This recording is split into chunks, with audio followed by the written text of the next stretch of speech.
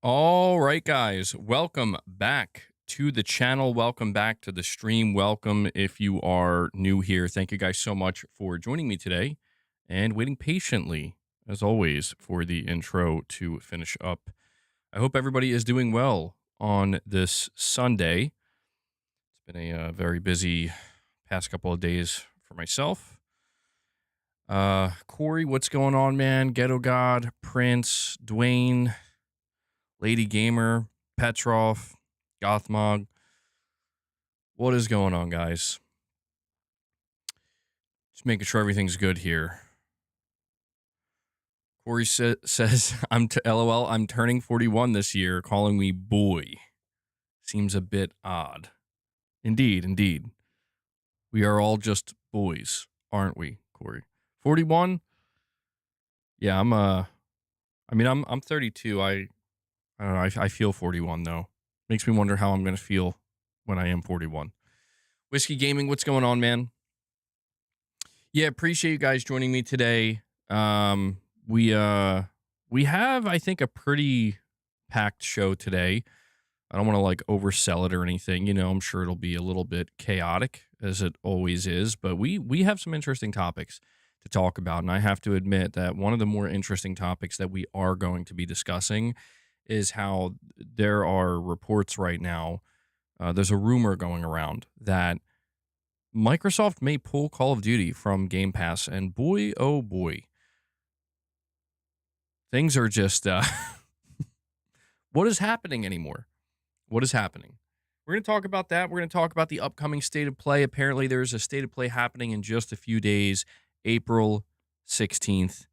We're going to talk about that. There's a new insider, apparently, that is not only confirming this, but also confirming that apparently Uncharted 5, the next game from Naughty Dog after Intergalactic, their second game, is in fact Uncharted. We're going to talk about that. We got a bunch of other stuff that we're going to talk about. There's just some random stuff going on.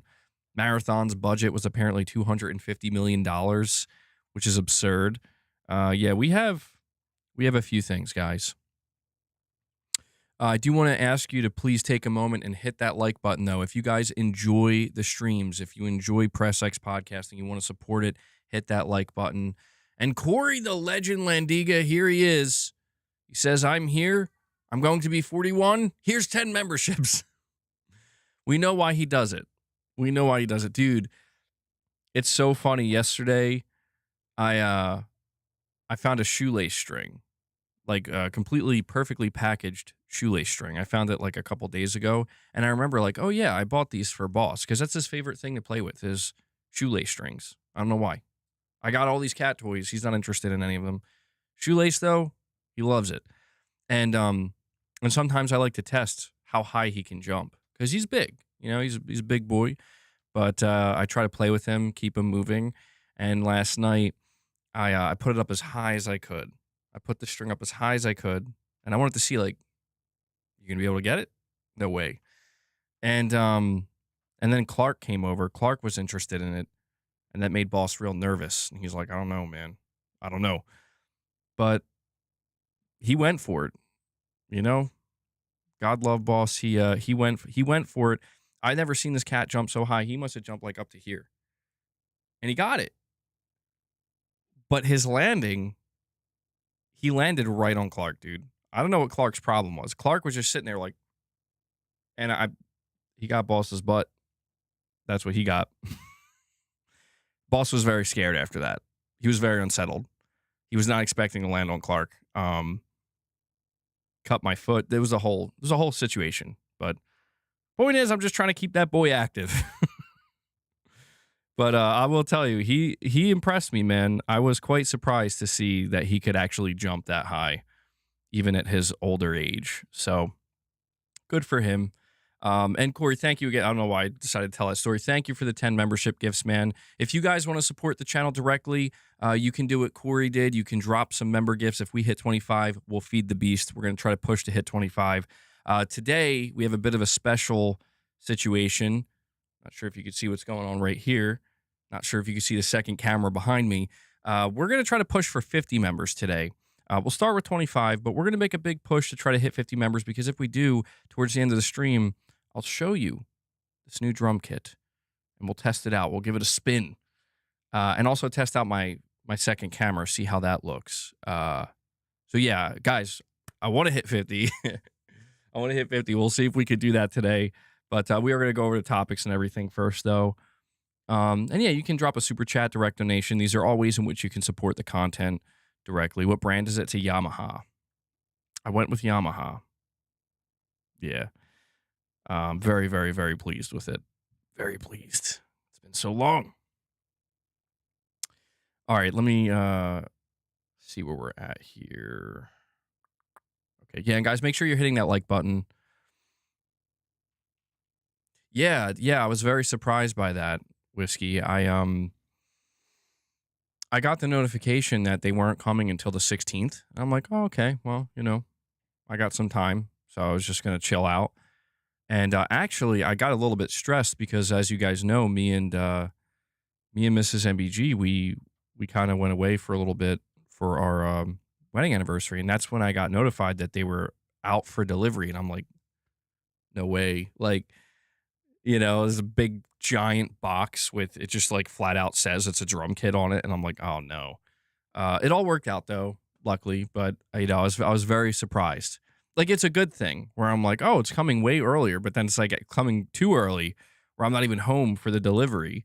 But I was really surprised to see it came early and I'm very happy about that. So very cool. Very cool. Whiskey used to work for Yamaha. Oh, nice. Yeah, I heard they're good. They're good, and I've heard really good things about their drums. I've never had a Yamaha kit before. No, it was actually FedEx. It's FedEx. All right, guys. Let's. Where should we start here? Where should we start? As more people are filing in. Maybe we should start with the state of play news. So, for anybody who's out of the loop, guys, there's a state of play coming this week. Apparently, it's happening on the 16th, which is Thursday.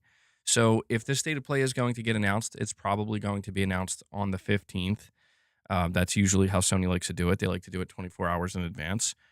But I want to let you know, apparently 2 games that are going to be at this state of play have leaked.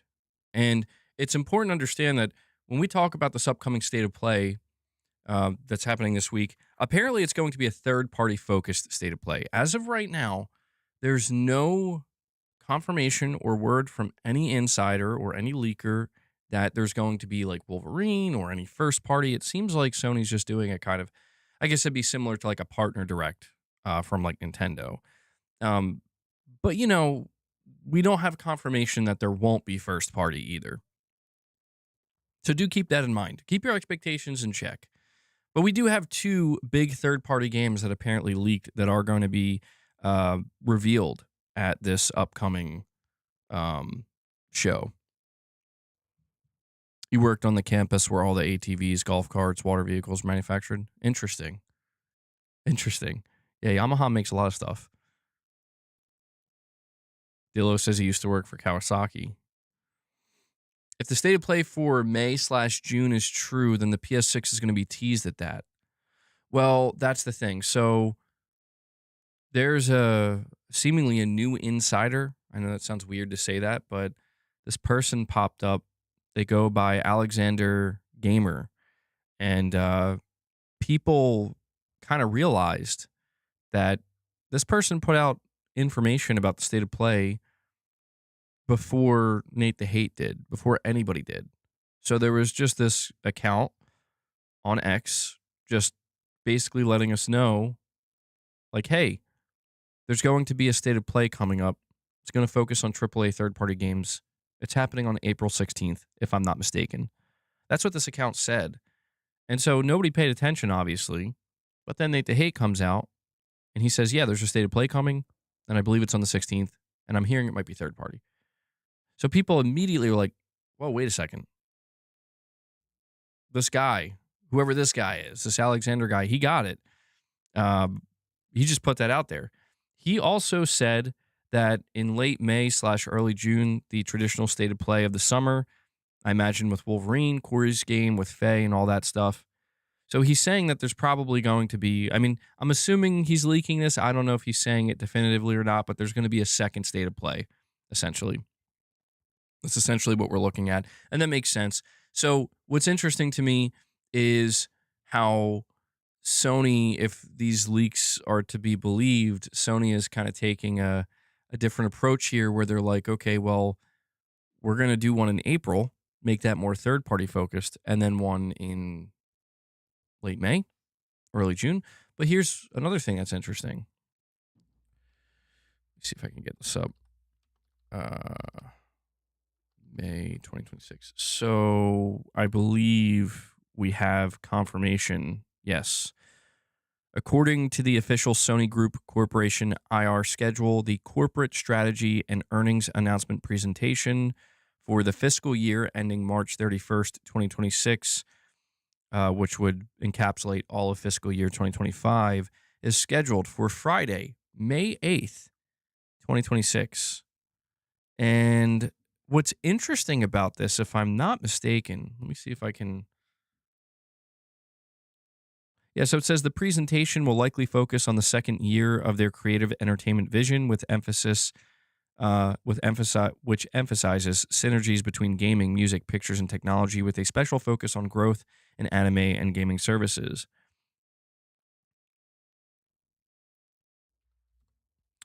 What's interesting is not only the timing of this, but hold on.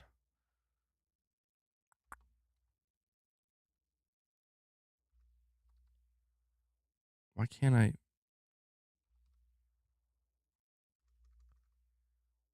All right. So I was trying to find more details on this, but what's interesting is the timing of it. It's happening May 8th. And the reason why I want to focus on that for a moment is because the way Sony has always done this is when they do their annual business meeting, um, they do a show within the same week, usually within 24 to 48 hours. What we're looking at now is something a little bit different. And here's what's also interesting.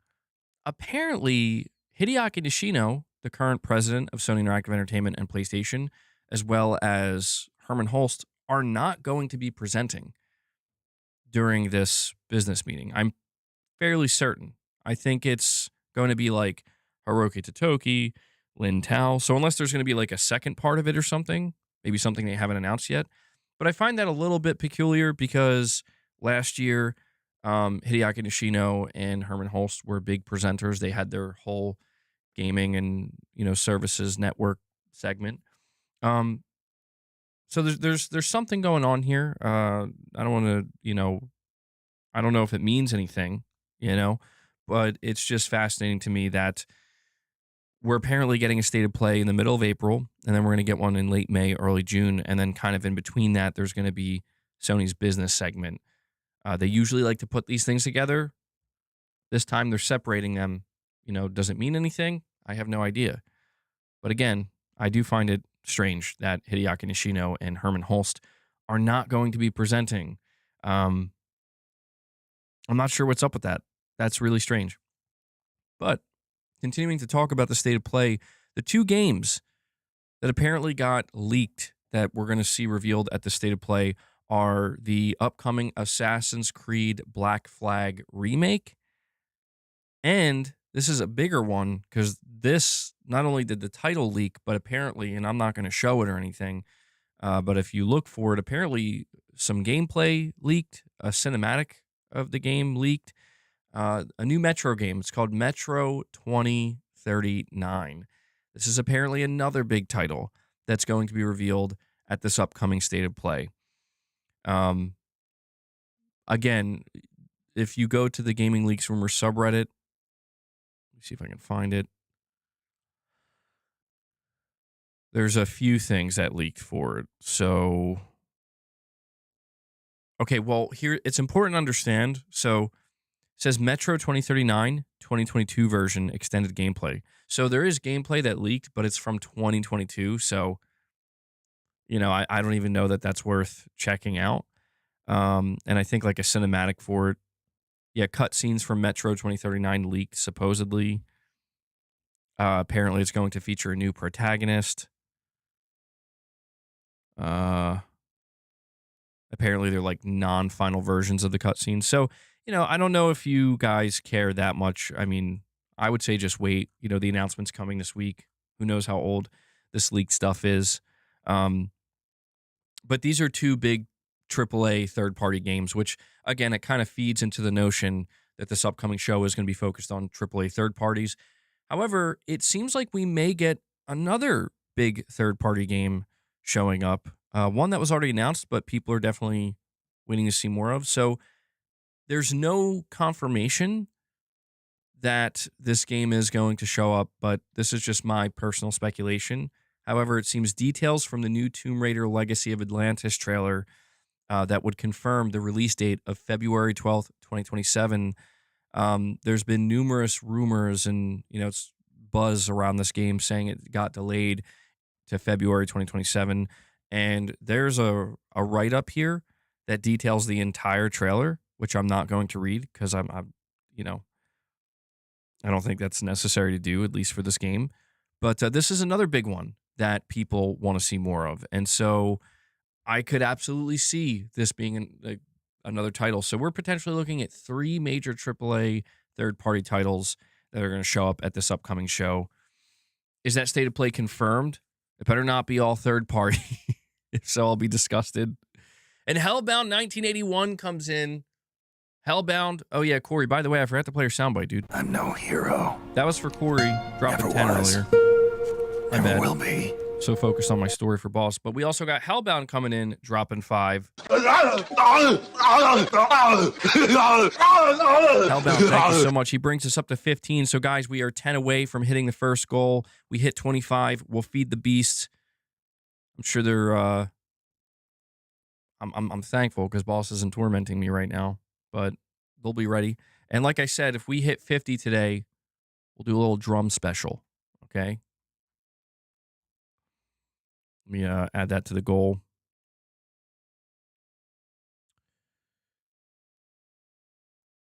There we go. Hellbound, thank you for that, man. Oh, and I'm also going to post this in the chat. If you want to join the Discord server, the official MBG Discord server, anybody can join. I just ask you guys to please be respectful. But there it is. There's the Discord link. Feel free to join the Discord. We hang out over there sometimes. We just chat. It's not too crazy. Just a way to, keep in contact with some of the community members here if you want to. As well as me. But yeah, Rich Rod. So Sony hasn't announced the state of play yet, but it's happening. Yeah, it's 100% happening this week, Thursday. And as of right now, unfortunately for you, it does seem like it's going to be third party only. Now, Sony could have a little surprise. To be fair, Sony could show something. They could show another Wolverine trailer. They could show more Saros.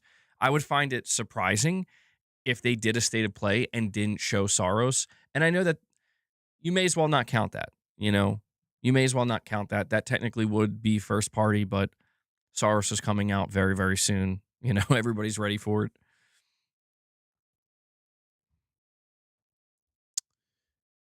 If the top dogs of Sony aren't at the business presentation, that easily pushes my PS6 teaser agenda. It would fall right in line with how teasers worked in the past. I mean, you could be right. You could be absolutely correct in that if there's going to be a bigger showcase, I don't want to say a showcase, but just a bigger show from Sony in late May or early June. I have heard rumblings that Sony is getting ready to talk about the PS6 earlier than expected. Again, I do not know if that's true or not. I can't vouch for that, but that's what I've heard. I mean, I do want to remind people that Sony went to go visit Kojima Productions not that long ago, and he showed them a trailer for what we could only assume to be Fizzant. I mean, I also look at what Microsoft is doing and how Microsoft is already sending Project Helix merch to influencers. They're already doing this. So while I don't think Sony's necessarily in a rush to, start next gen, it's coming next year. And, you know, if Microsoft is already out here doing merch, I don't know. Maybe I'm not saying they're gonna announce the PS6, as in like here it is, here's the box, here are PS6 games, nothing like that. But they may start talking about it earlier than we would have expected.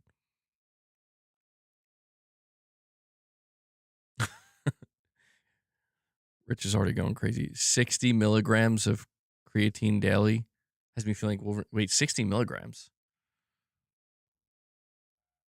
You should be taking 5 grams, bro.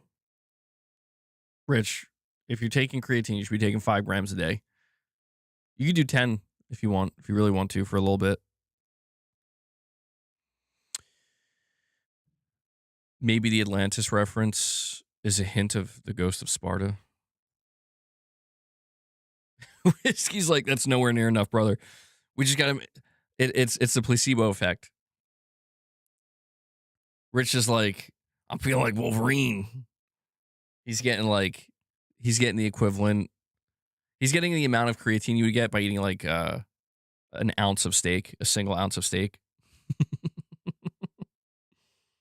unless he meant, yeah. Hopefully he didn't mean 60 grams. I don't think you could survive that. Yeah, you could do a loading phase if you want. 20 to 25 grams, 5 to 7 days. I never do the loading phase. If you just take 5 grams every day, it'll achieve the same result. I think people who do loading, it can upset your stomach. So be careful with that. Maybe go, I mean, I would say 10. 10's good. Anyway. Yeah, what's going on? So I am confused about Wolverine because I was convinced that if we were getting, you know, a state of play this week, because I thought, okay, well, yeah, because there's all absolutely, yeah, you're right, whiskey. I'm not like that. I'm not one of those people. I got an iron stomach. I really thought if we were getting a state of play this week, I really thought Wolverine state of play, right?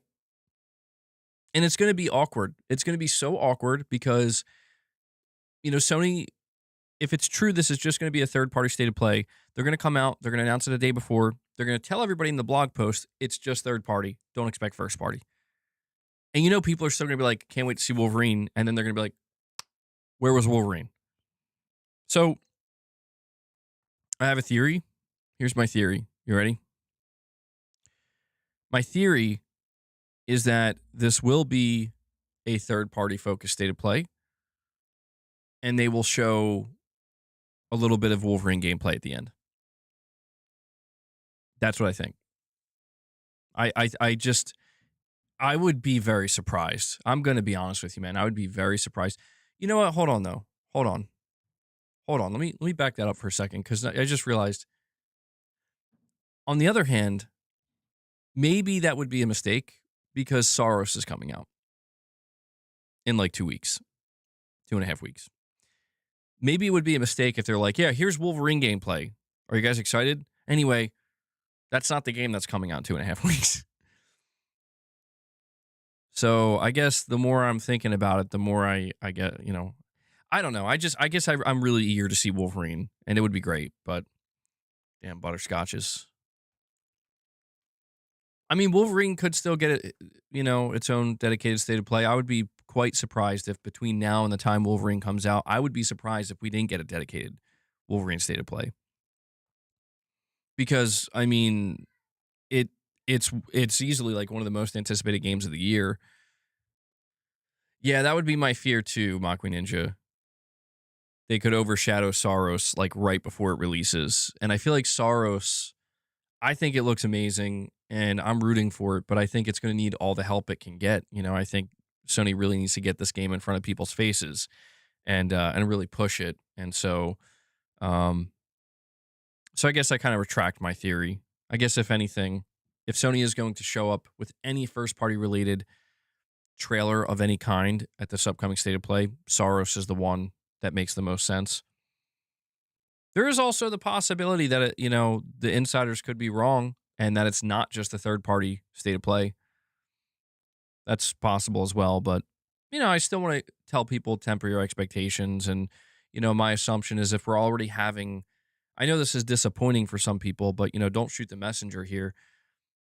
I know there are some people that get tired of the leaks and they don't want these things to, you know, they don't want to go into a state of play knowing every game that's going to be announced. So we already have like 2, maybe even 3 games that we know are going to be there. So, you might just want to be on the lookout, or I guess the opposite, avoid the internet over the next couple of days if you don't want I don't say the entire show, but more things that are going to be at the show spoiled.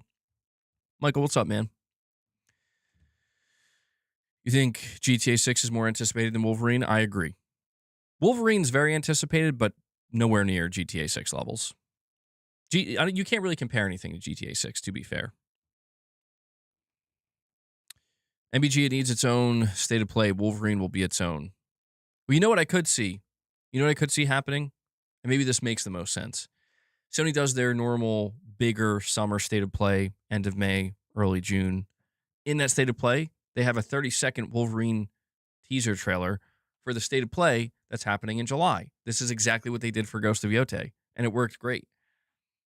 I always thought to myself, would Sony ever announce a state of play in a state of play? And they did, and it was fantastic. So I to be honest, I kind of hope that's what they do. I'd much rather Sony be like, we're not showing Wolverine today because we're going to show it next month for like 30 minutes. We're going to give you everything you would hope to get, right? That'd be ideal to me. Yeah, I saw that, the GTA 6 hack. Not good, man. Not good. I don't know what they're going to do about that.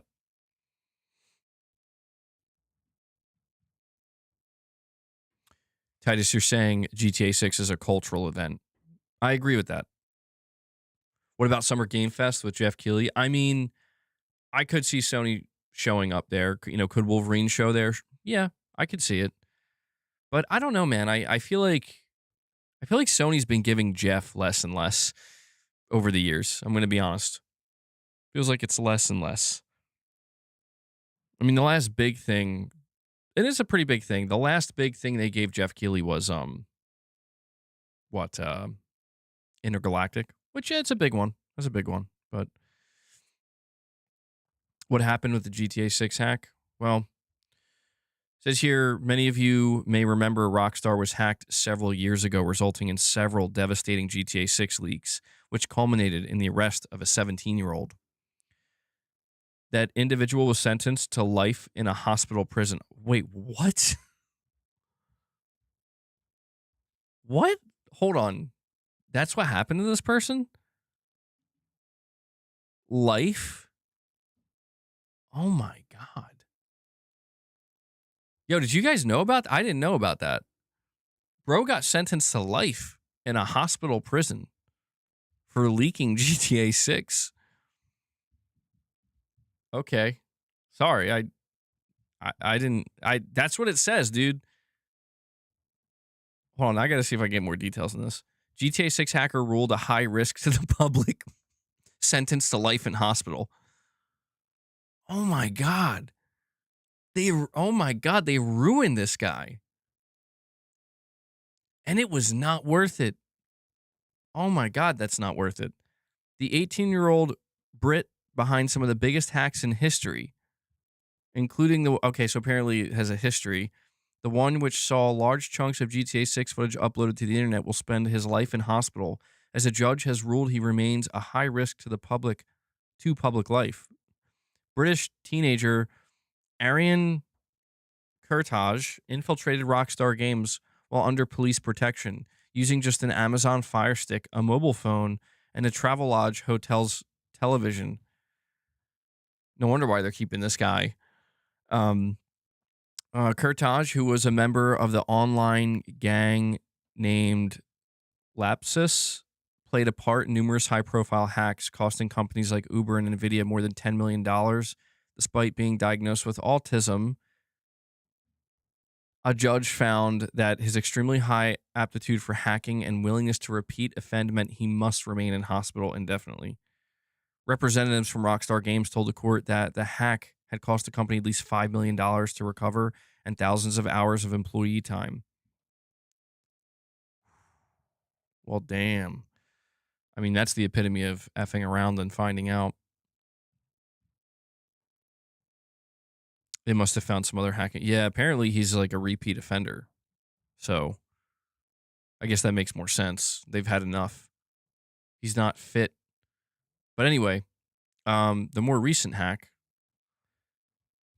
So it says the specter of that incident still looms large, though the rumors started swirling earlier today that it may happen again. Writing on its dark web page, a hacker group named Shiny Hunters claimed to have obtained sensitive materials from the Scottish studio this morning and is demanding an April 14th deadline for the dev to pay up or it will leak the potentially sensitive materials. Rockstar has since commented on the incident, confirming a limited amount of non material company information was accessed in connection with a third party data breach.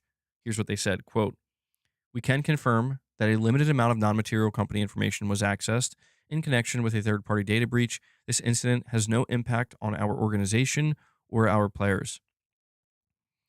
Um, so Rockstar is definitely playing this down, but Shiny Hunters is urging the studio to, quote, make the right decision. Here's what it said in its ransom note.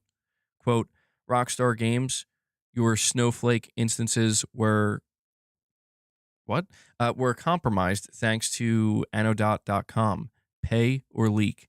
This is a final warning to reach out by April 14th, 2026 before we leak, along with several annoying digital problems that'll come your way. Make the right decision. Don't be the next headline." For context, Snowflake is the name of a cloud hosting company that provides storage for a number of major high profile firms. As mentioned in the ransom note, it seems this information was obtained via Anodot, a cloud cost monitoring and analytics software service. Anodot recently suffered a security breach, paving the way for Shiny Hunters to seize the data. This would also align with Rockstar's statement.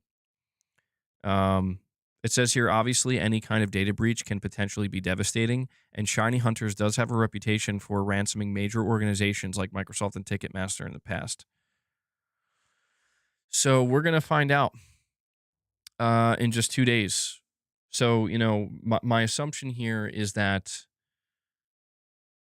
Rockstar is not lying. I don't think they could lie about something like this. There's talks that Strauss has instructed Rockstar to rework the marketing timeline. It's a possibility they may start marketing sooner. Well, one of the things that I believe I read that these hackers apparently obtained is, yeah, like marketing materials, marketing timelines, and partnerships, which I won't lie. I mean, I'm not a fan of this, but I kind of would be curious to know. I mean, we all would, but I don't know. The last time I remember seeing something like this was with Sony and Insomniac. It was very, very similar, where a hacker group basically, um, that we had no idea. I remember when we first reported on this, we had no idea what what was about to be released. But there was a group, and they were saying, "Yeah, we hacked Insomniac, and Sony, pay us or else." And I'm not gonna lie, dude. Like, it was so bad. I'm like, maybe Sony should have just paid them. I mean, that sucks. I get it. Like, we don't negotiate. I get that, but man, it was like devastating, dude. Like, there were people straight up playing early builds of Wolverine. It was bad, bad, bad. And there were, employees who were completely doxxed and all their social security numbers. Right? I mean, it was crazy. And it's a damn shame. I don't know why people do stuff like this. They want these companies to pay. So, if you read what Rockstar, yeah, I agree, Sparky Nuts. That was like the worst I've seen too. Because it wasn't, we thought it was just Insomniac, but really it was almost like all of Sony's data. Like, we learned everything, dude. We learned everything about Sony's plans. There was like, confidential documents all over the place. And so, I mean, it sounds the way Rockstar's talking about this. We can confirm that a limited amount of non-material company information was accessed. This incident has no impact on our organization or players. I mean, I don't think they could lie about something like that. MBG, according to PC fanboys, Wolverine is exclusive to PC due to the leaks. That's awesome. We got that Wolverine exclusivity. Got trash. That's what you got. Come on. That's a bad look. That's a bad. You can't be celebrating that. Not like this. Not like this, man. So I don't know. I don't know if this is going to be they got nothing. That's what they got. I mean, yeah, my assumption is that if Rockstar or Take-Two Interactive, if they're willing to say this publicly, you know, that it's fine. Nothing happened, basically. You don't have to worry about it. My assumption is that there's not going to be some kind of massive, like, flood of insane news about GTA. Who knows? I guess we will find out. They said, what, April 14th, so we got 2 days. Whoa, okay, Clark. What's up? Clark's here. Ray, what's up, man? I just saw you here. Yeah. Got the kit set up. Clark, please don't disconnect my camera. Thank you. Is the stream pausing for anybody else? You guys having any issues with the stream? Rich Rod, you're saying anybody acting up? I'm itching. Everybody's good. Thankfully, everybody's been great.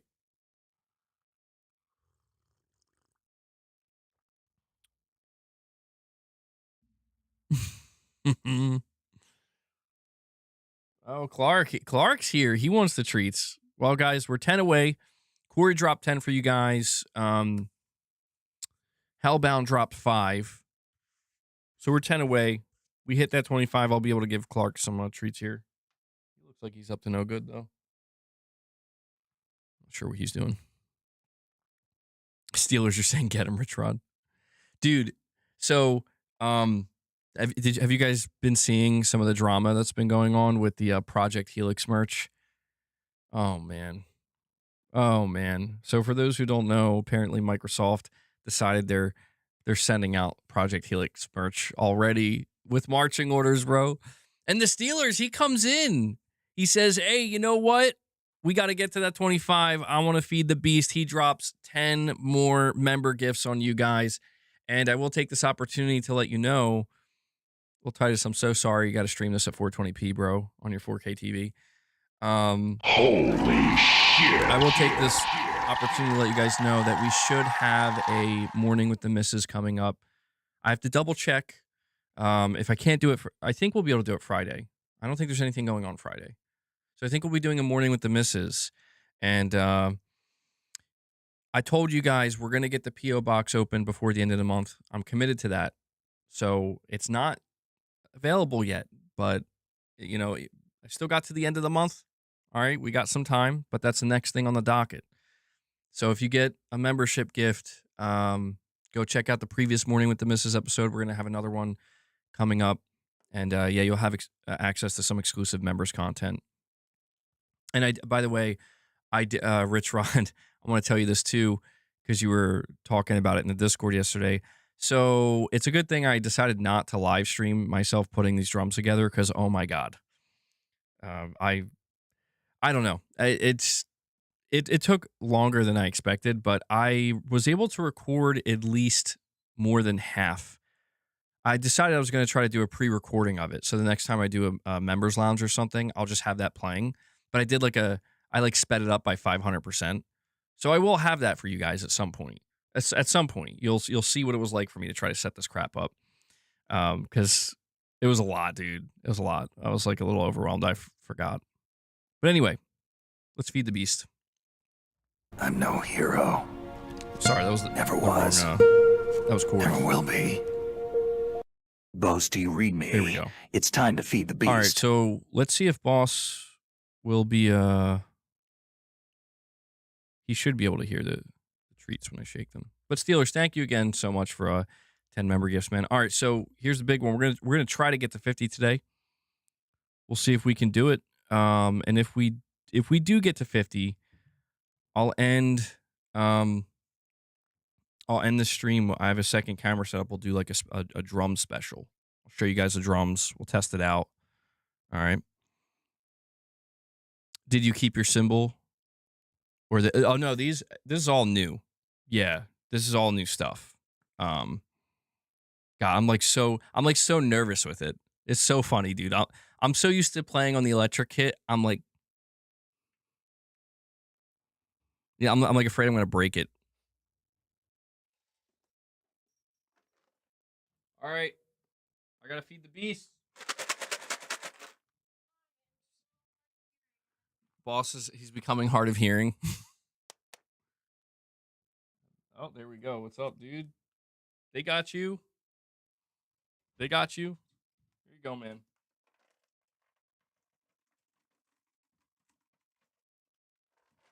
Eat up. All right. Show us the full kit. We will. I'm hopeful we will. At some point I will, yeah.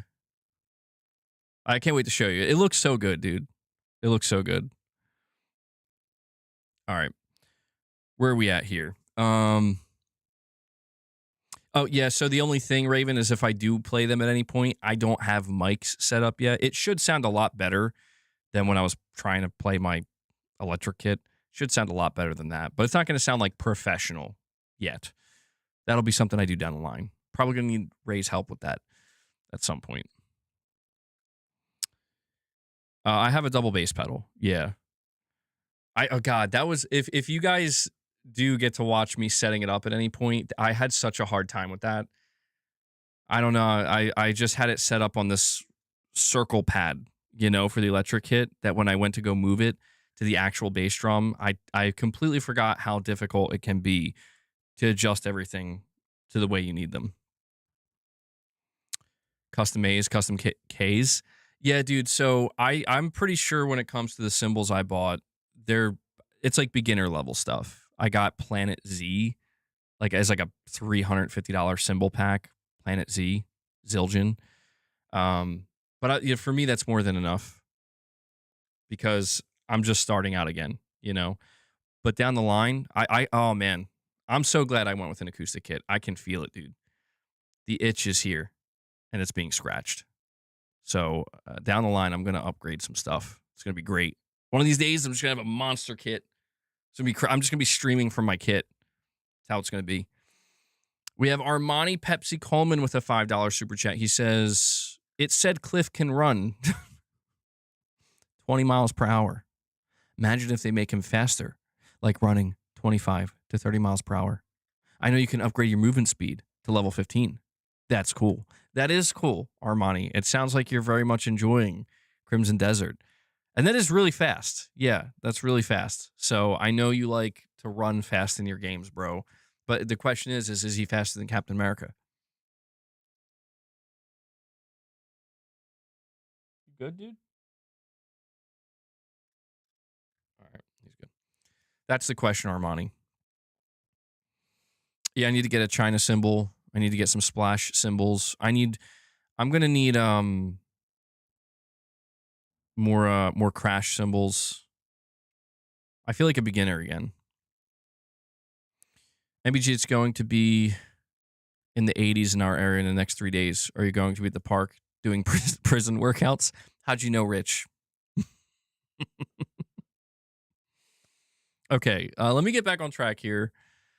I know, dude. I only have one crash cymbal. That's the problem, right? Like, I'm buying the starter pack. It feels so weird. Like, just one crash. All right. Well, hey, it's about how you play it, right? It's about how you play it.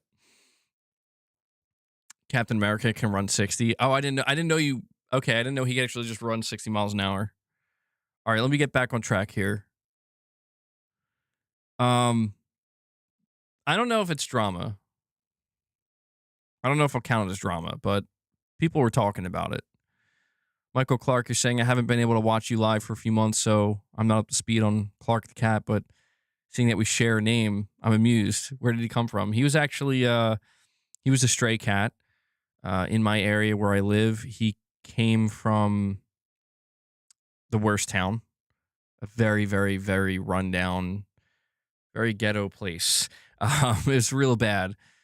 He came from the streets basically, and he's 2 years old. We we got him from the shelter, and you can tell he's from the streets, but he's awesome. He's a really sweet cat. I'm just kidding. You cannot tell he's from the streets, dude. He's so nice. He's so sweet. He is very friendly, very sociable. So, I mean, he might be the nicest cat, believe it or not. Maybe, I don't know, Leia's still the nicest, but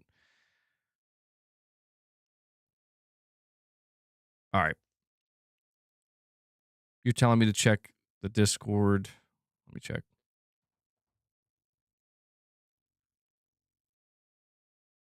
Okay, so thank you, Perfect Image. This is an update. I don't know how accurate this is, but we were just talking about the Rockstar game situation. It says I've been informed. This comes from Keymotion. I'm not familiar with this person. Let me see who they are. Yeah, I don't know. I mean, they only have 165 followers. I don't know if this person is actually good for any information, but they're saying I've been informed that Rockstar and Take-Two are not planning on paying the ransom that Shiny Hunters has placed. We will hear news from GTA 6 either from Shiny Hunters or Rockstar themselves. Do you think it's possible? I know it's like super unlikely, but what are the chances? What are the chances? Because the timing of this is interesting to me, where they're saying, you know, you have till April 14th. You have till April 14th to pay the ransom, or we're going to release a bunch of stuff. Is it possible that GTA was going to show up at this third party focused state of play? That's where you know, see a new trailer, partnership between Sony and Rockstar. I don't know. It's unlikely, but just some food for thought there.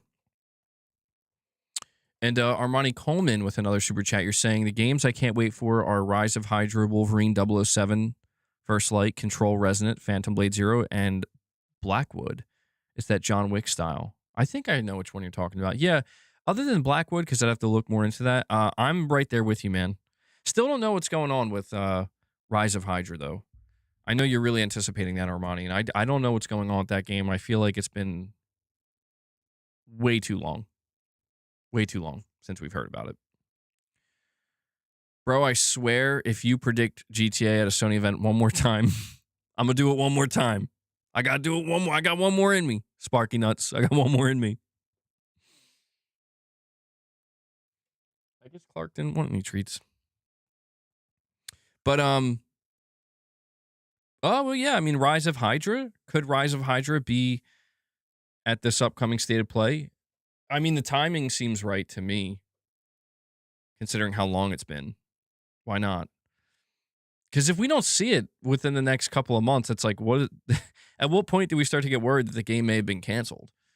I mean, it's been a long time since we've seen anything of this game, dude. It's been like multiple years, which doesn't, we've been down that road before with other games, but they were targeting a 2026 release or a 2025 release, and then it got delayed. We haven't heard anything. Did you see that GTA will release in February on PC? I saw that rumor. I think that came from Detective Seeds, if I'm not mistaken. That's very interesting to me. That is shockingly fast. Like, I'll be honest with you, that's so fast that I'm kind of surprised. It's like, you guys sure it just won't be ready at launch? You know what I mean? Like, that window is so short, but I don't know. I don't know how many people would double dip that quickly. Rise of Hydra is not canceled. I'm just saying it's entering that territory where it's been so long since we've seen anything of it or gotten any updates that people are getting nervous. But did you guys see well, yeah, that would make sense. So if they are targeting a February release for GTA 6 with PC, I would assume it has a lot to do with GTA Online. I mean, I will say if it does come to PC in February, that timeline of it being only on console is way shorter than I expected. I mean, that's only a couple months. That's like 3 months practically. So, uh, I mean, how would they announce that? I mean, I guess they could announce it soon. Like the next time they talk about it, they could say, PC coming February 2027. But I don't know. That doesn't seem like Rockstar to me. So I guess we'll find out. How's it going? It's going good. If we don't see the game by summer, Game Fest, it's not coming out this year. Not enough time for marketing and avoiding GTA 6. True. True. Um, so apparently Microsoft is already sending out merch to their influencers for Project Helix. I don't know if you guys saw this, but there were people posting um videos. I don't know if they were required to. I'm sure they weren't required to make videos, but it's like this merch box. It's black. It says Project Helix on it. Give them like a shirt, a hat, some stickers signed by Asha Sharma. And I don't know, man. Some of these guys are getting cooked. They're getting cooked so bad. I don't think it's that big of a deal, but it is. Here's what's most interesting to me about that. What's most interesting is like you guys are starting early. They're starting early, dude. Like you're already giving out your next gen merch. This would be the equivalent of if Sony was like, here's a Project Orion. Here's a Project Orion t-shirt. Please be excited. You know? I'm like, okay. I think, yeah, it makes me want, it really makes me wonder, man, what Microsoft is planning on doing at their showcase in regards to maybe talking about Project Helix more. But people are making fun of it. They're like, they got their marching orders. Oh, yeah, they do. Armani Coleman, you're saying who has more aura? Oh, Leon Kennedy or James Bond 007 First Light? James seems, you're saying he seems OP? I mean, I for me, I'm going to have to say Leon. I'll see how I feel after I play 007 First Light, but I'm going to go with Leon. I think he has more aura. Yeah. Oh, yeah. Lady Gamer, thank you for, yeah, I posted about this and, we're going to talk about that tomorrow. I'm going to cover that in tomorrow's video. We got a little bit of news about Fizzant, some casting for Fizzant. Watch MBG show up in a PS6 shirt. Bro, I should make my own custom t-shirt that just says Project Orion and put it in a black box. Sony sent me this today, guys. Did you guys see Watergate? Oh no, I don't even want to know what that is. What's to be excited about? That merch is just as bland and boring as their brand. Well, the reason why some people are criticizing it is because they feel like this is Microsoft's marketing team kind of doing what they do best, what they've always done. A lot of people believe that um that there's like a parasocial type relationship that occurs between Xbox influencers and the executives and the marketing team at Xbox. And they've, this is something that people have been kind of accusing them of for a long time. We frozen? Am I frozen? We good? I think I'm good. We good? Petrov, it might just be you, man. MEG, why do people constantly hate on the fact that Xbox takes care of their supporters and Sony does not? Well, I think it's because like I will say this. I know people are like, how about you saying we're good? Will, we're good. Okay, we're good. All right, Whiskey, now you're just trolling me. See, why you gotta do that to me, Whiskey? I'm liable to believe you. I trust you. Unless maybe you're being serious.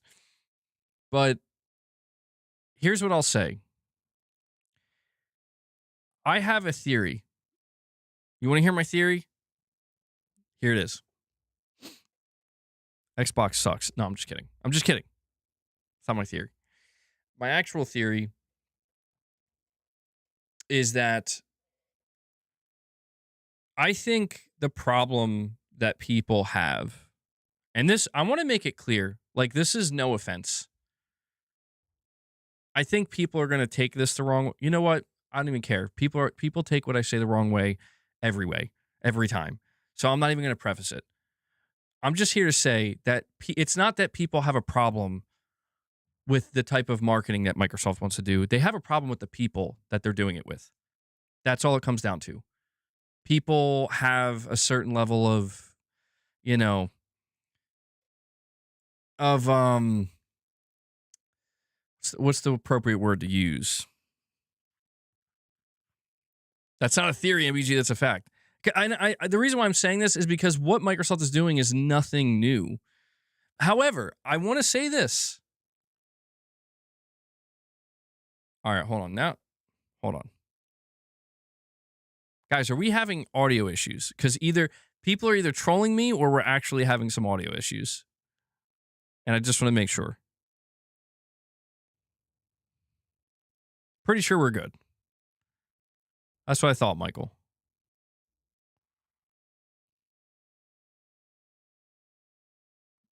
Why me? You're saying they're trolling? Oh, okay. Stop trolling me, you damn trolls. See what you did, Whiskey? I hope you're happy. Hope you're happy, bro. I'm too easy. I trust my chat too much. Oh, Whiskey's like, no, my audio went out. He's trying to save himself. He's like, no, MBG, bro. My audio actually went out. Had to leave him come back. He's willing to take it all the way. I believe you, Whiskey Gaming. I believe you. I will look, I'm going to say this. I'm not saying this to defend the people who are receiving these care packages from Microsoft or to defend the fans, but I do have to just be honest in my assessment here. I think that the way Microsoft does it is a bit too heavy-handed. However, I do think it is better than the way Sony does it. Because here's the thing. Microsoft comes out and they say, we're doing FanFest and we're doing it in like multiple states. And we're doing FanFest at the Xbox Showcase. Okay. You know, some people find that cringe and I get it, but the fans are going to be happy to do that, right? Here, we're going to send our influencers and our biggest fans who have any type of social media presence, we're going to send them these Project Helix boxes. We're glad you're excited. You ready? You ready for Helix? And again, it's cringe. It's cringe. It's like, okay, bro, nice Project Helix shirt. You know, and I get it. I totally get that. However, this is where I think people sometimes are unfair towards me. It's like, I'm going to keep it 100 with you guys. That's way better than Sony being like, don't you want to be in GT7?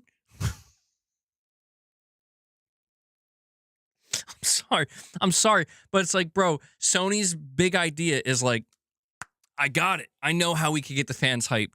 Let's get one person, just one person, the biggest mega PlayStation nerd, and let's put them in GT7. And I'm like, come on, bro. Like that, like really, I'm not going to lie. I think I would prefer a Project Orion shirt. Or you know what? Sony's like, I got it. How about we give you, the fans, the chance to buy our merch? That's right. You got to earn enough trophies, and then we'll let you buy this Ghost of Yote merch.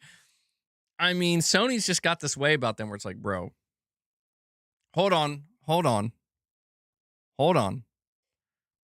Rich, let me see. Rich looks like he has his finger on the trigger. Let me see. Ruben, you're saying, why is your guy in the chat threatening me? Saying I'm talking nonsense. Hold on, let me evaluate. Rich has got creatine flowing through his veins right now, bro. I'm entitled to my own opinion. I play on both Xbox and Sony. This is a fact, what I said.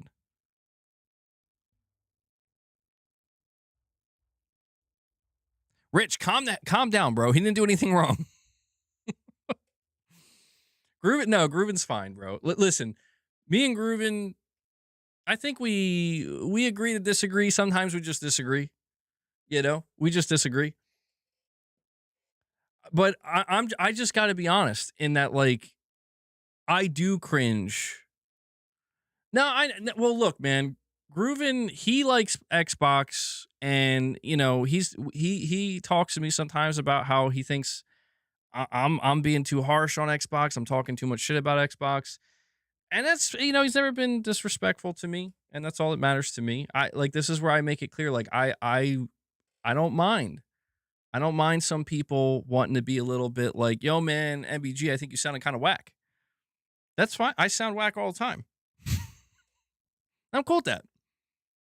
But, all I look for with people, as long as they're not being disrespectful to me, that's all I care about. Or people in my chat. Grooven's cool. It's all good, Rich. It's all good. Rich, dude, I'm telling you, Rich, he just comes in. He's like, that meme of Arnold from Commando, where he's getting prepped. He's putting on the vest. He's got the knife. He's got the rocket launcher. He's putting on the facepaint. That's Rich before every stream, dude. He's coming out here with the M60 like, I'm ready. I'm a one-man army, bro. But no, dude, like, I do think that it is cringe to see certain content creators. It's like, oh, I got this box and a card. It'd be like if I got a card signed from Herman. Oh, dude, I'm laughing at the idea of Sony ever doing something like that. That would be the funniest shit ever. I got a lipstick kiss from Herman, my signed card, and he says, I hope you forgot all about Concord, MBG. We got Project Orion coming up. And I get it. Dude, it is.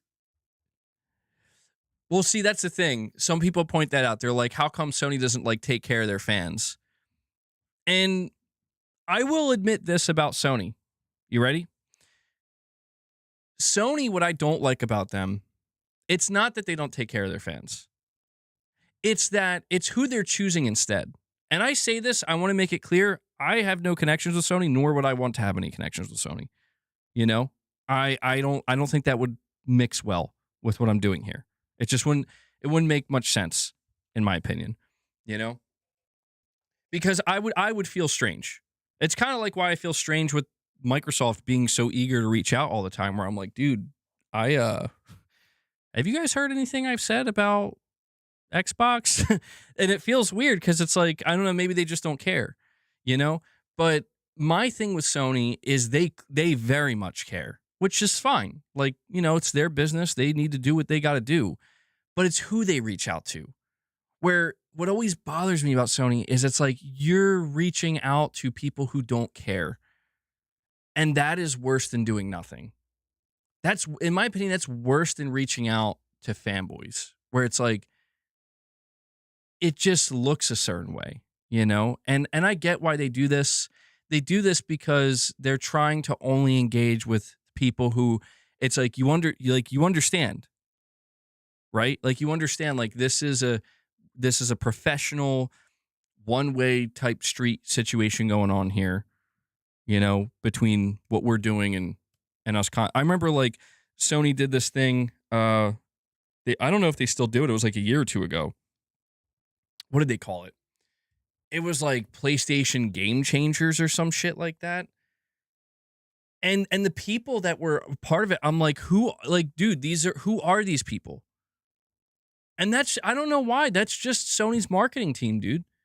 That's just how they operate. They, it's why when you look at some of Sony's marketing, they get like these hip hop artists or whatever, that you could tell like these people, it feels like they're trying very hard to appeal to groups of people that would otherwise not care about what they're doing. And to me, I never like that. And Microsoft does that too, to a certain extent. All these brands do it. I'm not just pointing a finger at Sony, but I will say that's where it's like, Sony, if you're going to do anything for the fans, it is like the idea that we're going to scan one fan into GT7 is beyond lame. It's like, please just don't do anything, you know? Oh, Clark, what's up, man? You want? Here you go. Come on, guys. Eat up. But it's not that big of a deal at the end of the day. I do think that Microsoft, I think that they lean into it. It's funny because it feels off balance. It feels like Microsoft leans into it too hard. It feels like Sony doesn't lean into it enough. I do think there's more that Sony could do to engage with the fans and rally the fans. It doesn't have to be influencers or anything, to be clear. Like, I think that's why some people get frustrated. I saw this one guy leave a comment and he was like, why doesn't Microsoft just do this stuff for like regular fans? Like, why do you have to be an influencer? And I think that's another thing that annoys people. Where it's like, yeah, there are Xbox fans. I'm not sure that there's a ton of them, but there are Xbox fans that are all over Project Helix right now. That if Microsoft was like, we'll literally sell you this Project Helix merch box, we'll sell you it, they would buy it. And like, that's fine. I don't see any problem with that, because it's like, yeah, you should maybe lean more into just, I don't know, selling it. Maybe that looks kind of weird, but just find a way to get the actual. That's why FanFest is kind of cool, because it gets like just the regular fans involved, not just the influencers, right? The influencers, that's more the forward-facing stuff that you're going to see. But with Sony, they used to do this with like the PlayStation Experience, and what made the PlayStation Experience cool was that's what it was. It was just actual PlayStation fans, you know.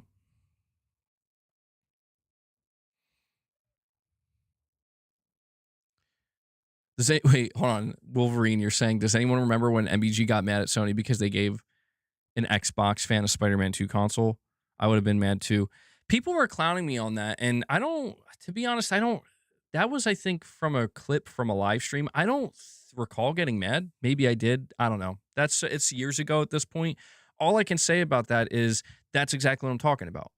Where it's not a big deal. Where it's like Sony should send PlayStation 6s to all Xbox players, just like Microsoft should send Project Helixes to all PlayStation, not players, influencers, because it's like you're trying to win people over.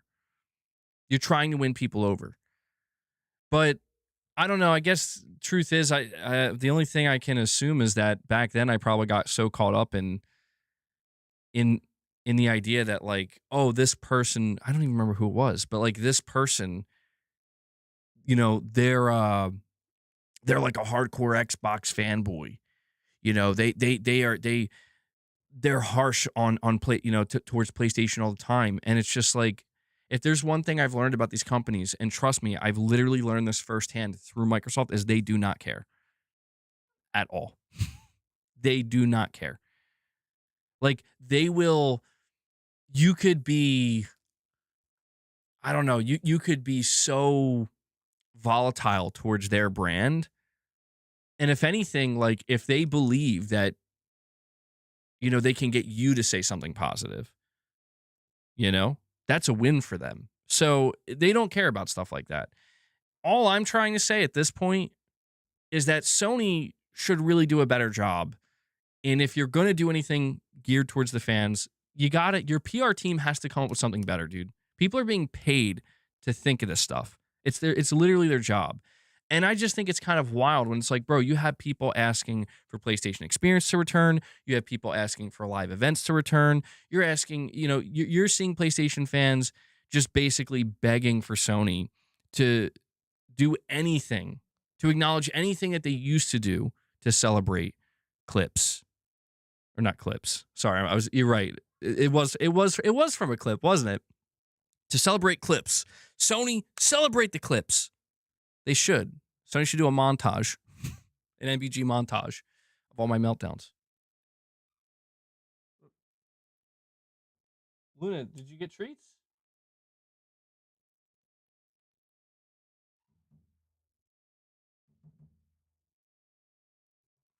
Sorry, I'm just getting distracted because Luna's checking out my drums for the first time.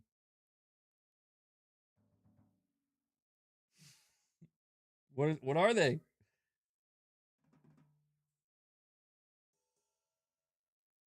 So I wow. Luna, this is the first time you're seeing him? Okay. Sorry. Cats are distracting. No, I'm just saying what I'm trying to say is Sony should do more fan-oriented stuff, generally speaking. Not influencer-oriented, fan-oriented. Because they used to do this and people loved it. The PlayStation fans loved it. And it just feels like everything that Sony tries to do, they just walk it back. You know, they're like, well, we tried to do the PlayStation what was it called? They did where they did the was it All Stars? I think that's what it was called, PlayStation All Stars or whatever. Why can't I remember? It's not. They just shut it down like a year ago. But anyway, it's like you could save up points, you could redeem digital collectibles and stuff like that. But they're like, oh no, we're gonna retire that. And instead they're like, here you can buy, you can earn the chance to buy exclusive merch, and it's like that's a massive downgrade, bro. And they're like, all right, well, maybe we'll put one person in GT7. And I'm like, you guys are downgrading. Like, you're going backwards. Grooven, you're saying, I'm here in LA, so I did sign up for the Fan Fest to check it out. You have to let us know what it's like, dude. I mean, I think this is a missed opportunity on Sony's part.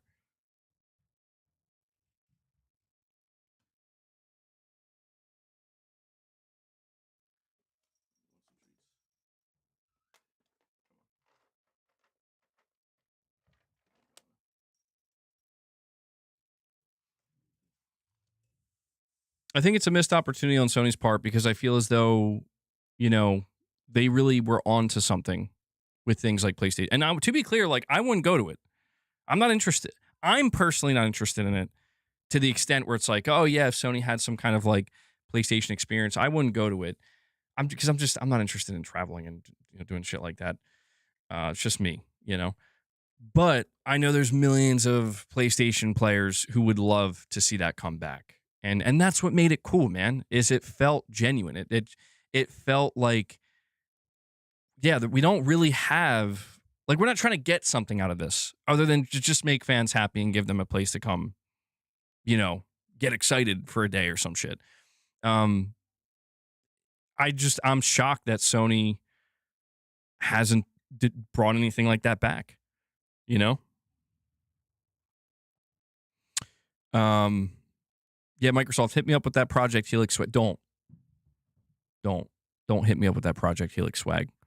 Could you imagine me sitting here wearing a Project Helix shirt? I'm gonna walk with my PlayStation drip. That's okay, BG. It's not for angry loners. Yeah, I would be so out of my element. Even at a PlayStation event, I'd be like, I gotta go. I don't like it here. I hate PlayStation.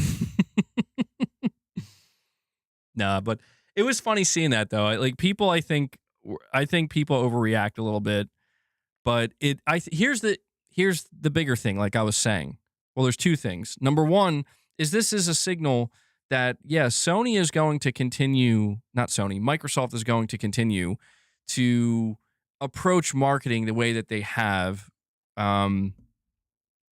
with the Xbox Series, the Xbox One X, kind of going back to the Phil Spencer era when he first came on, and how he clearly had a certain way he wanted to approach interacting with the fans and, hyping them up and stuff like that. I think it's clear that Microsoft wants to continue to do that with Project Helix, which makes sense. I mean, if Project Helix is going to be what we think it is, then I'm not sure why you would, make a random 180 out of nowhere. It also signals that they're getting ready to maybe reveal Project Helix, like actually show the box and talk about it much sooner than we would have thought. Let's not forget that there were rumors that Microsoft apparently wanted to try to get I guess, what is Project Helix out by 2026. I don't think they're going to do that. It's too early, but to be fair, in my opinion, treating fans like fans is not a bad thing. That's how you get your community excited. And it's marketing 101. Yeah, exactly. I mean, do we Do we need PlayStation to go all in with something like that? No, I don't think so. I don't think so. This is why I'm saying, like, I think Microsoft should ease up on it a little bit. Sony should lean into it a little bit more than they are. And I think you would see it perfectly balanced. But this is the way it's seemingly going to go. I mean, we don't know what Sony's plans are going into the PlayStation 6. We don't know if they're planning on changing their marketing cycle to something more fan-oriented or, I mean, a lot of people believe that some of the changes that Sony's making internally right now seem to indicate that they are, they're pulling back and they're becoming less aggressive in trying to appeal to people who otherwise are just, you're not going to get them involved in PlayStation. No matter what you do. You make mobile games, it's not going to work. Live service games, not going to work. Going all in on PC, probably not going to work. Microsoft 100% need to do everything they can to win their fan base back. This is a step in the right direction. I mean, yeah, I will say, though, this is kind of antithetical. So I want to point something out. There's a reason why I mentioned this, by the way. It wasn't to necessarily focus too much on the actual Project Helix stuff. The reason why I brought this up was because we have a new rumor that I think we absolutely need to cover. It's not necessarily super relevant to PlayStation. It is a little bit, but it is something that it was such a big deal, and it still is. That if this rumor turns out to be true, it's going to be Meltdown City for a lot of people, dude. It's going to be bad. And this is where I think the reason why people get frustrated sometimes at how friendly Microsoft tries to act towards the fans is because while they're acting that way, they're also making in some cases, devastating business decisions that work against the fans. And so there is that kind of idea that, well, you're out here smiling at the fans, waving to the fans, shaking their hands, high-fiving them, throwing parties, sending them merch, and then you're making these crazy-ass announcements that are going to make fans go like,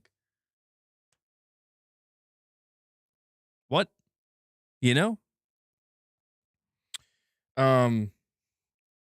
And one of the things we're going to talk about is how there's a new rumor that Microsoft is apparently considering removing Call of Duty from being a day one Game Pass edition. And the rumor is that they might start this year with the next Call of Duty. Oh, man. Oh, boy. We have Bobby Means 383 coming in, renewing their membership. Bobby. Thank you. Appreciate it. Good stuff, man. Really appreciate you renewing your membership. That actually brings us up to 26. So we are continuing. The member train. We're going to try to get to 50. We're making really good progress. We're over halfway there. And Bobby Means, he takes us to 26. Thank you for renewing your membership. And shout out to all of you guys who, retain your memberships and support the channel month over month like that. It really helps. All right. MBG, did you talk about the PC master race melting down because of Cyberpunk on the Pro? Not really, because I just think it's sad. I honestly, I don't know why. I mean, I guess it just kind of goes to show that people do just like drama for the sake of drama sometimes, where it's like, I tried telling people, this year, last year, when the PS5 Pro, was coming out, I tried telling them, like, this thing seems like it's going to be a viable option, a viable alternative, where if you are somebody who isn't too interested in PC gaming, but you want something that's closer to the mid to high end type of experience, this might thread that needle. And even though that audience might not be massive, there's still probably a certain audience to be satiated there. And when I first saw the Cyberpunk footage, I didn't question for a second. I'm like, yeah, I wouldn't be surprised if that's on the PS5 Pro. And I say this because I just got done playing, not just done, but played Resident Evil Requiem on the PS5 Pro, and I'm like, this is nuts. Like, this is crazy. Like, yes, can it look better on PC? For sure. But for console, I've never seen anything like this. And so when I heard Cyberpunk 2077, one of the already best looking games out there, when I heard that it was getting a full blown, PS5 Pro upgrade, where that, CD Projekt Red worked on it for seemingly a little bit of time, they're using PSSR2. I had no doubt that it was going to make this game shine, no pun intended, on the PS5 Pro. So, when seeing PC players, another reason I wasn't surprised to see a certain amount of PC players melting down is because, dude, that happens to me all the time. I'll barely say anything, and I get these random accounts where they got, they got like in their bio, they're describing their PC build, and they're like getting their panties in a twist because of something I said. And it's like, whatever, bro. Like, you're such a loser, Like, no, who cares? Like, why are you getting this upset? Nobody should be getting upset, dude. I understand if at first people were in disbelief, that's fine. Like, if you're a PC player and you saw that, and you're like, there's no way a console's doing that. And you were truly convinced that somebody was trying to mess with you, and you were certain it was PC, that's fine. That's, if anything, that's just a testament to how good Cyberpunk looks. It's a testament to how good the PS5 Pro is. But, like, to me, where it started to get weird, where I'm like, I'm out of here, bro, is when it was like basically proven, like, no, this is on a PS5 Pro, and people were still. And I'm like, it just goes to show. How many times have I told you guys? We live in a day and age where just tell people what they want to hear. Tell people what you want to hear, because that's how you're conditioned. Like, go to where you want to go. You can follow whoever you want. People will take advantage of it. They'll just tell you what you want to hear. I'm not interested in that shit. And so people are going to believe what they want to believe. If there's people who want to believe that that's not possible, that's not real, okay, it's not my problem. That's their problem. In the case of anybody who's playing Cyberpunk 2077 on the PS5 Pro, awesome.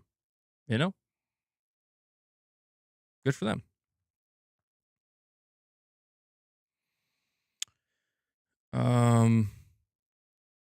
Why would they remove Call of Duty when it's actually doing really well for them? Well, we're going to go over that in just a minute, Bobby Means.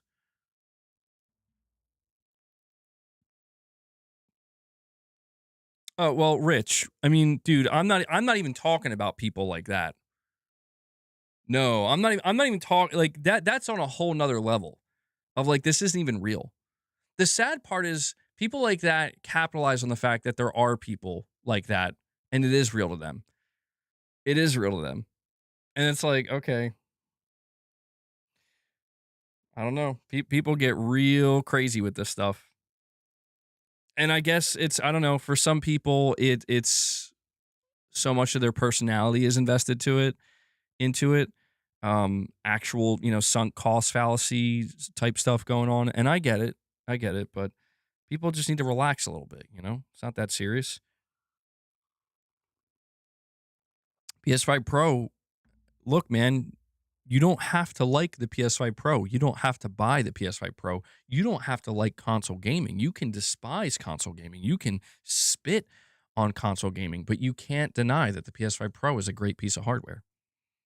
And that's the problem. Is it's people who are just in those types of people where it's like, nope, they're not even worth looking at, let alone listening to. Because it's like, you guys are the ones who sound like fools. Like, full stop. Because a normal, rational person can look at PC gaming and say, PC gaming is a great option, maybe the option for you. The level of versatility, the level of customizability, the level of investment you can make to get the absolute best, hell yeah. But if not, console might be the option for you. And console offers a lot of great things that I don't want to say that PC doesn't offer, but it offers a level of simplification that is broadly appealing to a lot of people. And it's just the people that come out of the woodwork at times like this with that type of cyberpunk drama, where it's like, it's just pathetic, where it's like, you just can't stand. It's almost comical. It's like, man, it really chaps your ass that there are people who like console gaming and can get a really like top quality experience like this on console. That keeps you up at night. Do you guys see that meme? It's starting to, it's from South Park. It's of Cartman like screaming and thrashing in his sleep. Hold on. I gotta see if I can find this now.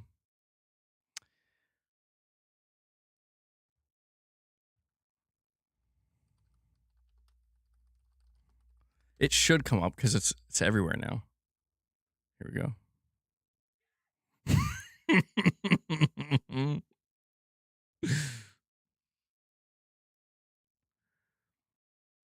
Here we go. This is a PC master race when they find out that clip of Cyberpunk running on the PS5 Pro was actually not PC, bro.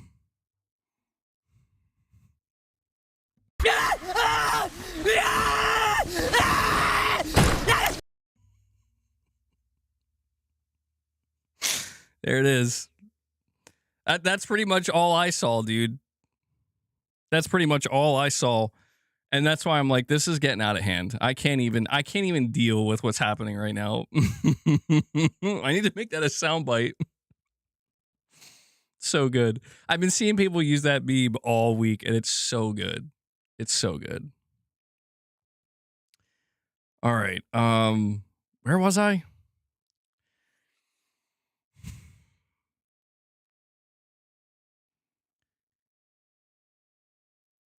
Pro was a steal, 1000% hard sell now, though. Well, yeah, now I think now it's tough. Like, even no matter how good something like Cyberpunk 2077 looks on the PS5 Pro, I still will tell people like $900 is a lot of money. Like, you are entering higher end, mid to higher end PC tier at that point, where it's like, I would encourage anybody who is who's thinking about buying a PS5 Pro now that it's $900 without a disc drive, at least, you know, weigh your options. Take a look at the PC side. See if that's for you, because I think, you know, you're getting to that point with the price there where even if you're willing to pay a little bit more, you could definitely get something very good. The Pro's good too, but no matter what, like, clearly you're going to be spending a lot of money. Just weigh your options. That's all. Do your due diligence. That's what I would encourage people to do. And I say this as somebody where I don't prefer PC. I love the Pro. But even I can acknowledge, dude, the Pro is an expensive console. What I would tell anybody at this point, if you're thinking about buying the Pro, I'd say wait for the PS6. That's what I would tell them. I feel like Sony's practically telling you that by charging $900 for the Pro now. PC gaming is a scam. PC gaming is a scam. It's a scam, dude. Digital Foundry has to stop comparing the Pro to PC because they're flaming the console war. Well, I just think that people, if they can go into it knowing that PC and console are not in direct competition, not yet. Will they be in the future? Maybe. But I think that's, I still just think that there's too much of a difference between PC and console gaming to be able to really put them up against one another. Like, you know, I really do think that for people who are trying to weigh the options between whether they want to go with console gaming or PC, I don't think pricing has that much to do with it at this point in time. Truthfully, I think it comes down to many other factors first and foremost. Where, to be honest, I think for most people, it was pricing. And maybe to an extent it still is. You know, if you're looking at like a digital PS5 for $600 versus, you know, if you want to go look at a gaming PC. But I just think that no matter what, console gaming still has that appeal of like, it's a box, you plug it in and you hold the controller and you play your game. And no matter what anybody wants to tell you, PC is not there yet. And I don't know if it will be. Maybe Helix will try to bridge that gap. But with PC, you're getting into it. There's just no way around it. And that's fine. I don't think that, again, that's the advantage. That's the advantage. It's like me when I was like buying these drums, dude. Like I was getting totally overwhelmed where I'm like, there's a lot that goes into this. Like if you want to do it right, and I'm totally like out of the loop. And I was looking up all this stuff and I realized there's so much I have to learn about these drums and like what I need to do to get. And I've accepted that like some of it's just going to take time, and I'll graduate over time if I want to, or I could just keep it simple, you know. And I just feel like that's kind of like what PC gaming is, where it's it's like you can start with something very simple, very basic, but because you are entering PC, you know, maybe a better analogy would be like it's like somebody who wants to go play the drums, you know, where no matter what you're looking to do, you have to learn how to play the drums. And I feel like with PC gaming, it's kind of like that, where it's like you can buy any PC you want to do any type of gaming. You're going to have to learn how to do it. You know what I mean? Like you are going to have to learn how to update drivers. You are going to have to learn how to, you know, mess with your settings and stuff like that. And that's fine. One of the more condescending aspects of PC gaming that you see, a lot of PC master race people do is like, what are you, stupid? And it's like, dude, yes, people are, it's rude to call them stupid, but yeah, some people, it'll take them a little while to figure it out, or it's intimidating for them. You know, I think, pretty much everybody can figure it out over eventually, but it's just a matter of like that. Again, there it is. That's the appeal of it's like, but what if you don't care that much? You can just buy a console, plug it in, and you're fine.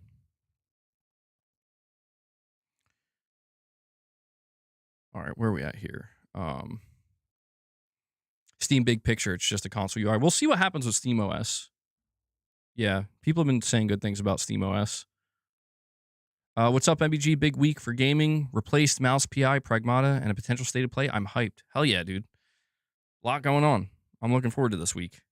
When is the supposed state of play? April 16th, Rich Rod. No time yet. If I had to guess, 5 p.m. Eastern. Sony usually likes to go later afternoon, evening. Most games have preset settings.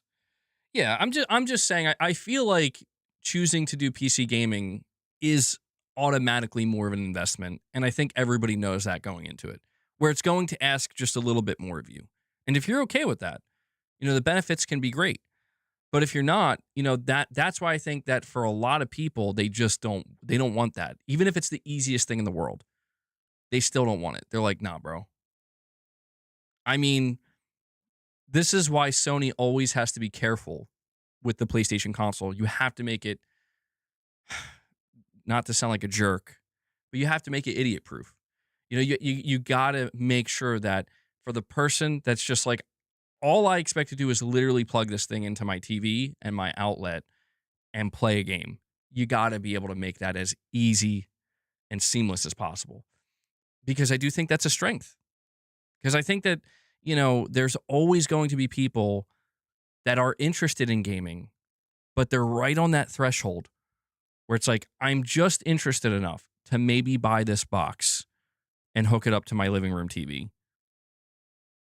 But the moment it becomes even just an ounce more complicated, I'm out. I think those people have always existed, and I think they will continue to exist. And that's why I think Sony's got to be very careful. That's why I'm very fascinated by what Project Helix will end up being, because it's like, that is what Xbox was supposed to be. It's what it is right now. You buy a Series S, that's what it is. You plug it in to your outlet, you plug it in your TV, you just do an initial setup, takes like 4 or 5 steps, just like any device does, and then you're off to the races. I'm curious to see how they handle that with Helix, if they really change that a lot. Maybe they won't. From what we're hearing, apparently they're not going to. All right. I got my daughter on a PC. All she'll do is turn it on and play games. That's it. But that's the thing. That's the beauty of kids, right? I mean, dude, that's why they're saying today, like, more young kids than ever before are getting into PC gaming, because we've all been there, like when you're a kid, stuff that even complicated stuff you can learn so fast. You have that elasticity in your brain, you know. You could just pick it up like it's nothing. These days, yeah, I miss those days. Something else for me today. We'll see. We'll see what happens. We'll see. Is Microsoft really going to go back to exclusives? Are they going to do it? All right, let me talk to you guys about this Call of Duty situation. Old man BG. Do me a favor as we continue on here. Make sure you hit that like button. I really appreciate it. We're sitting at 110 likes. See if we can bump that up to 125. Helps the stream more than you know. If you want to support the channel, contribute to the member goal. We're trying to hit 50 so we can do a drum special. We'll see if we can make that happen. All right, we have a report here for Call of Duty. It says, following Microsoft's extensive acquisition of Activision Blizzard, the biggest question mark was whether the latter's most popular product, Call of Duty, would join Xbox Game Pass. Microsoft eventually decided to add new installments, starting with 2024's Black Ops 6, developed by Treyarch and Raven Software. Right away, it broke franchise and Game Pass records, but later it became clear it wasn't such a good decision for the franchise as a whole. Now, according to Windows Central's Jez Corden, Microsoft might even remove 2026's Call of Duty from Game Pass. Speaking in his latest podcast, quote, "It'd be interesting to see if they take Call of Duty out of Game Pass this year, which is a possibility from what I've heard. I think it'll kind of reveal some of the cracks in the strategy, possibly." He continues, Game Pass has disrupted Call of Duty's business model in a pretty negative way. Microsoft has a formula. It's called a member-weighted something or other, with which they charge back Game Pass revenue to the studio. So if a big game like Call of Duty goes in, it is going into a vacuum. It's going to vacuum up a lot of that revenue, which kind of eats into how much money you've got month over month to actually get new content. And you need new content to prevent churn. So Call of Duty is so big that it sort of harms Game Pass.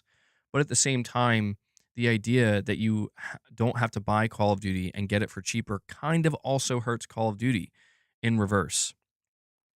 The article continues saying, of course, there's the fact that Microsoft raised Game Pass Ultimate pricing by 50% last October, specifically because it was the tier that allowed subscribers to play new Call of Duty games. If the first-person shooter game series is being removed, an equally substantial price cut to the subscription service is definitely in order. This is the opposite way to fix the current Game Pass value issue. A couple of months ago, Jez Corden said Microsoft was considering adding subscriptions like World of Warcraft, Fallout First, Minecraft Realms, and ESO Plus to Game Pass Ultimate to make players more comfortable with its $30 price tag. Now, though, if they are removing Call of Duty, chances are they'll simply reduce the price. It's also worth noting that there have been some rumors circulating that one of the things that the new CEO, Asha Sharma, is thinking about doing is trying to lower the price of Game Pass. But we have to acknowledge this. What happens?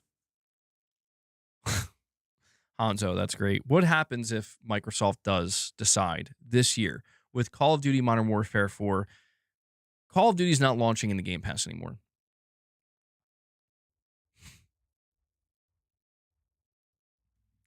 I feel like,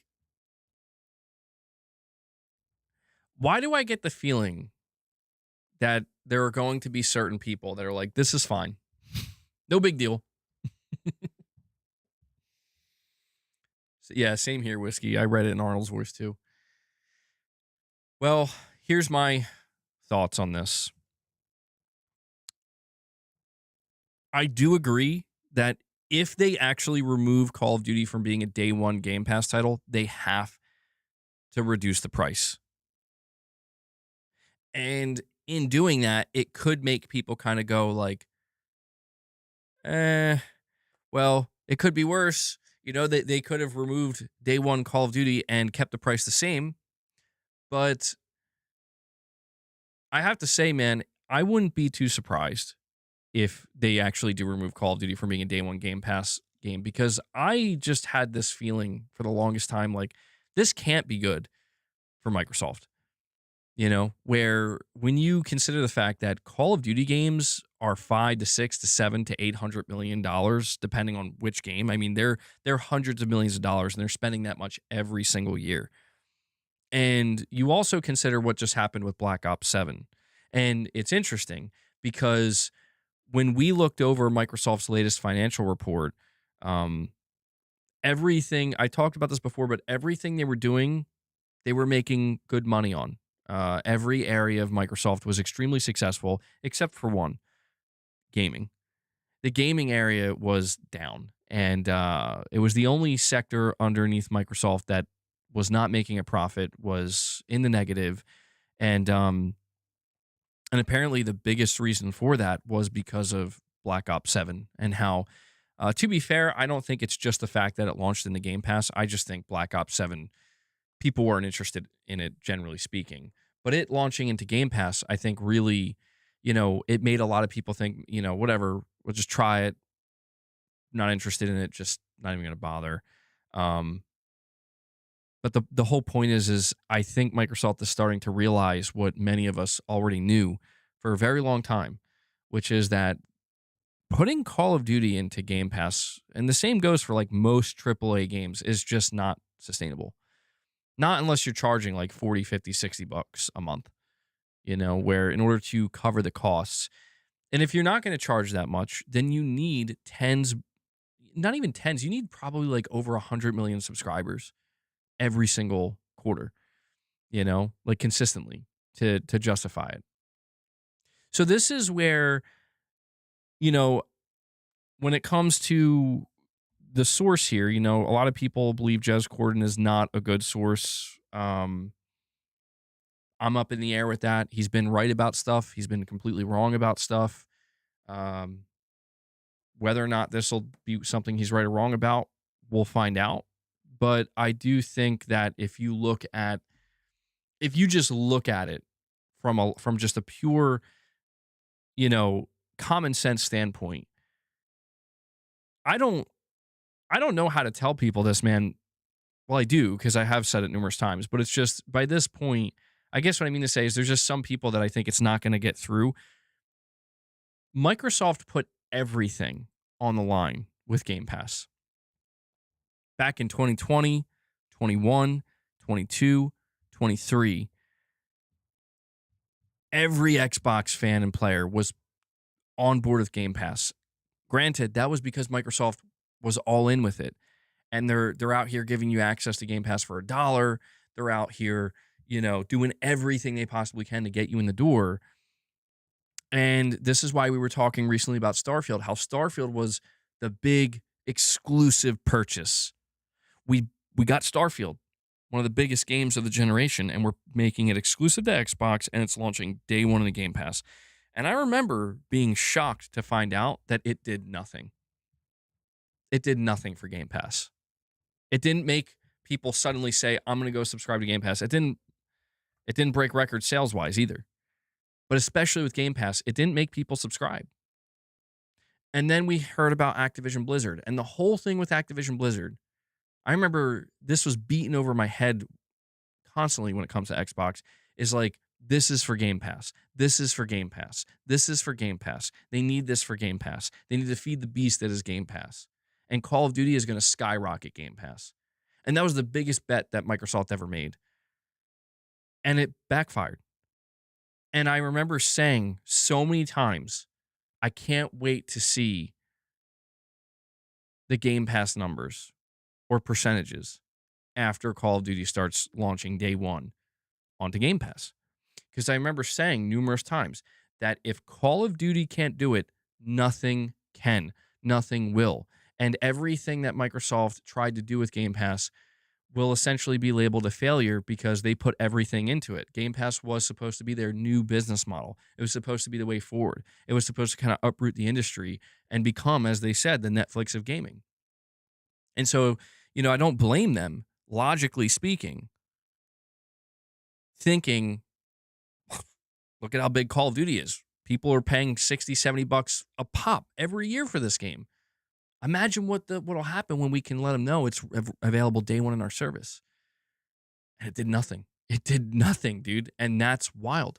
Like it helped a little bit, like for the first pop, right? Like, oh, Black Ops 6, we're up like a couple percentage points or something. We've seen the most amount of new subscribers to Game Pass. It's like that's great, but it's like, are we talking like $68 billion worth here? The answer is no. And so, you know, it just seems like whether or not Call of Duty is removed from, day one Game Pass this year or not, it seems like it's an inevitability. I can't imagine that Microsoft is going to continue to do business this way because it's not working. Just simply put, it's not working. And so there's no doubt that they will have to decrease the price of Game Pass if they remove Call of Duty. My question is why they increased the price to $30 saying Call of Duty would be worth it, you know? Like this is what will justify that. My only guess is that I don't know, they miscalculated. Sean, you're saying Fable delayed internally. Tom Henderson posted. MBG, do you think the alleged GTA 6 hack was manufactured to justify another possible delay of the game? I would hope not. Could you imagine? That would be wild. Rumor is this year's Modern Warfare 4 is going to be crazy because it's a Modern Warfare 2019 revamp engine. Interesting. Game Pass during acquisition mode was good value, but it was only ever that to get people in the door. It's an old model. Microsoft has the capital to do everything that they're doing and still be successful as a company. That's true, but we also have to understand that they are running a business. Microsoft, for all intents and purposes, has infinite money and resource. Realistically, when you talk about companies that are worth trillions, it's may as well be infinite. It doesn't mean they're gonna exploit that in the name of we'll stick with this for 20 years if we have to. Like, it's just not how these companies work. Microsoft is going to conduct their business the way that they always have, just like any other business is. And so when they look at, again, they have quarterly earnings, and when they look at what the results are for their gaming division, and it's just been quarter after quarter after quarter after quarter. It's been years and years and years of just, you're not moving the needle in the way that a company like Microsoft is trying to move the needle. I have to say, man, the outcome with the whole ABK acquisition, I don't know that anybody really anticipated it going like this. I will say this though. A lot of us were labeled, ponies and fanboys over the last like 5 years, even though a lot of our assessments have turned out to be completely correct. A lot of people assume that we were just saying the things we were saying, not because there was actual logic and reason behind it. They would just throw these terms around, and put the little PlayStation beanie over top people's heads, like just fanboy rhetoric. It's like, no, actually, it seems like a lot of this is, well, most of it came true. We talk about Microsoft going multi-plat. Nah, you're just a fanboy port begging. True. Talk about how Game Pass isn't sustainable. Nah, you're just a fanboy who doesn't want to accept that Microsoft is offering their players a better deal and Sony won't do it. Turned out to be true. It's not sustainable at all.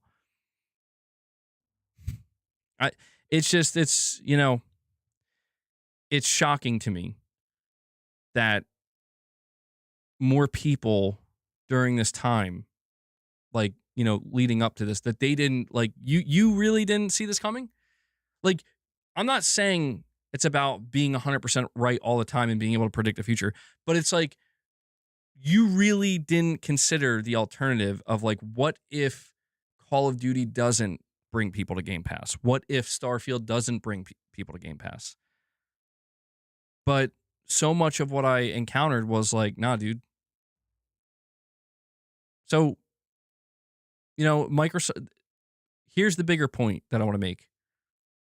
The bigger point that I want to make is, what does that bring Microsoft back to? What does them removing Call of Duty from Game Pass bring them back to? It brings them back to what was there before, to where they were before, to where Sony is now, to where Nintendo is now, to where Steam is now, which is, you're going to sell video games. And the way you do that is by making good video games, and people will buy your video games. No more uprooting the industry. No more trying to shake everything up and constantly be disruptive in the name of we're paving the way forward. Hopefully, this is the humbling that Microsoft needed desperately to realize that there's no way around it, man. Like, we've been trying to tell them, we've been and we've been trying to tell Xbox players as well for years, man, that it's like the business model that works. Do you know why it works? Do you know why Sony and Nintendo sell consoles? Do you know why people are playing on their platforms? Because they're making good games. They're making good games. It's not 100% the reason, but it's a very large part of it. And that's the area that Microsoft had the biggest problem in. And it was like, you can buy good games. You can buy studios, sure. But to me, the shock factor was when they're like, we're going to use this to still push Game Pass. It's like, okay. I just, I think that the reality is finally beginning to set in with, and, I'm not surprised that this is happening. We're hearing this not too long after Asha Sharma takes over. Because you know what Asha Sharma probably did? Maybe she is the one to figure it out. She probably looked at this and said, why did we put Call of Duty on Game Pass? And that's from an outsider's perspective. That's from somebody who's just running business, doesn't play games, doesn't understand. When she looks at Call of Duty, she sees the revenue. She sees the profits. And she's looking at it being like, why did we put this over there?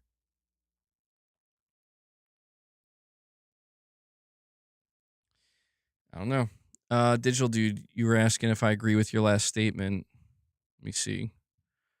MBG, I wonder if the novelty of Xbox games going to PlayStation is going to die down, just like PlayStation games going to PC. Eventually, I don't think people are going to care for Xbox games on PlayStation. They will if they're good. I mean, yeah, the novelty is already wearing off, dude. Like, I'm seeing, I'm going to be honest, man. Like, I kind of couldn't believe like the lack of like shock factor when Halo was announced for PlayStation. Like, it almost felt forced. We're like, oh man, but it's like, by the time it was announced, it's like, yeah, I mean, we saw this coming from literally a mile away. So it's great. The greatest shock factor of all was Forza Horizon 5. Because that was like one of the first ones, like the big one. We have Music Maker Man, a member for 30 months, who says, MBG, I'm wondering if you thought about putting Music Maker Man, whatever you were saying, it cut off there. Hopefully, if you want to try to type the rest in the chat, I'll see if I can catch it. Prince G, a member for 25 months, says, shout out to G Unit, Carl G, Titus G, Hanzo G, and MBG. Xbox still trash. Very, very positive thing for you to say. Pudding? Oh, is that what you're asking? Wait, are you asking my thoughts on pudding? Well, because you spelled it Putting. Like, not like putting the food. I got some pudding upstairs. I got some snack packs.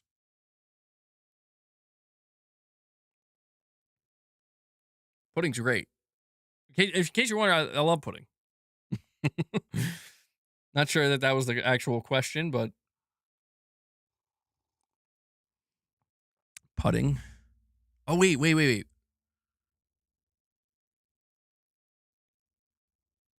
Is that what he meant?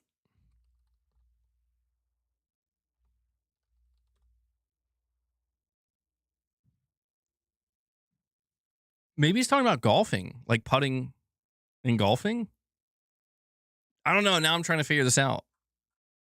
Okay, so we're just covering all bases here. If that's what you were talking about, putting, like golfing, I don't really golf. I went to a driving range a couple times. Sucked at it. Terrible. Real golf, like actual real golfing, never gonna. No. I mean, I've done like some mini golf, and okay. Rice pudding with cinnamon, absolutely. Rich Rod, I agree with that, bro. Rice pudding with cinnamon, hell yeah, that's the stuff. I'm not sure that that's what Music Maker Man was getting at, though, but we'll find out, hopefully. All right. Breaking news: Nate the Hate Metro will show off at the Xbox event April 16th. What?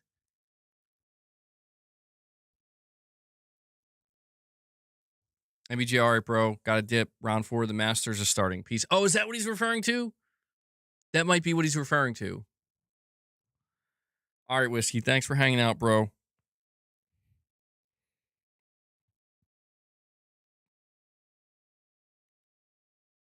Oh, here we go. Okay. So here's what Music Maker Man meant to say. He said, MBG, have you thought about putting drum beats on YouTube and Discord? I'd sure like to jam over them.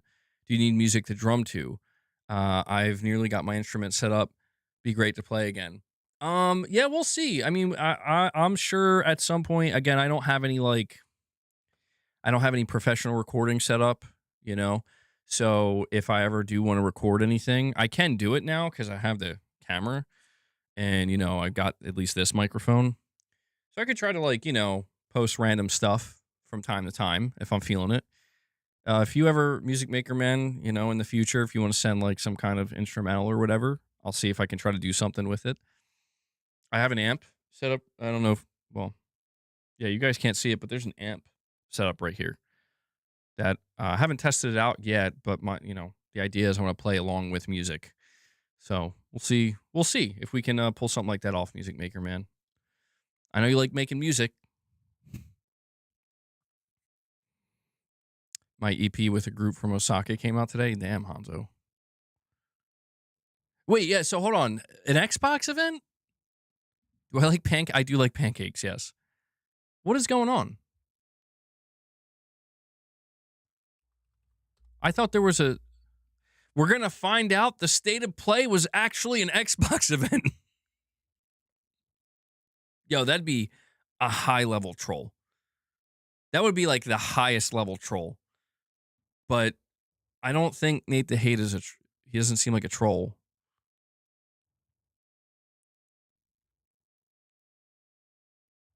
Okay, wait, hold on. So there is an Xbox event coming this week. Tom Warren says a small show next week is an Xbox at ID Xbox event. Wait, that doesn't make any sense though, because Metro is a big game. That's like a AAA game, dude. That's Leo. What did you miss? Yeah, I don't know. Chat. Somebody's gonna have to inform Leo. Pancakes ain't overrated. They're not. All right, let me see if I can.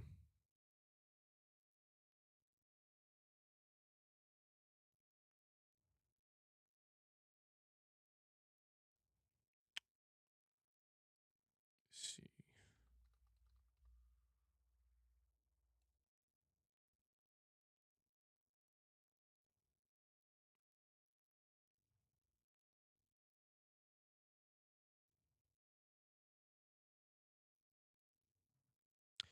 Yo.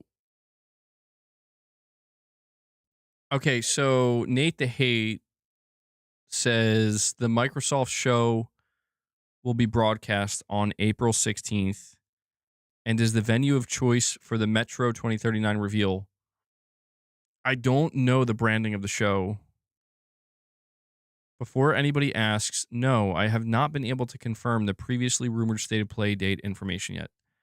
Well, okay, this is all over the place now, dude. So So we have a state of play coming, but apparently, potentially on the same day, maybe on the same day, there's an Xbox show. Tom Warren's claiming the Xbox show is an at ID or an ID at Xbox event, which would be like an indie show. But now Nate the Hate's saying Metro 2039 is where it's going to be revealed. That's not an indie. That's a big game. What? So I don't know what's going on now. Yeah, I don't know. This is definitely confusing now. Also, why does Jez Corden look exactly like Thor from God of War Ragnarok? Because there's just a little video clip here, bro. It's like, dude, it's like crazy. It's like uncanny. They should have cast Jez Corden in the upcoming show. And I don't mean that in an offensive way. I mean, I'm just seeing his head. He looks just like Thor. No, I do not mean that offensively. I can only see him from the neck up. Why does he look like Kratos? Titus, you're saying, did someone say Starfield was great? Come on, man. Come on, man. Who said that? Who said that?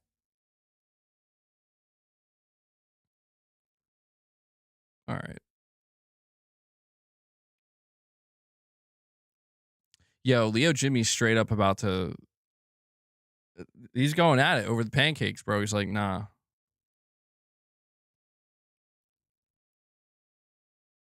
All right. Yeah, so I'm pretty confused at this point.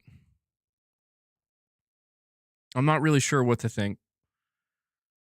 I covered in my video today that Metro 2039 was seemingly going to be revealed at this state of play. Now apparently out of nowhere, no, there's an Xbox show, and that's where it's going to be. And it's like, is there not a state of play happening? It's actually just it's an Xbox show, and people are trolling, being like, but it is technically a state of play.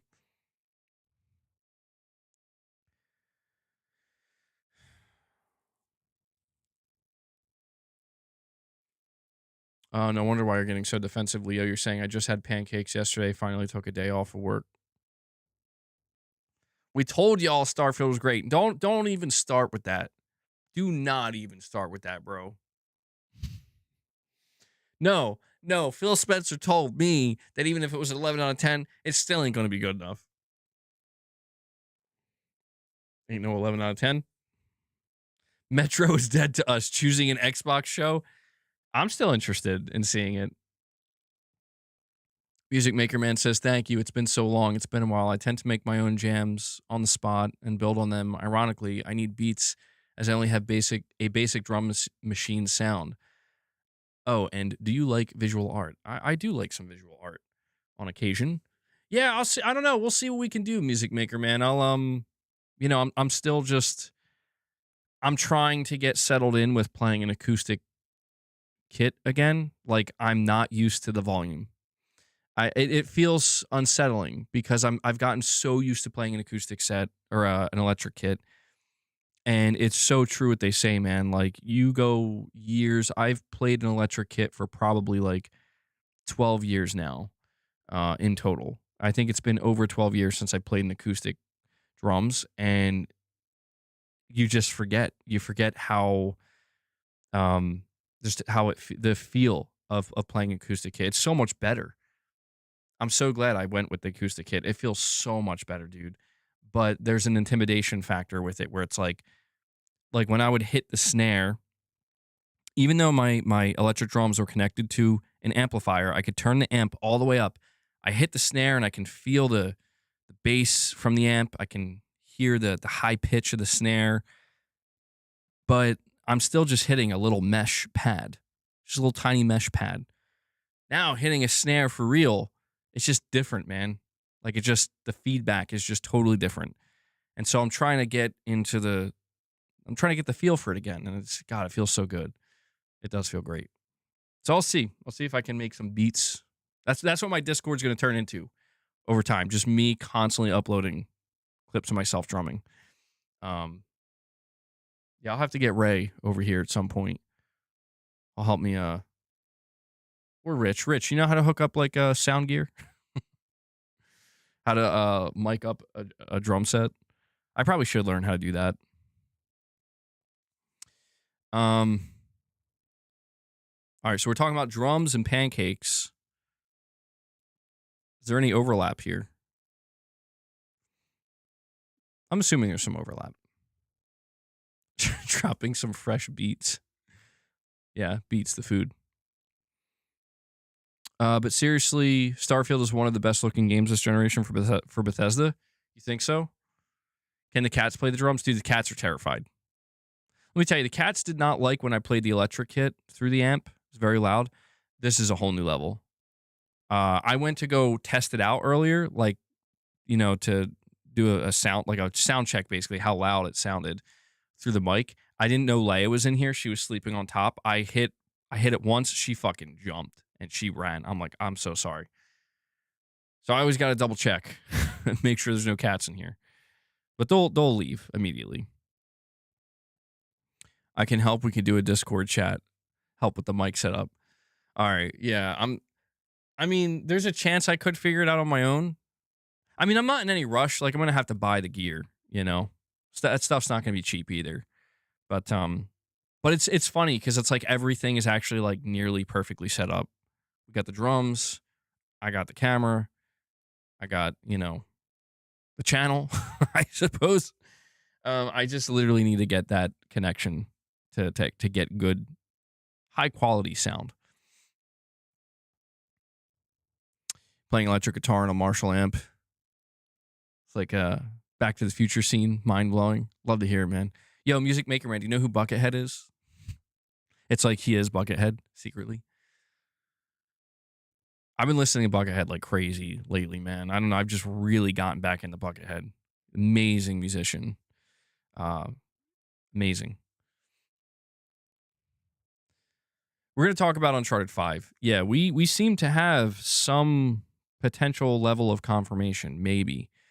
We have seemingly a new insider has entered the arena, and they are seemingly confirming. Ironically enough, they answered my Twitter post, which I wasn't even aware of, but they are seemingly confirming, like, yeah, the second game is Uncharted.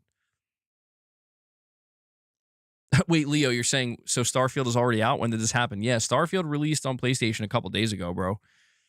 It's out now. Are you Brian Carroll?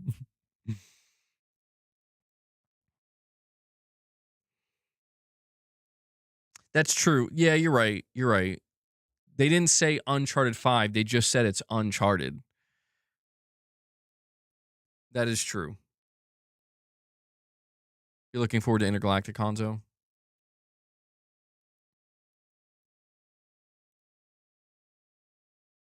So if Uncharted 5 is coming, I guess I don't need to get First Light. Well, a new Uncharted sounds good to you. So I'll tell you this. For those who haven't been following, just a little refresher for those who have. Naughty Dog has a second game in development. We know Intergalactic is coming.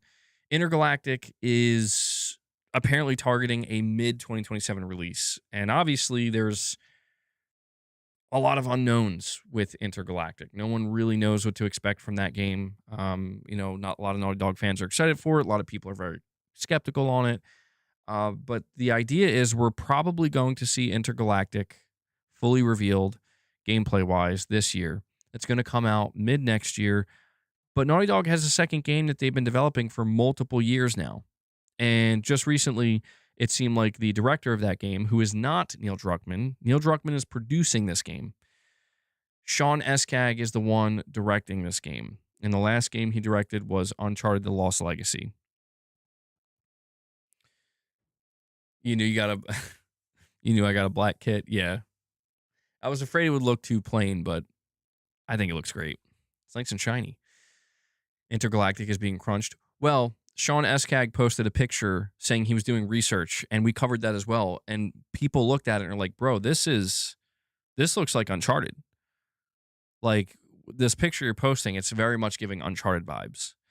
And so there is this guy. I need to emphasize that we don't want to run with this and assume it's 100% true. But not too long after that, Tom Henderson came out and said last he heard is Naughty Dog was floating around some ideas for Uncharted and how to continue it back in like 2020. And so this guy on Twitter named Alexander Gamer, who again seems to have this inside information, and he was just saying stuff and nobody was really paying attention because it's like, who is this person? This isn't a person with an established name. They're coming out here telling you like, yeah, there's a state of play on the 16th before anybody says anything. So, I do think he responded to a tweet of mine, and I was just simply asking, like, hey, we know there's another Naughty Dog game in development. Do we think it's Uncharted? And he responded to that saying, yeah, it is Uncharted. It's a new Uncharted.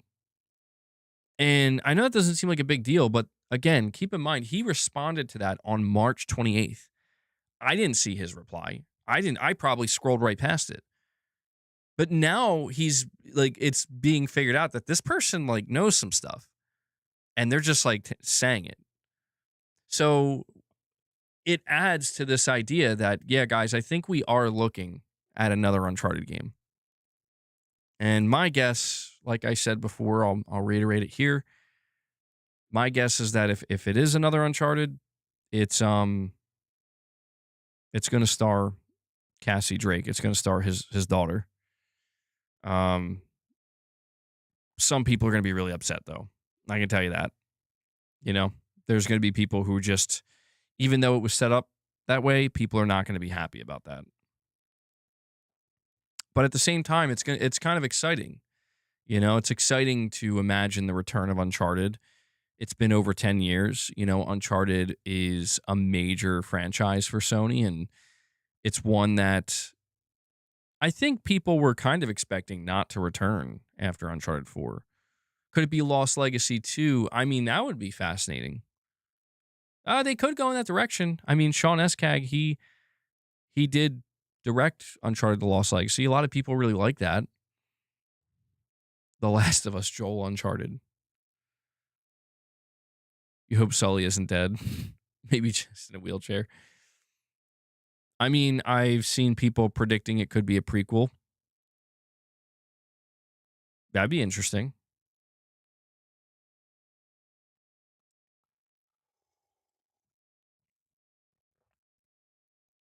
My whole thing with a new Uncharted reveal is the timing of it. I hate to always talk about it like this, but I just feel like people are going to be very angsty. I think people are going to be angsty because it's going to be like, well, on one hand, we're getting intergalactic, right?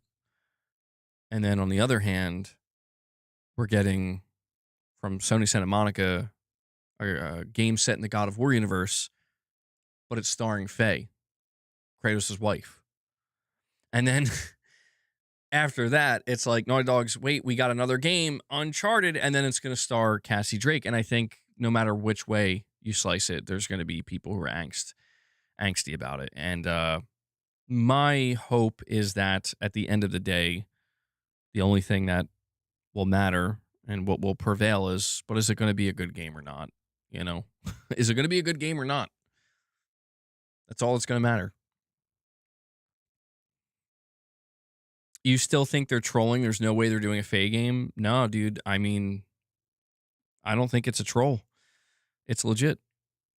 Mr. B, you're saying, I think it would make the most sense for Cassie Drake to take over as the protagonist. The story is set up perfectly. I mean, yeah, I can't deny that, Mr. B. If you played Uncharted 4 and you saw how that ended. And do you know who played Cassie Drake, by the way? Um, it's the actress who is playing Abby in The Last of Us season 2 and 3 for HBO. Caitlin Dever, she actually played Cassie Drake in Uncharted 4. So, it's just one of those things where there is a connection there already. Leo, you didn't know that? A lot of people I don't think know that. She was a lot younger, obviously. Hence why, if you look at how old Cassie Drake was, um, at the end of the game, it's like a teenager, like 13, maybe, something like that. You just hope for the love of God it's not an Uncharted 1 remake. An Uncharted 1 remake would be strange. I mean, I guess it would kind of be welcome, but well, it would be more welcome than a Last of Us 1 remake, I can tell you that. I don't know, when it comes to a new Uncharted game from Naughty Dog, I haven't really seen many people assuming it's going to be a remake. Well, no, the Faye game has not officially been confirmed. It's not going to be officially confirmed until the announcement in the summer. Or, in like June or something.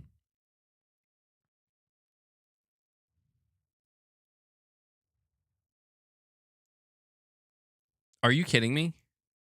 Nah. Nate the Hate said no state of play next week. You're fucking kidding me. Come on. Why you got to troll me like that? There's no way. Wait. Never mind. Never mind. There's no state of play. I mean, honestly, I wouldn't be that surprised. I'd be like, yeah, that's something sounded weird to me.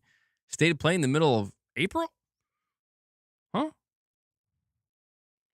PlayStation is reaching and trying to make all the main characters females to make political statements. It's getting annoying, honestly. I don't know that it's all in the name of political statements. Some of it is, but I feel bad for the Cassie Drake situation because that was set up a long time ago. And I feel like that's actually not like that. Like, to me, that's not bad. You know what I mean? Where like, it just feels like like we told you like 10 years ago, this is kind of, if we were to continue, this is what we wanted to do.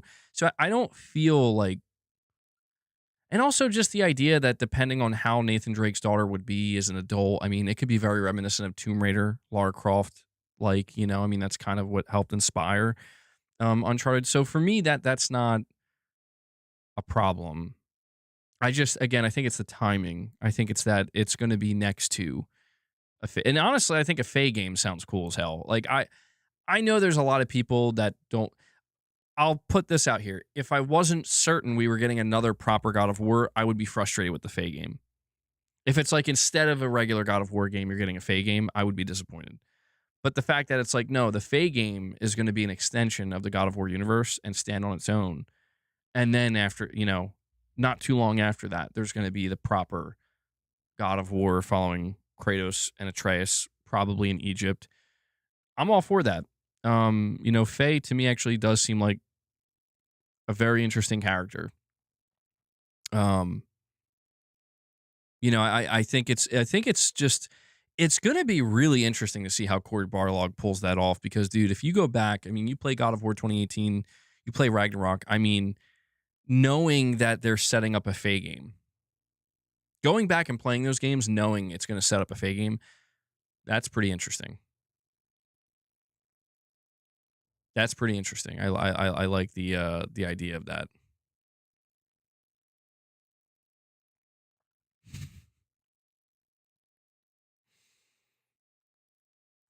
Oh, here we go.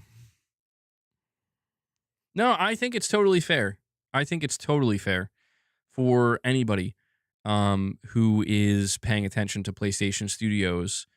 I think it's totally fair for them to acknowledge like what's up with pretty much almost all of the protagonists being changed to female now. That's totally fair. I think the answer is not as simple as some people assume it is. But again, I think a lot of it's just timing based. Did you see the PS5 sales in Japan after the price hike? Ouch. I did not. No. What are they looking like? What are they looking like? No, you know when it's going to get real bad? MBG Rich Cap placed me in timeout unfairly. I don't think it was unfair, Prince. Prince, you come off aggressive too. You and Rich Rod.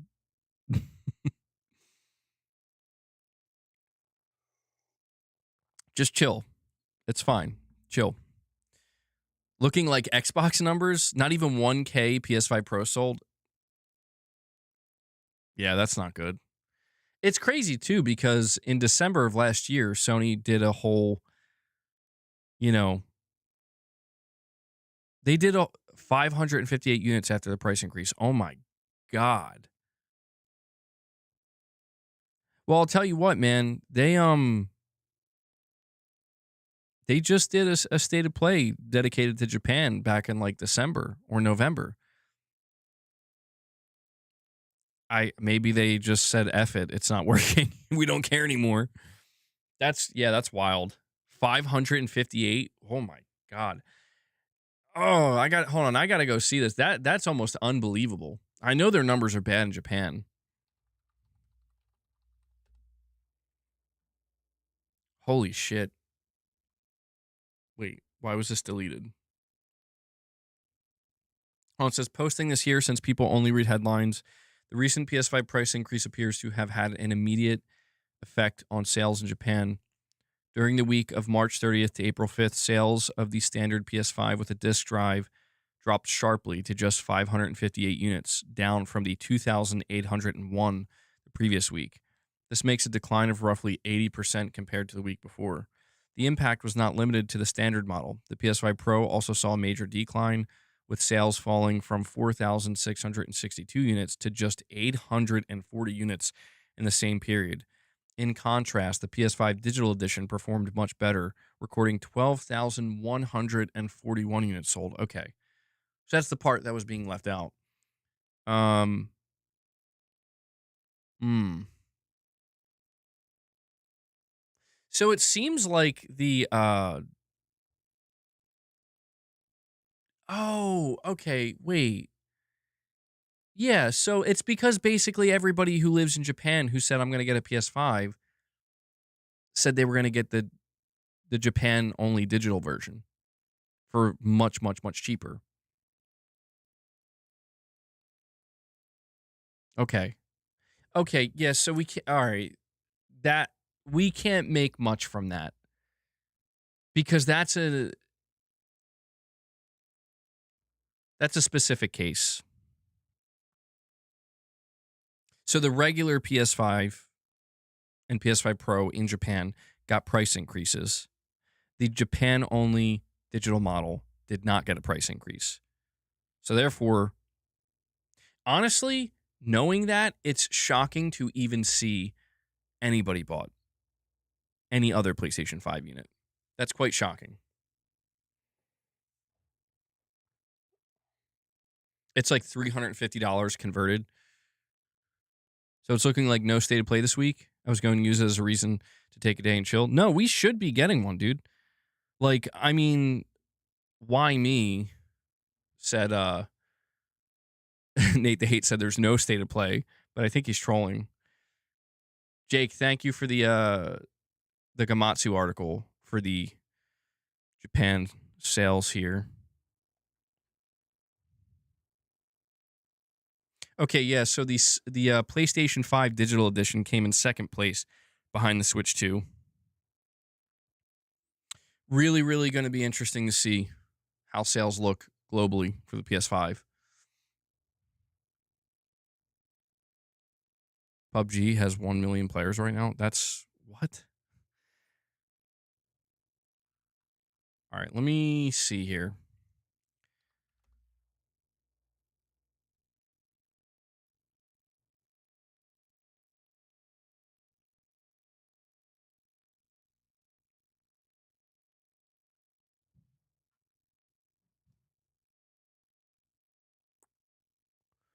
Checking. No, there's going to be a state of play.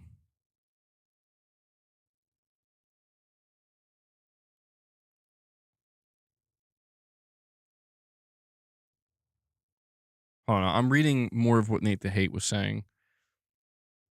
So somebody says, have you been able to confirm the previously rumored stated play date information yet? He says, I have not. So he's just, what Nate the Hate is saying there is that he still cannot confirm that it's going to happen specifically on the 16th. So Rich Rod, be careful, bro, because everything we are hearing is saying the 16th, but Nate the Hate's still not entirely sure about that. Somebody says, wait, in regards to the Xbox show, this is a small showcase. He says that's his phrasing, not mine. I'm simply relaying that Metro will be presented during the Xbox event that's happening next week on the 16th.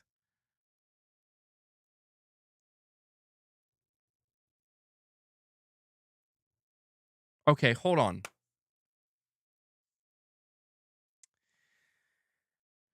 Nate the Hate says, I believe Assassin's Creed Black Flag Remake is being revealed on its own and is not associated to any presentation.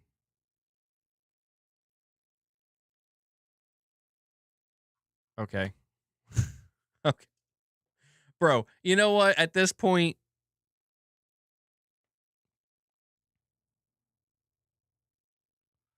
wait, whoa, hold on.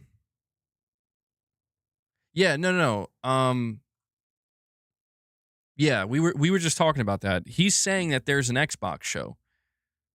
So what we're looking at this week is a state of play, some kind of Xbox show, and Assassin's Creed Black Flag and Metro 2039 are getting revealed somewhere at some point.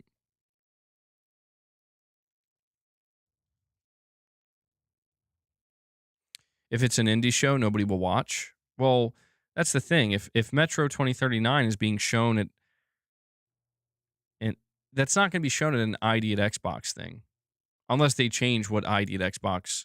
I guess they could. They could like show bigger games, bigger indie games. I don't know. Something isn't adding up here. I don't know what to expect. I'm sure we'll gain some clarity in the next 24 to 48 hours, but it seems like we're going to have some events to stream, which, that should be an exciting time. Well, I don't know if exciting is the right word. I'm looking forward to it. We have I Am a Yodo coming in, renewing their membership, saying, guys, we got to keep the train going. Bringing us to 27. We got to hit the 50 today. We got to try. Well, you guys are trying. We're over halfway there. I'm a Yodo. Thank you so much for that. Thank you. Appreciate it. Wait, is there an Xbox show also supposedly happening on the same day? That's... If everything we know right now is true, that seems to be what's happening. And that's really weird. That would be awesome, dude. I don't think that's ever happened before. Let me add that to the goal. Thank you, Imayoto, for renewing your membership. We're at 27. We doing drums today or what, guys? Thomas the Tank Engine. Don't make me break it out. I will if I have to. Don't make me do it. So it's War.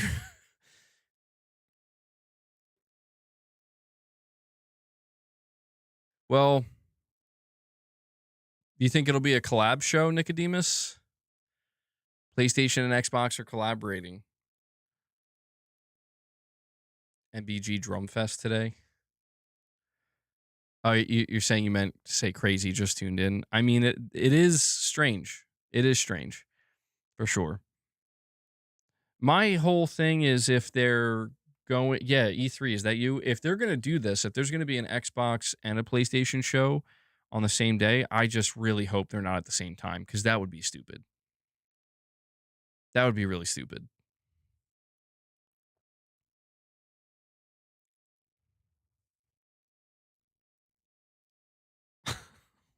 What? Lamar, what? Bro.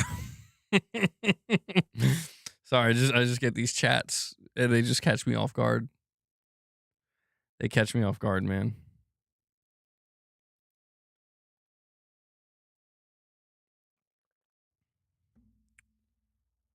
No, I've not played Hades. I'm Ayoto. So I've heard good things about Hades. And yeah, I know people are stoked for Hades too.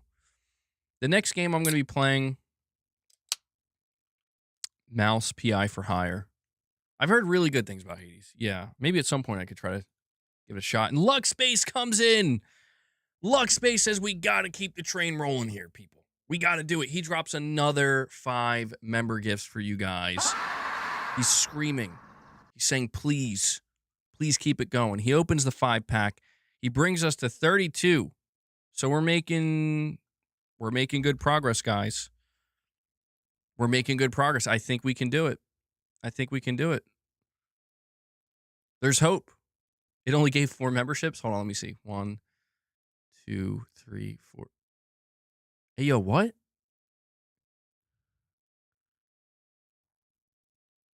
Yo. Are you guys seeing this?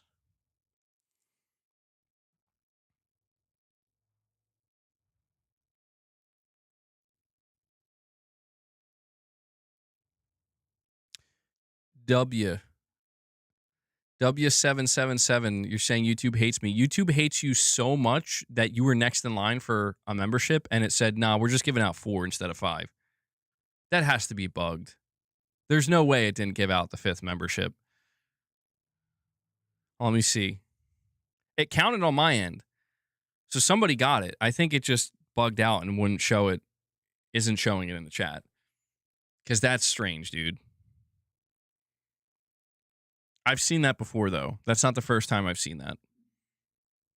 But no worries. It counted on my end. So we'll see. And that's funny. Felix, you said you just tuned into the stream. You just tuned in. I'm mentioning that because you were the first person to get a membership gift. That's pretty lucky. Leo, you're saying what happened? Luckspace dropped 5 member gifts, and on the chat screen, on the chat box, it says only 4 were handed out. On my end, it says all 5 were, but yeah, that's weird.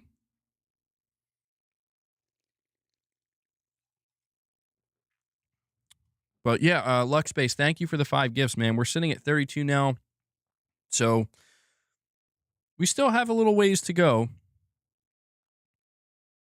Certainly a ways to go, but I don't know. We'll see if we can hit it.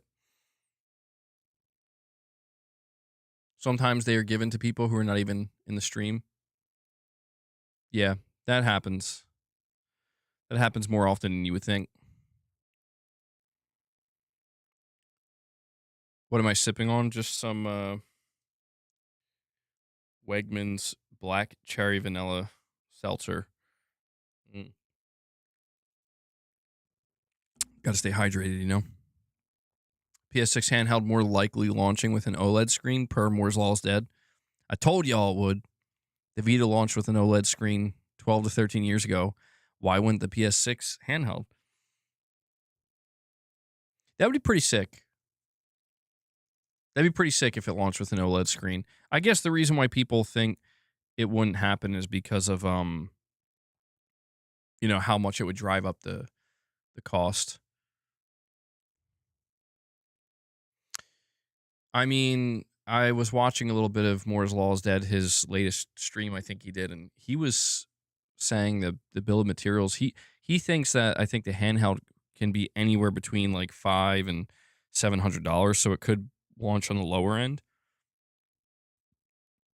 Jeez. Saying, damn, you missed the gift membership. Yeah, I don't know. Some people out here, they're dodging these membership gifts. It's not their fault. No, I know the Vita launched with an OLED, but it's just when we look at something like the PlayStation, the upcoming PlayStation handheld, as well as the PlayStation 6, we are so fixated on the pricing because it just seems like now more than ever, these devices are going to come out at price points that are traditionally much higher than we've seen in the past. So it's interesting to me that right now it seems like we're in a place with the PlayStation handheld where they might be able to find that sweet spot at maybe like $600, which is still expensive. You know, I'm not, that's still a lot of money. I mean, that's how much a digital PS5 is right now. But I don't know. I'm really curious to see how people respond to this handheld. There's a lot we don't know about it still, but it's real and it's seemingly going to be coming around the same time that the PlayStation 6 is launching. Even my mid-range phone has an OLED screen.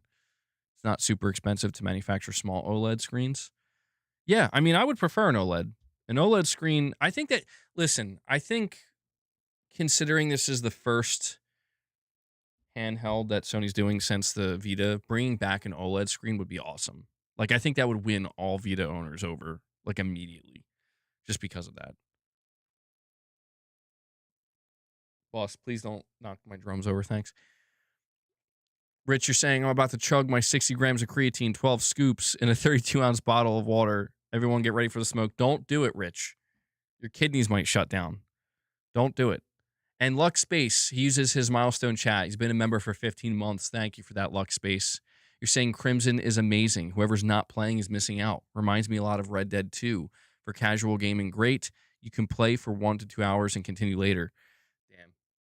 You're making me feel like I messed up by not playing it. It's too late now for me, Lux Space. It's too late for me. Yeah, 60 grams of creatine. I'm happy to hear you're enjoying it though, man. Everybody that's come by my channel and talked to me about Crimson Desert, they've all been saying the same thing and that they really enjoy it. And yeah, for some people it's their game of the year or one of the best games they played. So, you know, uh, I'm just trying to I want to believe that I didn't make a mistake not playing it. But yeah, there's no chance I'm going to start it now. I do wonder if it's a game I could at some point. I will say down the line, like way later down the line, if there's like a period of time where like I have nothing to play and I'm just desperately looking for something, I could see Crimson Desert being a game that just kind of pops up. And it's like, have you tried Living Color? Cult of Personality on the drums? Yeah, I love that song. I don't hear it that often, but every time I do, I'm like, oh, hell yeah. Hell yeah. And I love the drums on that song too. Pretty simplistic, but they're in the pocket, you know? To be honest, I haven't really gotten to play these drums yet. I played just a little bit, just a little bit. They took so long to set up and you know, I had to set them up later in the day because I was coming home. So I've only oh my god, boss. Oh my god. No, no, no. You have way too much hair, dude.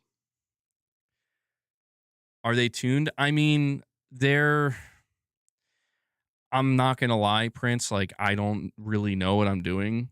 Like I kind of know what I'm doing. Like I'm tuning it, I'm like tapping around to make sure it all sounds kind of even. Um I tune them to the best of my ability. I'm not sure about the 10-inch tom. The 10-inch rack tom, I know it's supposed to sound higher pitch. I might tune it down a little bit more, but I think they're tuned. I think they sound okay. I don't know. Oh yeah, Mr. Hamster, sorry, bro. I saw you in the chat. I forgot to say what's up. Using your milestone chat. Remember, for 18 months, you're saying, oh, you will definitely love Crimson Desert. The amount of complex puzzles in it makes it an MBG must-play game. Are you serious? I know there's puzzles in Crimson Desert. Are they complex? I don't need that. Bro, I don't need that. Are you kidding me? That sounds like hell. That sounds awful. Too many games coming out to be locked down by the beastly game. Well, you bought by Crimson Desert. Remember, MBG used a star pattern when tuning. I was trying to do that, and then I think I would accidentally start just like I would start doing the star pattern, and then I would just start going around. So what I've been trying to do is just get a feel for the tension on each one. You know, I don't know if that's a good way to do it though. The puzzles are brutal. Oh my god. Okay, you know what? Luckspace, I'm really happy for you, bro. But if that's the case, no, thank you. I don't need that in my life. Hell no. Play Guilty Gear so you can have a heavy metal song and play the drums too. Press a button on the electric drums, job done. Yeah, that's another thing, dude. With electric drums, you don't have to tune them. So it's cool though. I like being able to, you know, make adjustments and stuff. Not the hell nah. Dude, yeah, I'm not a big fan of puzzles in games. Sometimes I'm okay with them, but something like that, I can tell you right now, like, oh, there's complex puzzles in this massive open world game. Makes me want to run away. Nicodemus are saying you're on that Metal Gear Solid grind. You're going to beat them all. Keep it going, man. I'm happy for you. That's awesome. Being able to experience the Metal Gear games for the first time. Am I getting Pragmata? I'm not sure about Pragmata. I'll see. I'm gonna see how I enjoy Mouse PI for Hire. And if I really get sucked into that game, I might end up skipping Pragmata because by the time I finish Mouse PI for Hire, I assume Soros will be ready to go. So Pragmata might be in this awkward position. But I do kind of like what I'm seeing in Pragmata. I don't know. Pragmata, I'm not like fully sold on yet. You know, I'm not fully sold on it. I'm not feeling 100% about it. And we have Delwyn Hype Jones. He comes in with a 20-pound super chat. Thank you for that, man.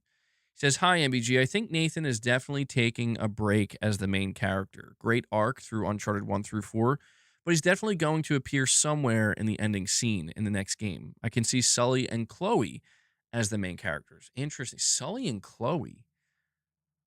I've seen people mention Sully being, you know, in the next game as a potential main character.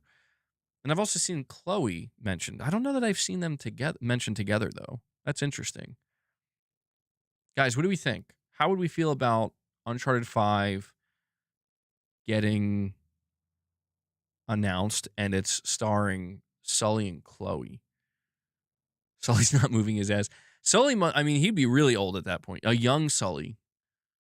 Yeah, that's the thing. When I would see people talking about Uncharted returning and they would mention Sully as a possible protagonist, they would talk about maybe a prequel, you know, a much younger Sully, maybe before Drake is even in the picture. And that would be interesting. I think a lot of people would be on board with that. I'd be on board with that. But I don't know. I don't know that that's the direction they're going to go in. Excuse me. But yeah, Delwyn, that's definitely interesting. I've seen quite a few people say that they would like to see Chloe, maybe as the main character in the next Uncharted. Please tell me Soros isn't out yet. Soros is out today. No, Leo, I'm just kidding. I'm kidding. It's not out yet.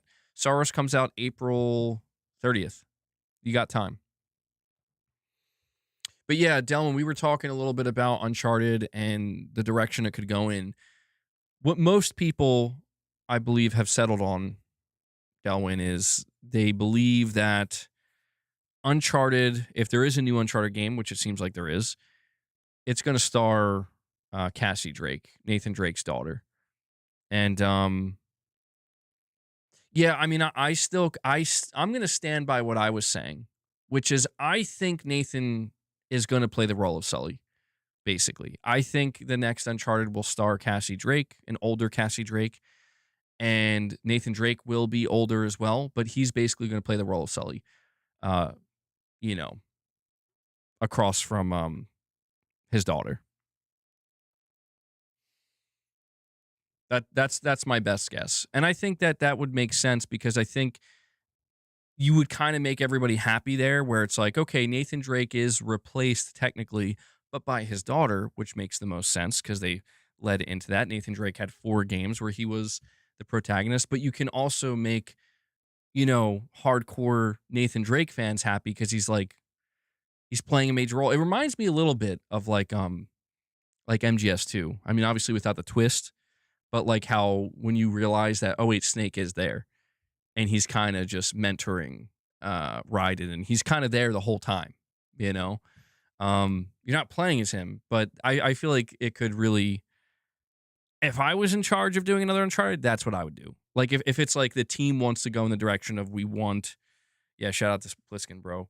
We want to have you know, a new protagonist. We're gonna go with Cassie Drake because that's what we set up for. That's what that's what the team wants to do. I would be like, we got to make sure Nathan Drake is there. They could do something crazy though. Knowing Naughty Dog, they'll do something crazy like, yeah, Drake's dead. Nathan Drake, he just died. Sorry. Or, you know what? Another interesting angle you could go with. Another angle you could go with is, how about we start it as you're playing as Cassie Drake. She's older. Many years have passed. And Nathan Drake supposedly died. And the way he died was he was out on an adventure. One more. He actually went on one more, and he never made it back. But she's not convinced that he's dead. And she goes searching for him. I don't know. Maybe that's horrible, but I can't imagine there being a full-blown, if they go with a whole Uncharted 5. If it's like a full-blown new Uncharted game, I can't imagine Nathan Drake is not involved in some capacity. That would just be strange. To me, that would just be a bad idea. I'm going to be honest, because it's like, you need to ease back into Uncharted considering how long it's been. And, people were unsure if it would ever even come back. You have a massive fan base for Uncharted. I know Lost Legacy didn't have Nathan Drake in it, but that was a kind of everybody was okay with that because it wasn't Uncharted 5. And there's no saying for sure that this could be Uncharted 5, but now that's crazy. That's crazy. It's gonna No, don't say that. MBG, Silent Hill or Resident Evil? You can only choose one?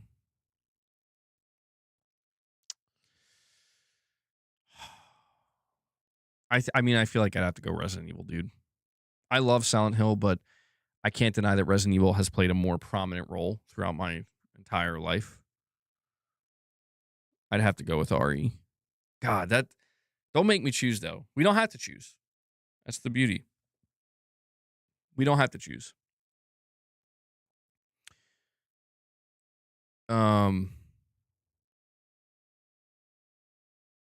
MBG, I don't think Naughty Dog has much luster after the morale being stripped away, plus all the resignations of Uncharted 4 and The Last of Us 2 devs. We'll see. I think Naughty Dog has proven to be pretty resilient over time.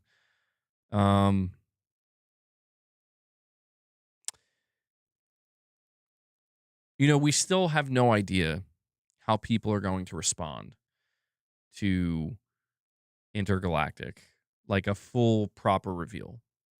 I do feel confident in saying that there is enough of a built-in Naughty Dog fan base that I think the game will do well. I still maintain the question for Intergalactic is, can it do as well as Uncharted? Can it do as well as The Last of Us, right? It's a new IP, so, it's going to be tougher, but people want to support new IP. People want to get excited about new IP. I think that the initial reveal of this game, it was not met very well. Intergalactic, that is. And I'm not here to say what's fair, what's not. Is it right? Is it wrong? It doesn't matter what I think, honestly, in this regard, because all that does matter is they have to make sure that when they show it, it doesn't get, like, the game just has to be able to speak for itself when they show the gameplay. They have to nail that aspect. And they haven't done that yet. Because they haven't shown it yet. But I think worst case scenario, it's like, if Intergalactic goes poorly, quick, announce Uncharted. Oh, man. Nah, Tarnished. I'm keeping it the way it is. That's what it's always been. I'm going to keep it at that. I'm sorry. The amount of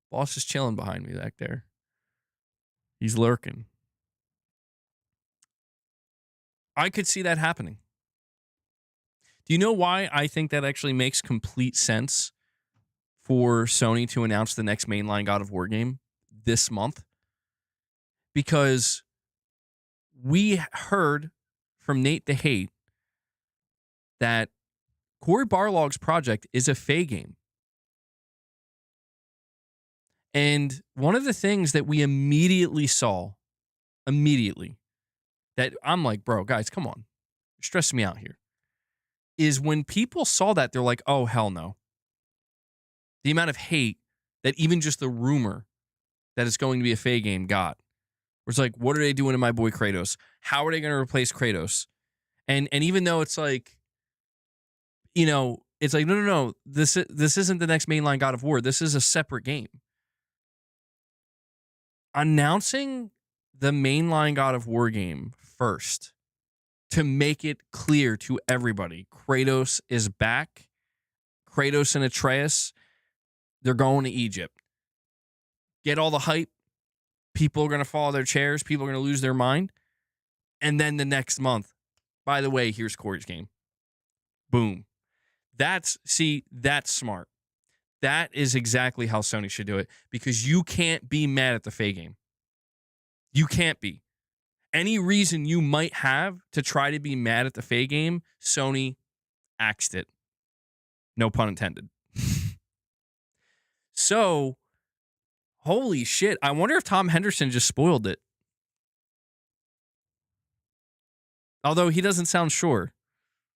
But dude, Tom, I don't doubt Tom's sources, bro. He straight up said that he was told God of War is getting announced this month, the next God of War.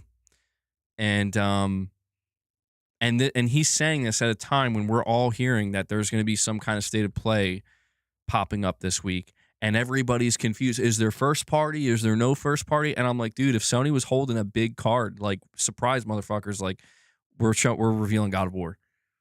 I don't know, man. I don't know. I want to get hyped, but I don't want to get too hyped.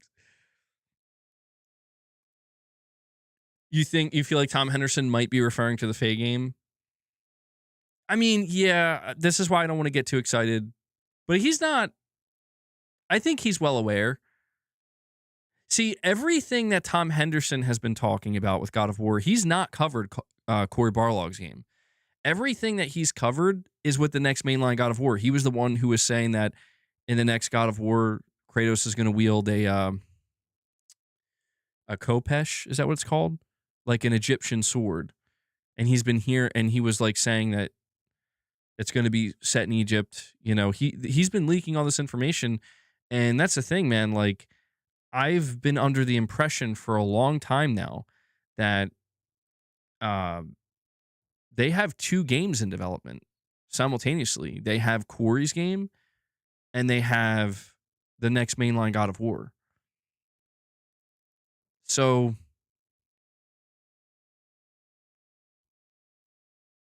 I don't know. I don't want to get people too excited, but this could be huge. This could be a big deal. What a great thought you have, John. Smiley face emoji. That would be incredible. Titus is like, that's a great thought, MBG. I love that thought. Oh, by the way, Titus, I saw the picture you posted in the Discord of your cat. You know what I loved about that picture, and it really struck me is, first off, your cat's really cute, but he's got, like, I'm assuming it's a boy cat. He's got a serious face, dude. He's got like a dead serious look on his face. He's got like the furrowed brow. But it was funny because I don't know if he did this intentionally, but behind him was the picture of Snake. And I'm like, bro, your cat looks like Snake. It was pretty sick. I appreciated that. But thank you, Titus. I appreciate all the support you've been showing the channel, man. And I'm glad you like my thought. Yeah, I feel like I'm cooking here, bro, but I'm going to be sorely disappointed. I know I am. I'm going to be sorely disappointed. I hope not. I don't know. If I was Sony, it's like, this is what you should do, man. You really should announce the mainline God of War to prevent people from getting irrationally upset. And Titus comes in. He's not done. He dropped a $5 direct donation, but he's dropping 5 member gifts on you guys as well. He wants to keep the train going. Titus, let me see here. Thank you. Appreciate I'll it. give you one of these. There we go. Sorry, Tarnished you. Tarnished still dodging those member gifts. Still dodging them. Well, Titus is keeping the member train rolling here, though. Brings us up to 37 members. Guys, I think we can do it. I believe in this community. I think we can hit 50 today. I want to hit 50. I want to drum. I'm withholding my own happiness. I'm torturing myself. Great. Dwayne, you're dodging him too? I'm sorry, man. Yeah, what's going on? What's going on? I feel like some of the regulars here. We got Tarnished, Hanzo, Dwayne. I mean, I love seeing people get member gifts. But I don't, yeah. Sometimes I recognize names, other times not so much. But Titus, thank you again for the member gifts. Saying no, thank you. Oh, it's a female cat. She doesn't like the picture. Plus, the sun was shining at her.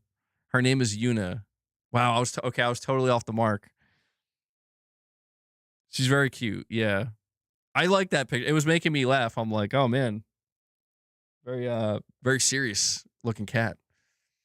I could appreciate it though. She was upset the sun was shining right on her face. Nicodemus, you're saying I buy my own membership like a big boy. Well, thank you, Nicodemus. Yeah, anybody who renews their membership on their own, I tell you guys all the time, you're the backbone of the channel, you know, alongside everybody else who's donating. But those of you who are paying each month, you're pledging that money to, you know, it's like a $5 monthly support so I can keep doing what I'm doing here. And I very much appreciate it. And I always want to encourage people, if you get gifted a membership, you know, if you do enjoy the channel enough and it's within your means and you feel as though it's worth it, consider renewing it. It goes a long way in helping me out. As soon as you start playing, CM Punk will come through the door. Yeah, that's exactly what's going to happen. Boss, you want more treats, bro? I gave you a lot of treats, boss.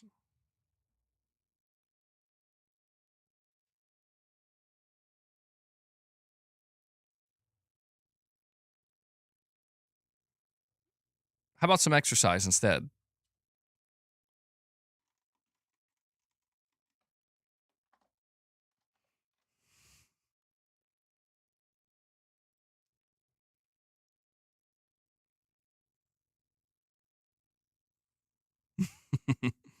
Oh, we got it. Keep it. I don't know. I'm trying. I have to have an alternative here to just constantly giving him treats. It's too much. He gets too many treats, dude. Oh. Ooh. Boss, I was kind of hoping you would jump. And Paul Ganell comes in. Paul, he says, we got to keep it going, bro. We're so close. Paul drops another 5 member gifts for you guys. And man, some of you guys are just getting so unlucky. He drops 5 more. He brings us to 42. So we're close. We're very close now. We're 8 away.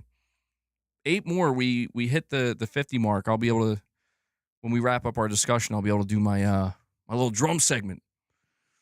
I'm excited. I'm thinking I'm gonna have to. I bought these big ass like ear protectors, bro, because I did not forget how loud drums are. I did not forget that, and I'm glad I bought them because holy shit.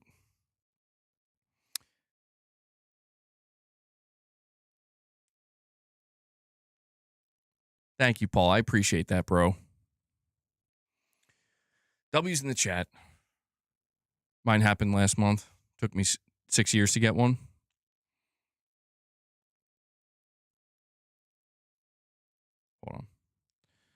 Hold on. Let me see if I can get boss to do a jump.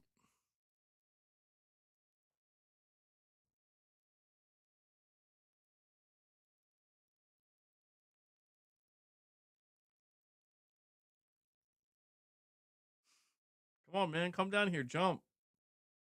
Jump.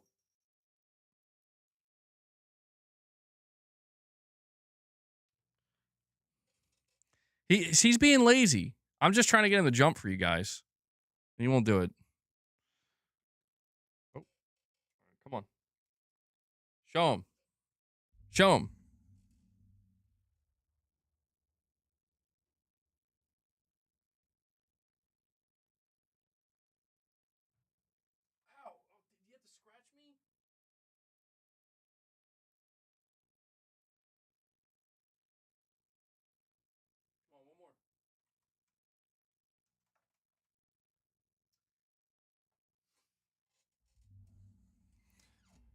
I was trying to show you how high he could jump, but maybe a little bit later. When he's next to the cat tower, he doesn't want to bother. All right. But yeah, thank you guys so much for the member gifts. We're sitting at 42. Really appreciate the support. Sony is rumored to launch 3 PS6 systems in 2027. Okay. Not sure why that's popping up.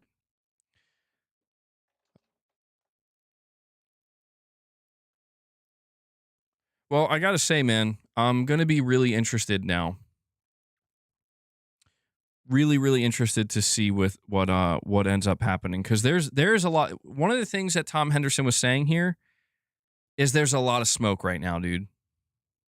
There's a lot of smoke, and yes, there is a lot of smoke. And you know, where there's smoke, there's fire.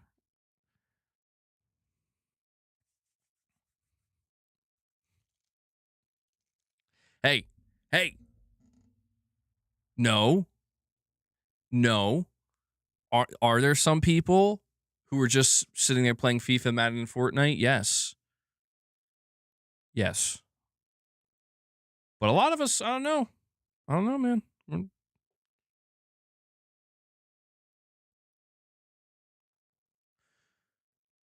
All right.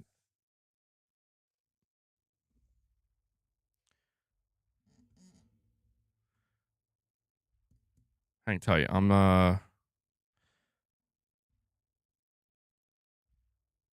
just double checking real quick to see if there's anything else.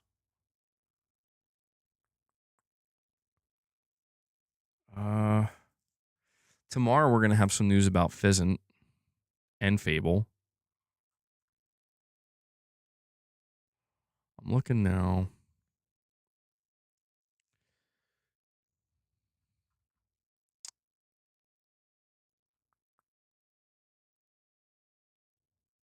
Yeah. Well, yeah, this is where we are for now.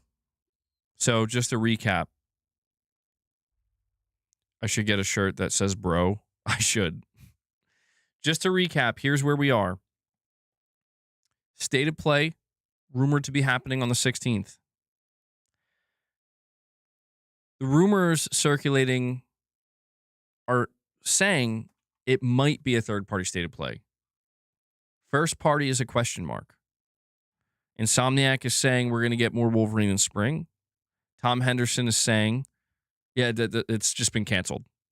That's what it is. It's been canceled. Tom Henderson is saying that he heard the next mainline God of War was getting announced in April.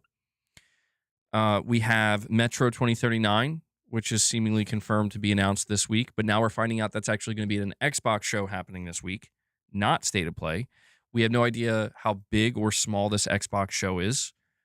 And then there's also just Assassin's Creed thrown in there, which is getting announced this week. But that apparently is going to be standalone. And so we're just, and I'll throw Tomb Raider, the Tomb Raider remake. Apparently that's getting a new trailer. We don't know where that's going to show up.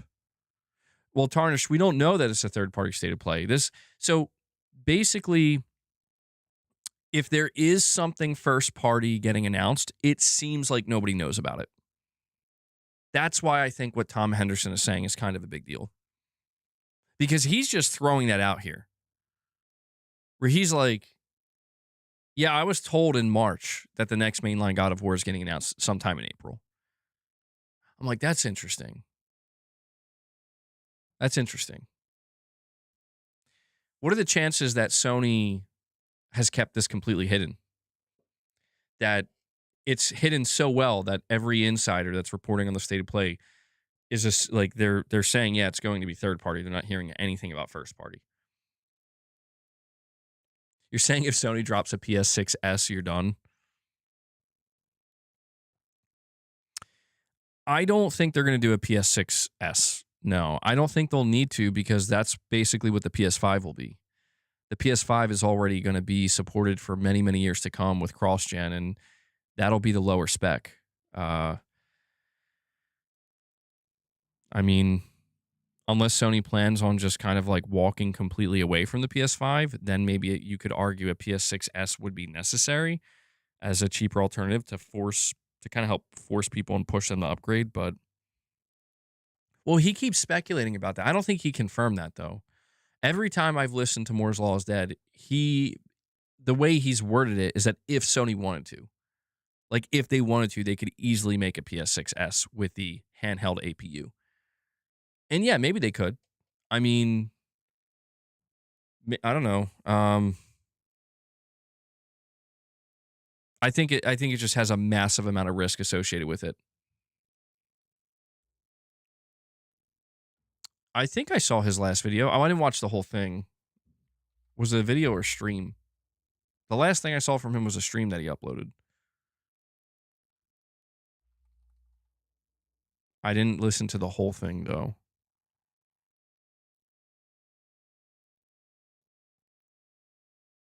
Yeah. I don't think he said, I mean, surely he didn't say that definitively, though, right? I feel like that would have been reported on. If he straight up said, like, I can confirm that Sony is doing a PS6S, I think that would have been reported on. Tom Henderson heard the next mainline God of War game was due to be announced in April. Yeah, we were just talking about that. Seems like that could show up at the State of Play, maybe. I don't know. Oh, man, could you imagine that? People are going to lose their minds. Michael, you're saying, oh, hey, look, it's a drum set. Cool. Yeah, Michael, we got to hit 50 members. We got to hit 50. You're going to be the one to get us there? It's okay. No pressure, Michael. No pressure. We want to encourage people, though. We hit 50, we'll do some drumming. We're close enough. We're close enough. Yeah, no, I'm excited to show you guys the kit, though. It looks really nice. It looks really nice. I know you can see it a little bit on the side here, but yeah, we were just saying how if Tom Henderson's saying that he heard the next mainline God of War was due to be announced this month, and we're hearing there's a State of Play coming, and nobody knows if there's first party, could be a very well hidden secret. ROG Ally X has all the games. I even emulated PS3 on my channel. Ally X is still my side platform. Series S is the main jam. Has exclusive 7th gen games. I'm curious how Microsoft games are performing on PlayStation. Well, some seem to be doing well. Others seem to... I mean, Starfield seems to be doing well. We haven't gotten any sales numbers, but I think it's like selling really well on the PlayStation storefront. And when I checked this morning, when I was on PlayStation 5, it said top games in your country. Dude, Starfield was number 1. So, and dude, Michael did it. Michael did. He's like, we got drums. We got to hit 50. He drops 10 more on you guys. Holy shit. He did it. Well, MBG, if you're excited, then show us the drum setup. Ha! I was going to do it anyway. No. Was I? It's best we don't answer that question. It's best we don't answer that question. Michael, thank you so much for dropping 10 more. He opens a 10-pack. Let me see. Did anybody who was hoping to get... I swear, man. Tarnished. Dwayne. You guys are just getting unlucky. I don't know what's going on. I don't know why you guys aren't getting any memberships. I'm sorry. They're trying here for you, though. Michael, membership Werneth. He does it. All right. That brings us to 52. So, you guys did it. You went beyond 50. Well, we know he has a drum cam / cat cam now. Yeah. The thing is, where I set it up is great. It's like perfect for the drums. At least I think it's good enough. I don't know if perfect is the right word, but I'm gonna have to get a third camera. Like put it up there, have it look down the cat tower. I don't know if I could do all that. I mean, how many cameras can I connect to one PC? Hanzo, you're saying you quit? Don't quit, man. Well, we'll see. I mean, this week could be a big week, bro. We'll see. Bro. It does seem like we're going to have potentially multiple shows to stream. It's a Sunday. I just want to point out we're getting a lot of news today, and it's a Sunday. So we could be in store for a big week. And yeah, I'm looking over things now. I mean, there was so much stuff I didn't even get to cover everything. There's a Metal Gear Solid movie being made, by the way. Totally forgot to mention that. All right, let me make sure nobody is sleeping right now.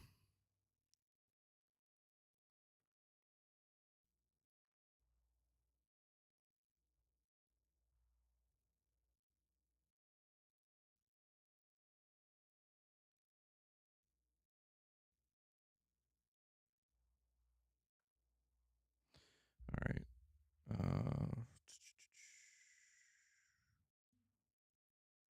All right, let me head back. Did they make the PS5 $900? The PS5 Pro is now $900. Yeah. Not the base PS5. The base PS5 you can pick up for $600, which is still a lot, but not $900. No.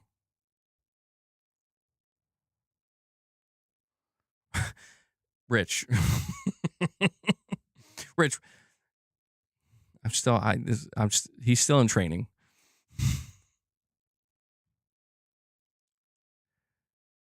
Hold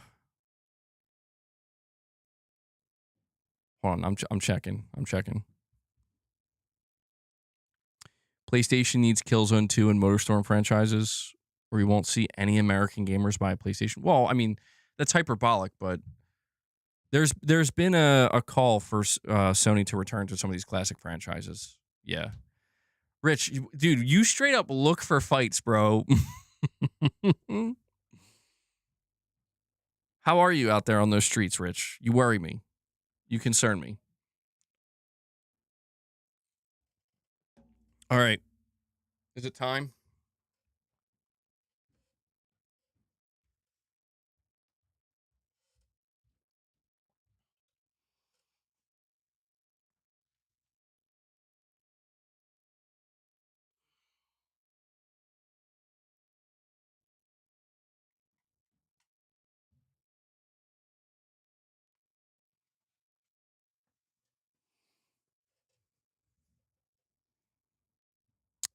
I'm just going to make sure this is actually working. What am I drinking? Black cherry vanilla sparkling water. Classic games will sell 1.5 million max. A new Twisted Metal? Boss, don't try to bite that wire. Well, Sony was trying to make a Twisted Metal, but it wasn't working. They canceled it. It wasn't coming together. Oh my God. All right, hold on. I can't do anything until I give Boss a few more treats. This guy.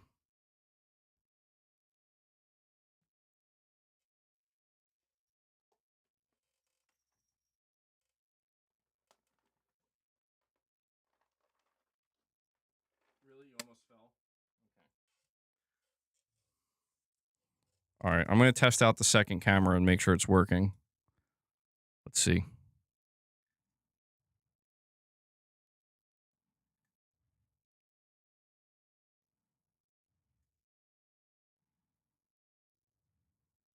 Yeah.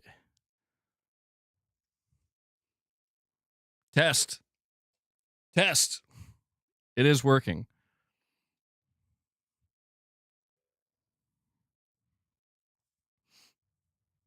It's glorious. Dude, it looks nice, right? Oh my God, hold on. I have to turn this light off though.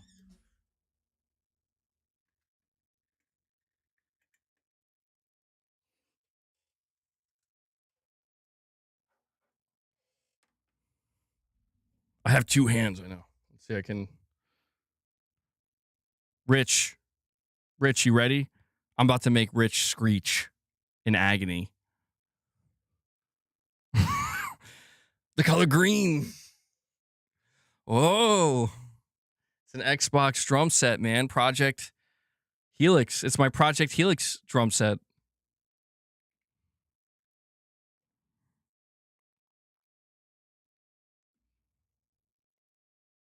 What else do they got on here? Hold on, I'm testing all these different settings.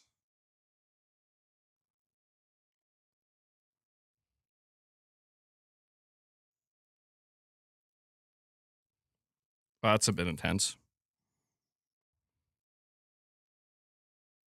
The red looks pretty sick. Got that Helix drum set, bro. Oops.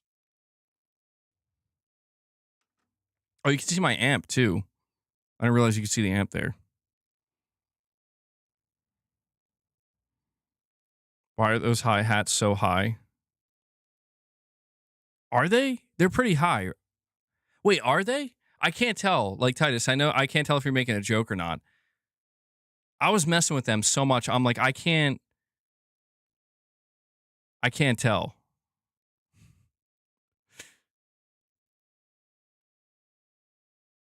This is weird.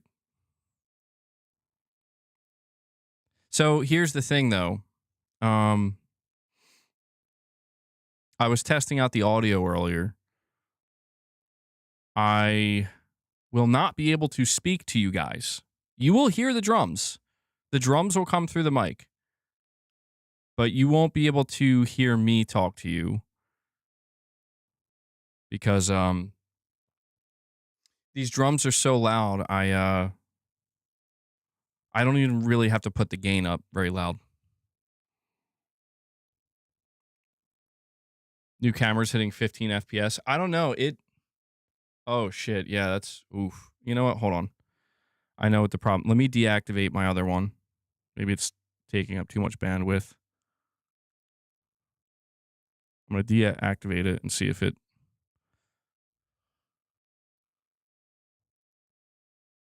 Is it? Hold on. I thought I had it at 60 frames. All right. I set it to 60. Oh. Did it change? Did anything change? Does it seem smoother?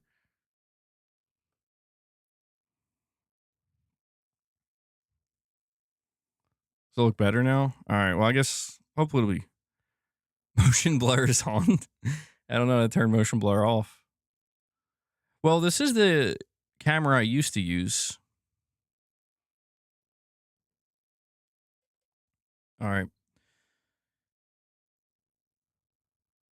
I also just realized I'm not going to be able to read the chat unless I do this. Hold on.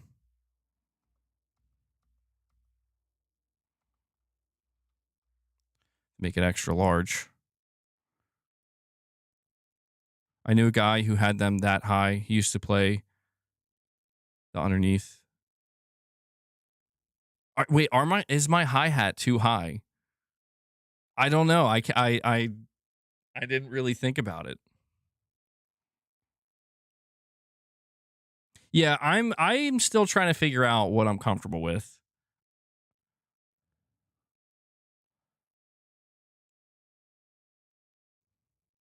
It's a shame Shadowlink isn't here to see the first live play. Yeah, I agree. He said he was going to catch it later on, but this will be the first of many. Trust me, he'll see it.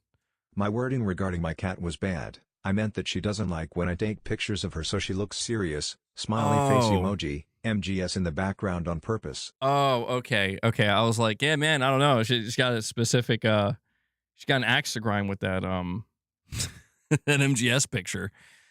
All right, thank you for clarifying that, Titus. That makes a lot more sense. All right.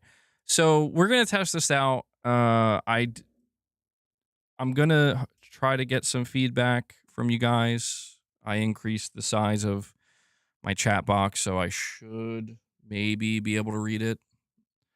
Probably not, though. I didn't really think this one through.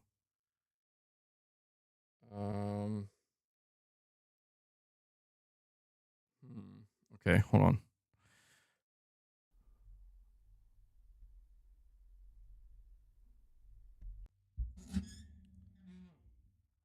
All right. Let's see how this goes.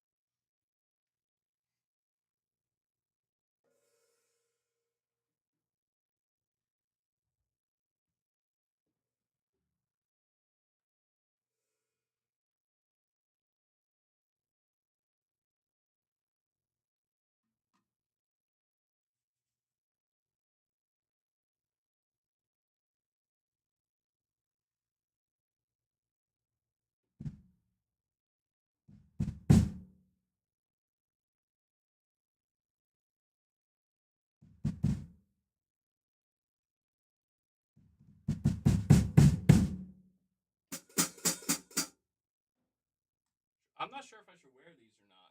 Can you guys actually hear me? Am I coming through? I think my voice is real low. You can't hear me.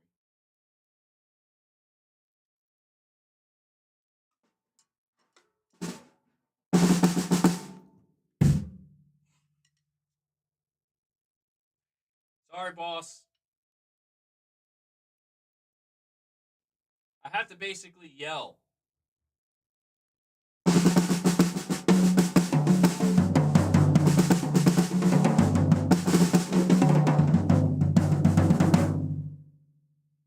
All right, how's it sound?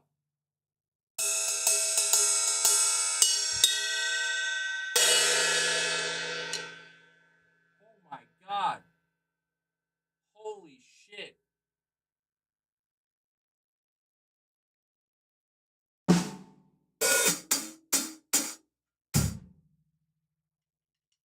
I sound terrible?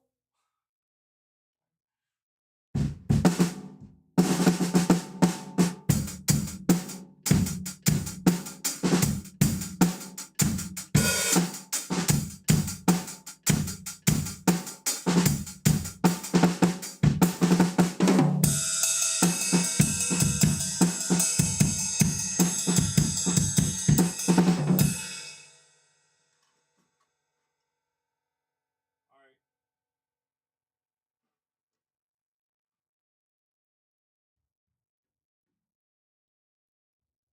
Should I make any adjustments? Should I turn the volume up?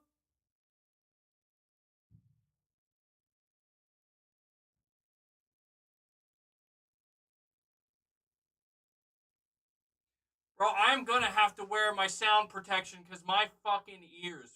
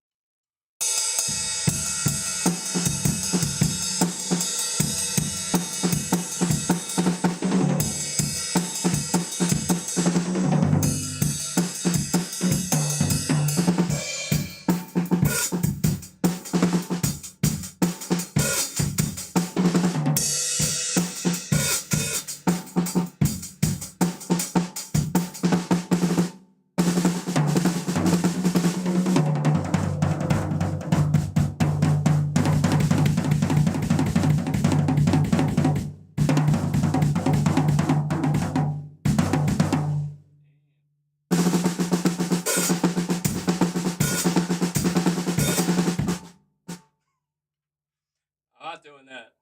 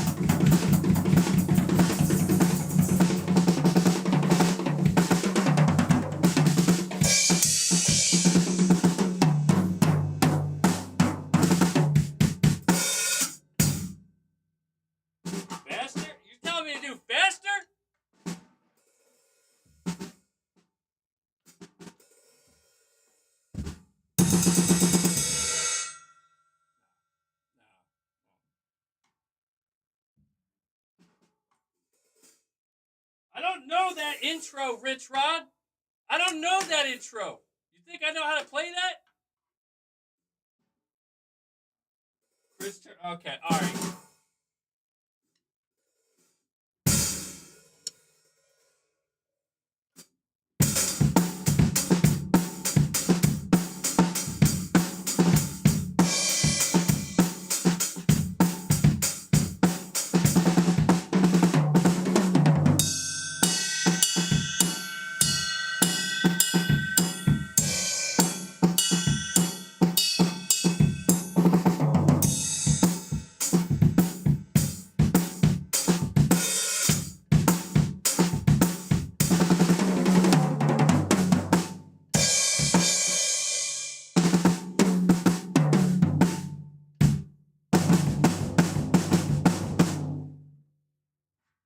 All right. What should I play? What should I play? Rich, don't suggest that. Give me something else. Oh. Yo, can anybody guess the song?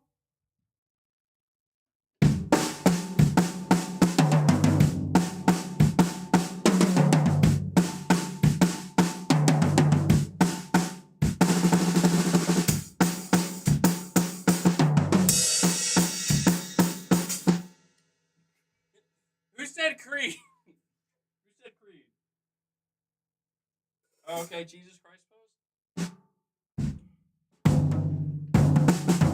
Oh man, I don't know.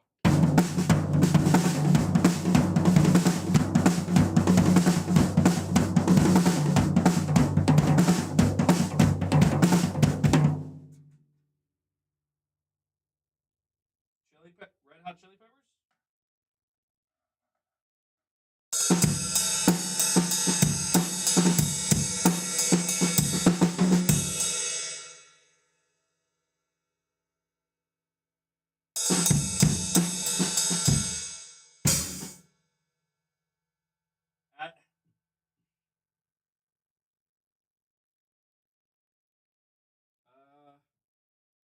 I don't have my amp turned on. I'm afraid to do anything with music yet though.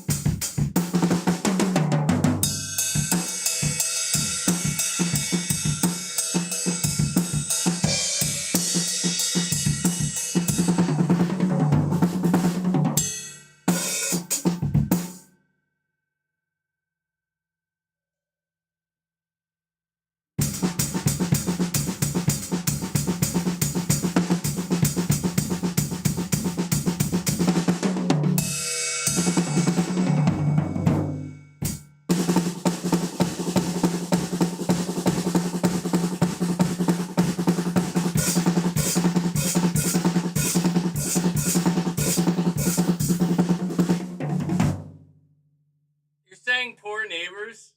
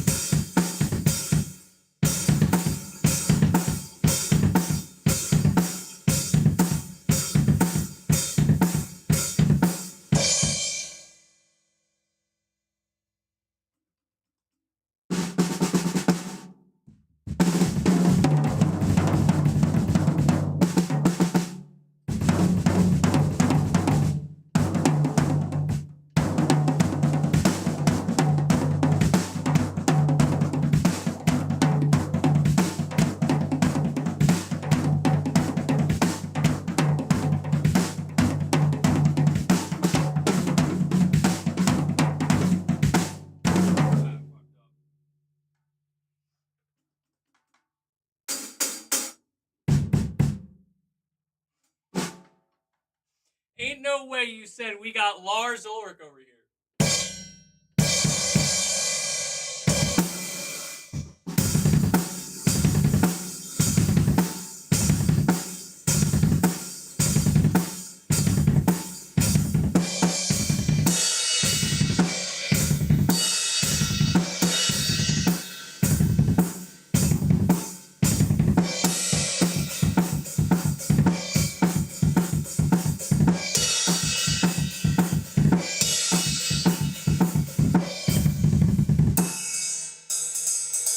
Yeah, I'm gonna get copyrighted, bro. All right, what else?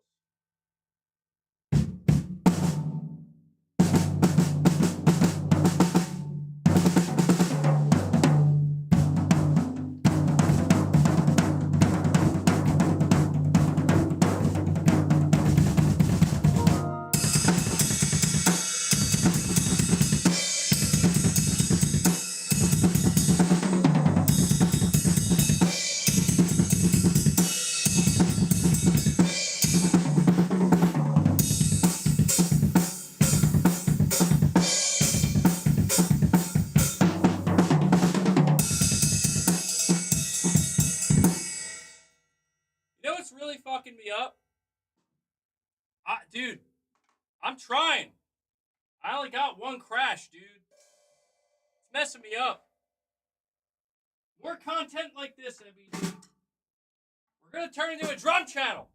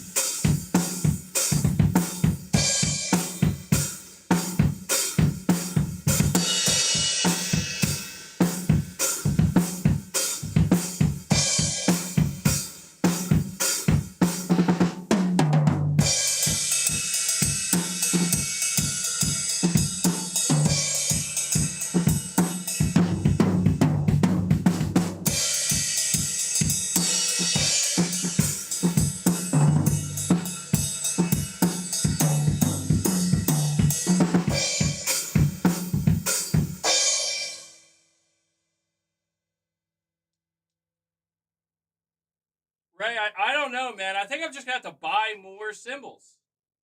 I need more money for more symbols.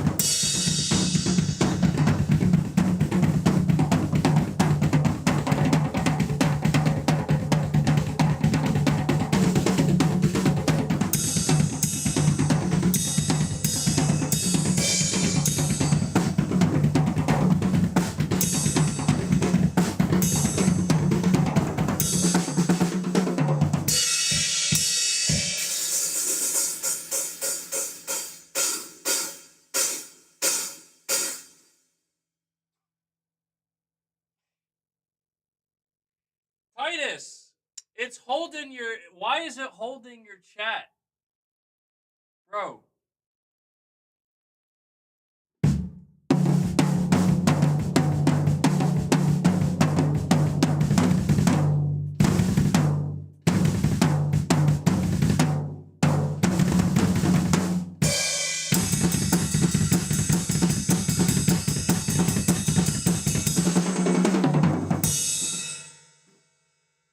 All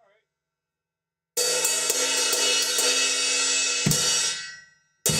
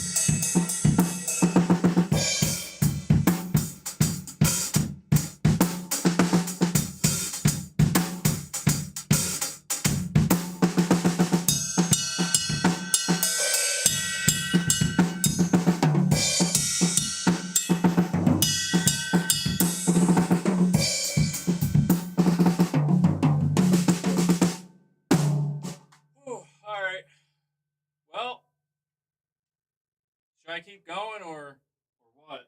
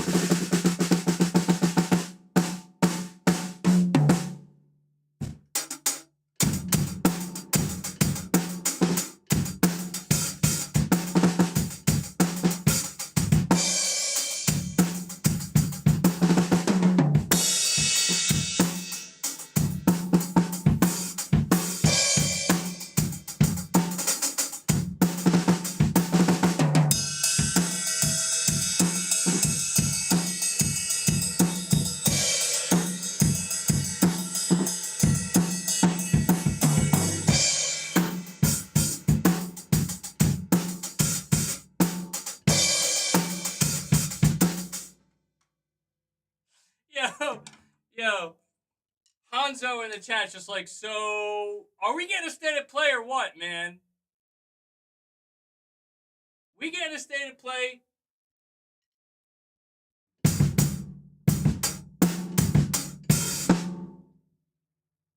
All right, I'll do one more. Then we're all done.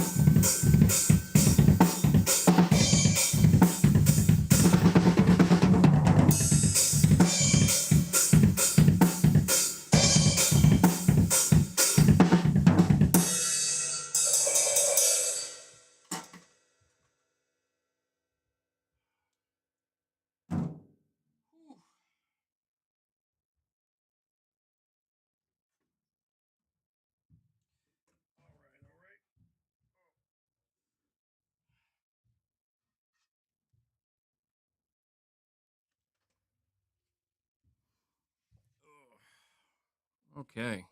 Well,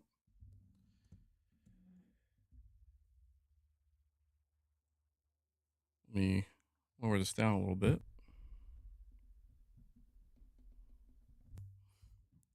Bro, I was laughing my ass off. I'm like sitting there. We need more cowbell. I'm like sitting there playing.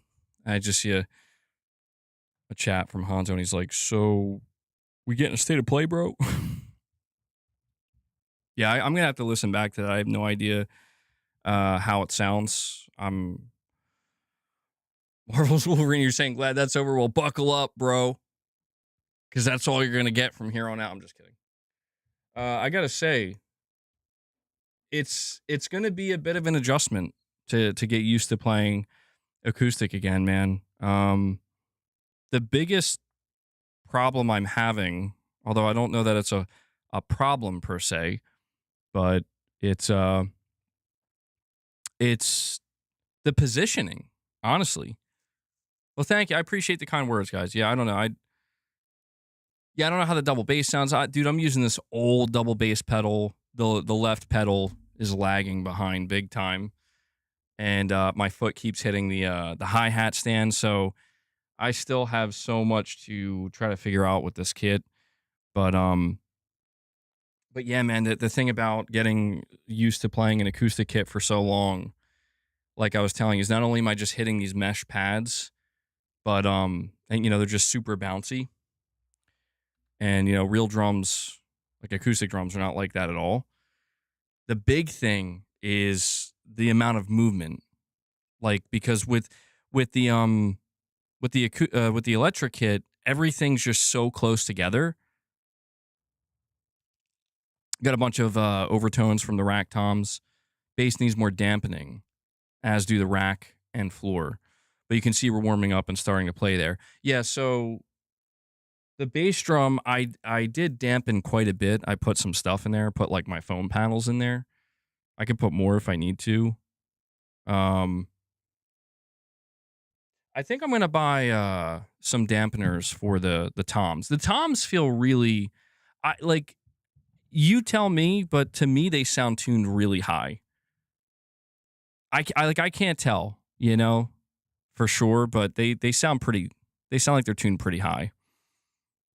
But I got to admit, not feeling the crash cymbal and the hi-hats too much. Like, I can tell these are some. What's a tom? The toms are these.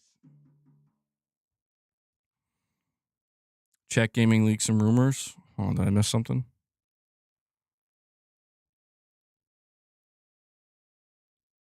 Oh, okay. So that new insider, Alexander Gaming, Naughty Dog, next Uncharted, having Nate and teasing SGAG is working on it, as well as teasing a third Last of Us game. Hold on. Let me see what he says. Do you think we'll get another Uncharted game in a few years? He says there was persistent rumors of an Uncharted game by San Diego studio. We also know Naughty Dog has been working on a game for 3 years alongside Intergalactic. And I can't see Neil leading or hands over his license to another team. He says it's not San Diego that's working on it, and SCAG is still at Naughty Dog. So you're more inclined to see a new Uncharted from Naughty Dog, the second project? Yep. So it is a remake. So is it a remake of the first one or a sequel? I don't know, but I heard that Nathan Drake is in it. As for the third game, because yes, there is a third one for The Last of Us. We all know what it's about. Now we'll see if he actually finishes it. Do we all know what it's about? Wait, what? Do we all know what The Last of Us Part 3 is about already? I don't know. Sorry, I'm getting distracted. It was awesome, bro. Heard you talk over the years about drumming. Really cool to finally see it live. Yeah, well, hey, that's thanks to you. The community, Shadowlink dropped a big donation specifically to allow me to purchase these drums, and it'll improve over time. So I appreciate you guys supporting me, man. I can only set something like this up because you guys make it possible, really. And it's awesome. It's awesome. It's been so long since I've drummed on a real kit. Feels crazy. I really don't know how I'm feeling about the cymbals, though. Like, I feel like I bought a super beginner pack for cymbals. Like, they don't sound that great to me. I mean, I'm thankful, though. Like, that's on me, though, because I bought it. I'm like, okay, crash, hi-hat, ride. Camera still in the drum set. Indeed it is. Indeed it is. I think my other camera's not turning on.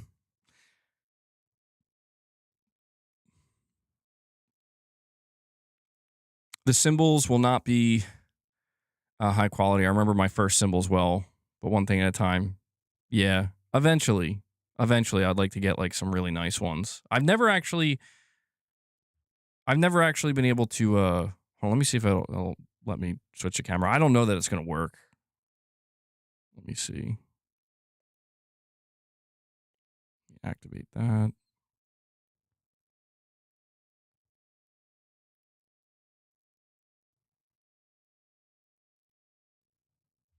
Am I good? We back?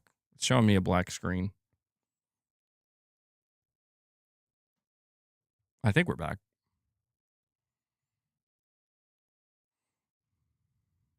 Yeah, see, that's crazy. Yeah, a decent set of cymbals is $1,000 alone. Yeah. Dude, I mean, you could buy single cymbals for like hundreds of dollars.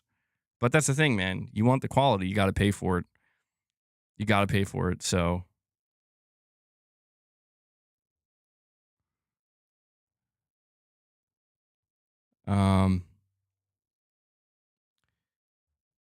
He says Intergalactic is set for 2027, as well as Corey's game, which is the Faye game, set for 2027. Keep in mind, this could mean the main protagonist for the next Uncharted is not Nathan Drake, but he says Nathan Drake is going to be in the game. And he says The Last of Us Part 3. There is a third one. We all know what it is.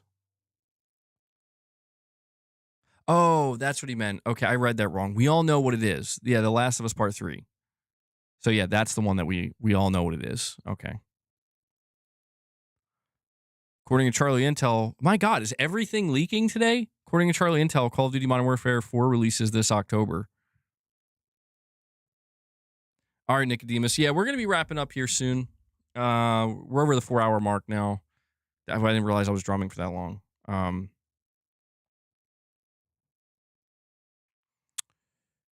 Remember getting your first top-of-the-line pasty hi-hats in 88. 192 pounds then. Damn. Titus, you like really, so you must really be in the drumming, dude. Must really, really be into it.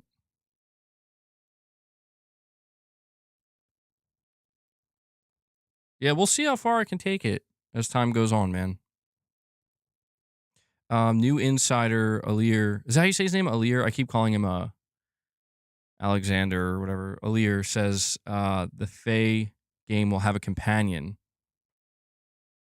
He leaked Faye's game before Nate did. Oh, shit. Shadowlink, no! I'm going to have to drum again! No, I hope you guys are ready for round 2. Shadowlink, what's up, man? I just got done drumming for like 30 minutes, bro. Alir, anagram is liar. Ooh, okay. I wanted to be a drummer and drummed for 25 years. That's awesome, Titus. I didn't know that. I didn't know you were...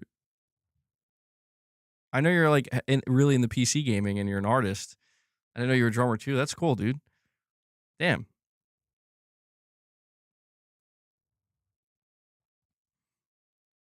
Yeah, Shadowlink. Shout out to you, bro. Thank you so much for the I'll show. Hold on, let me switch the camera back. I gotta switch the camera back. I gotta show him. I was just over there drumming a bit. All right, hold on. I gotta do it for Shadowlink. I gotta do it for Shadowlink. He was the one who donated the money for me to buy this shit. I'm gonna go lay down another beat for just like 30 seconds, 30 to 45 seconds. I'll be right back. Wait, Cheese and Chainsaws, you're saying The Last of Us Part 3 equals Ellie? Word I'm not gonna say.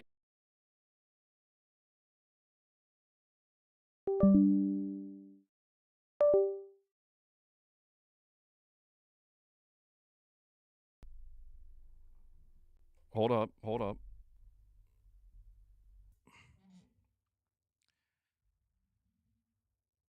All right, we're good now.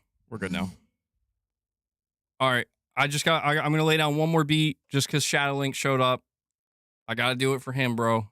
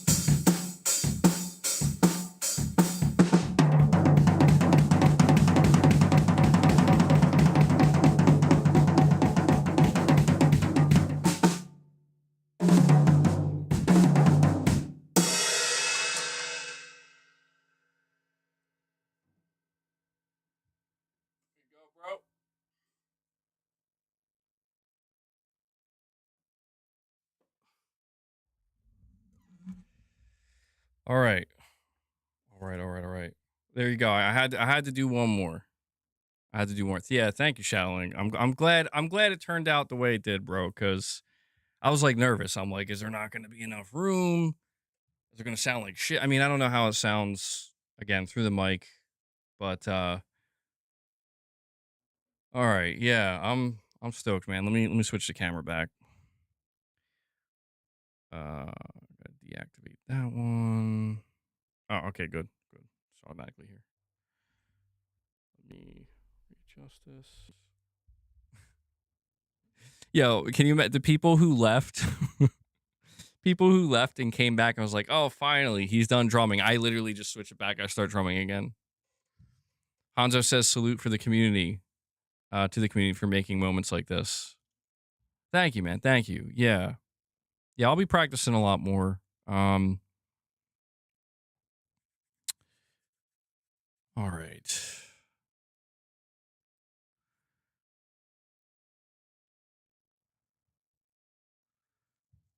Titus, you're saying he's actually way better than he was showing now. It takes him a few to warm up, you know? Yeah, we'll see how I progress over time. I definitely got to get a little warmed up on this kit because, again, my movements are so thrown off because my muscle memory, dude, like my body wants to respond like I'm still playing that electric kit.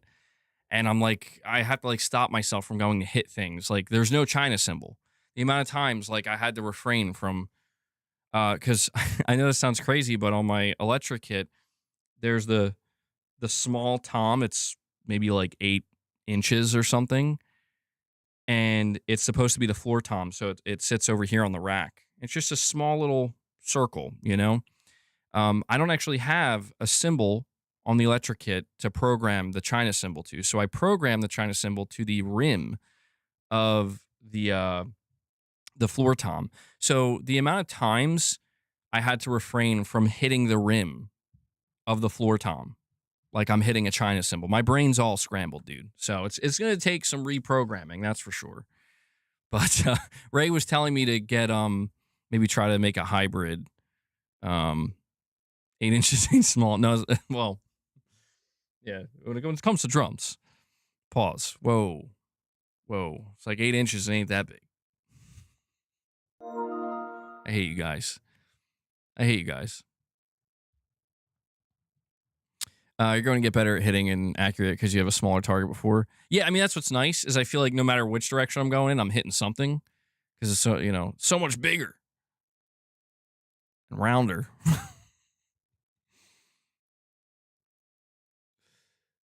People don't understand. Yeah, it's cool though, man. It's awesome to be back on an acoustic kit. Music Maker Man with a super chat saying that was so cool. MBG, would a half-a-minute short jam track be okay? Could put a basic beat for you to practice over. Many thanks for helping me. #inspired. Yeah, man.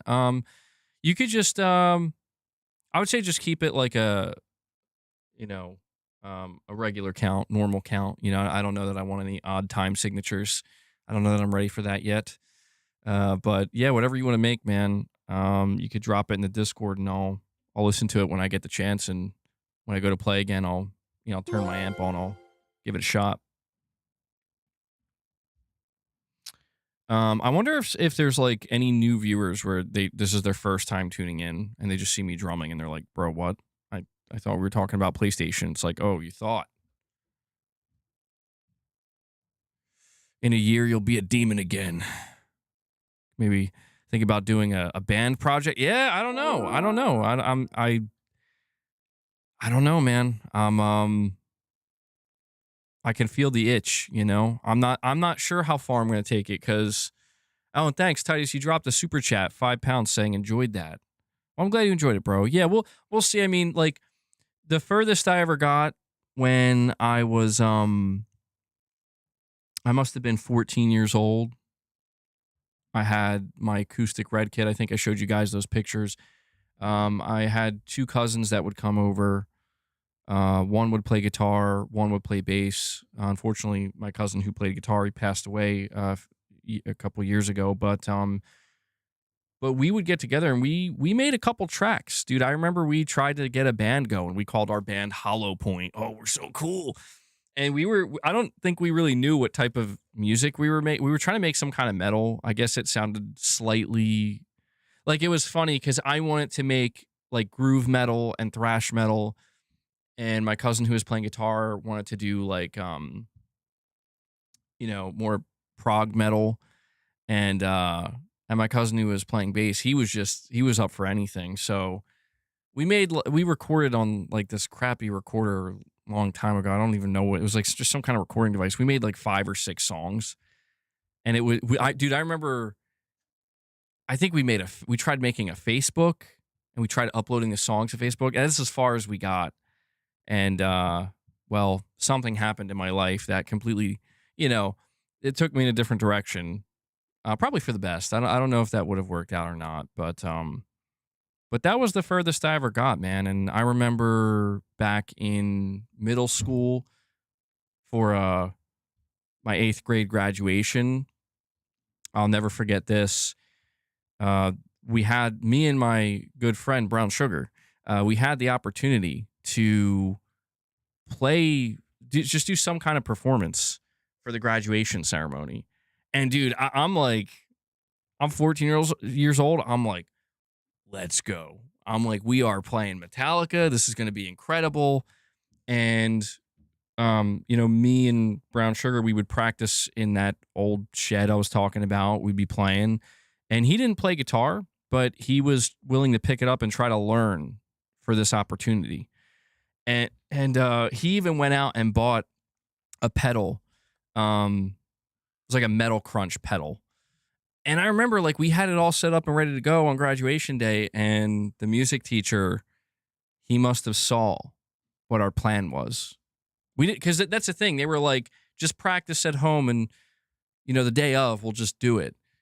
There wasn't like any rehearsal or anything, which is so funny looking back on it. But he saw the amp set up, and I guess he saw the pedal, and he disconnected the pedal and removed it without telling us. So we went up there thinking we're going to fucking shred, and I had long hair at this time.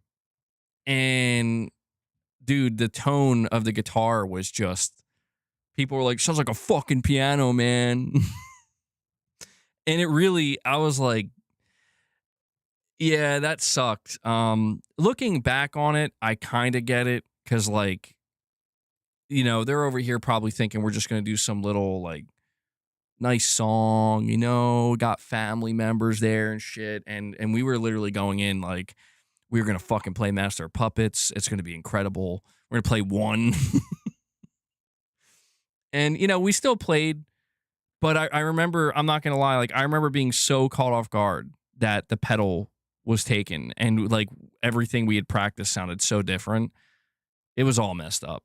And then there was another time, same year, I think, there was a talent show, and I was like, I'm going to enter the talent show and play the drums.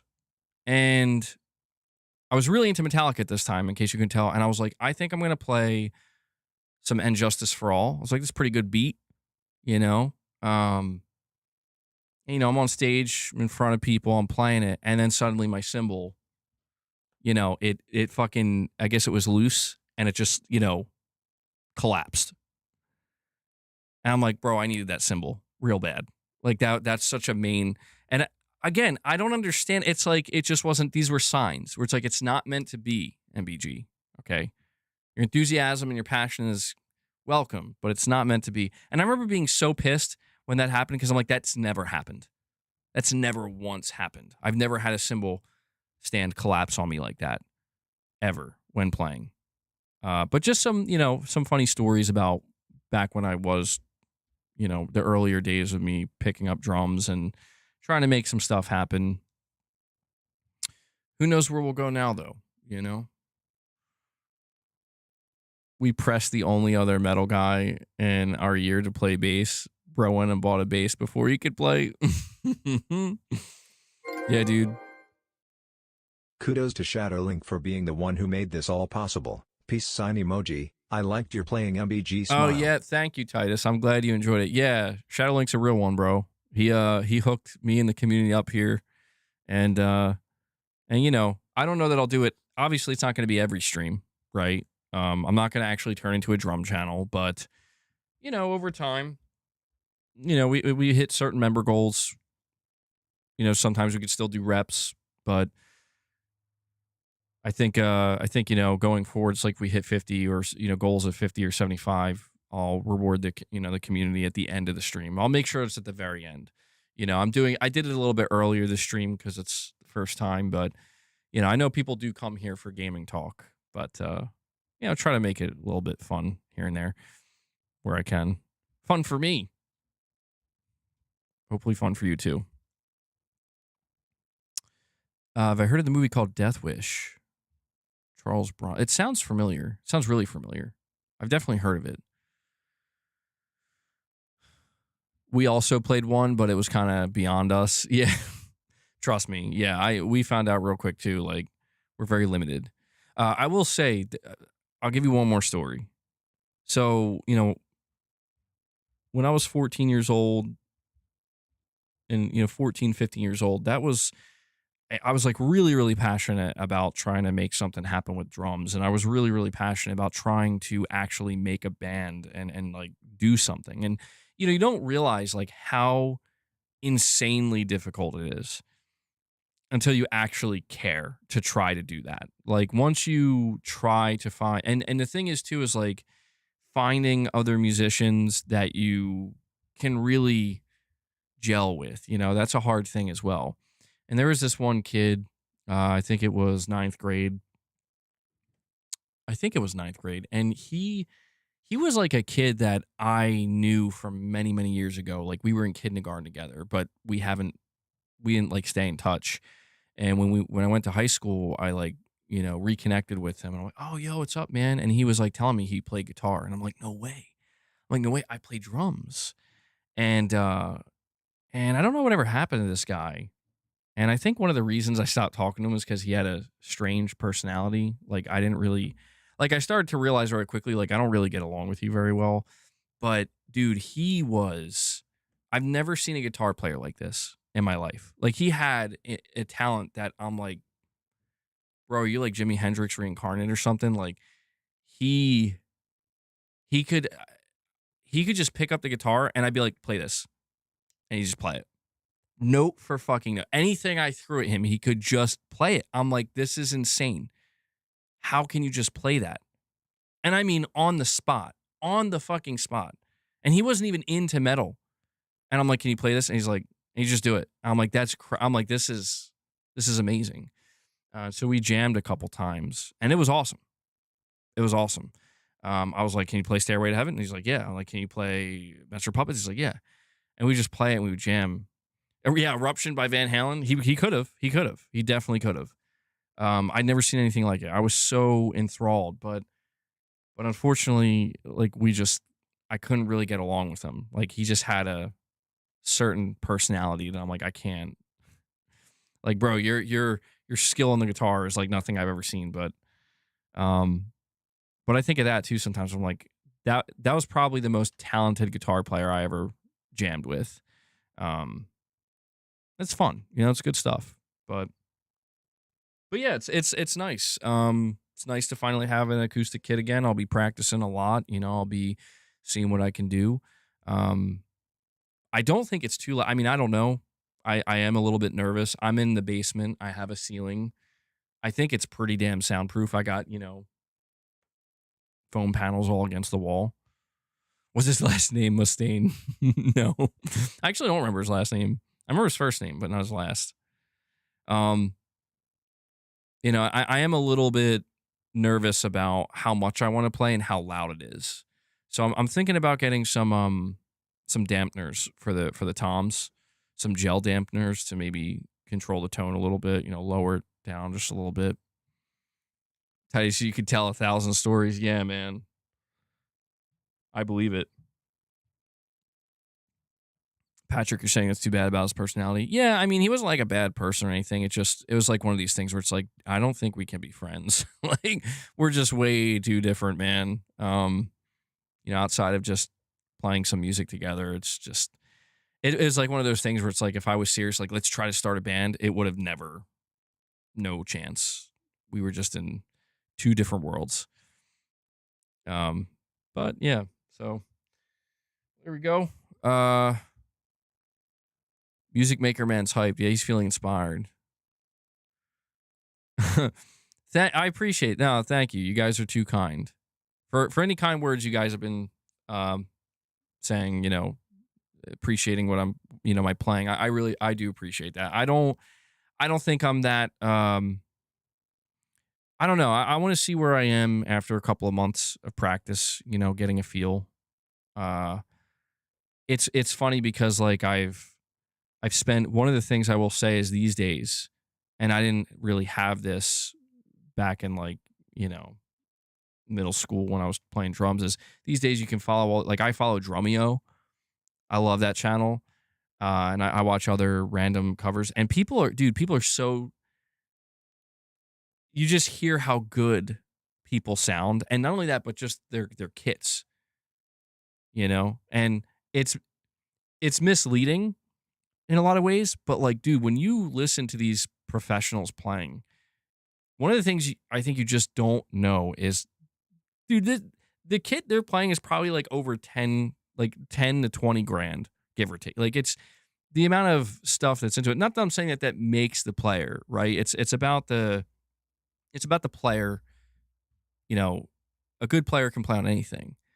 But it's like, there's this part of me that's wondering if in the long run, right? If I'm serious about this, like if I'm eventually going to down the line build out a kit that's like going to be like a real, real fucking kit, Not that this isn't real. This is real. But it's like what I was saying with the cymbals, where how long am I going to use these cymbals until I'm like, it's time to upgrade?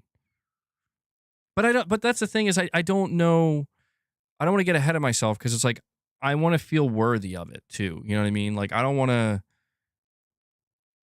know how I would, if you give me like the best kit in the world, the best, most cutting edge drum kit, I don't know if I'd make that sound good or not.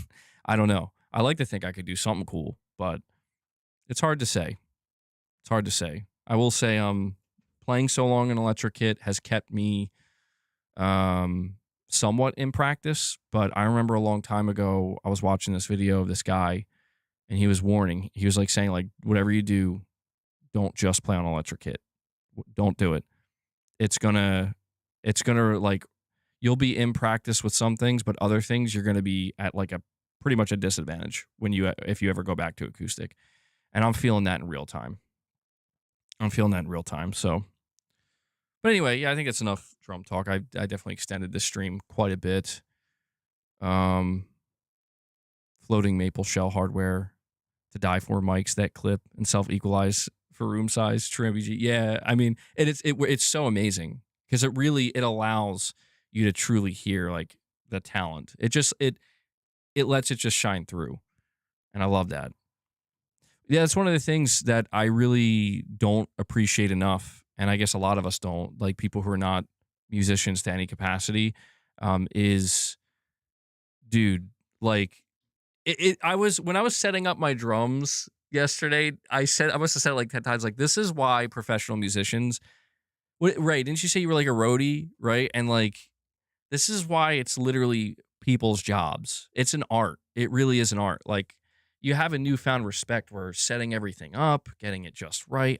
Geez, man, there's so much that goes into it that until you're trying to do it yourself, you really don't have you just can't have an appreciation. And I guess that goes with anything, right? Anything. There's so much work that goes on behind the scenes.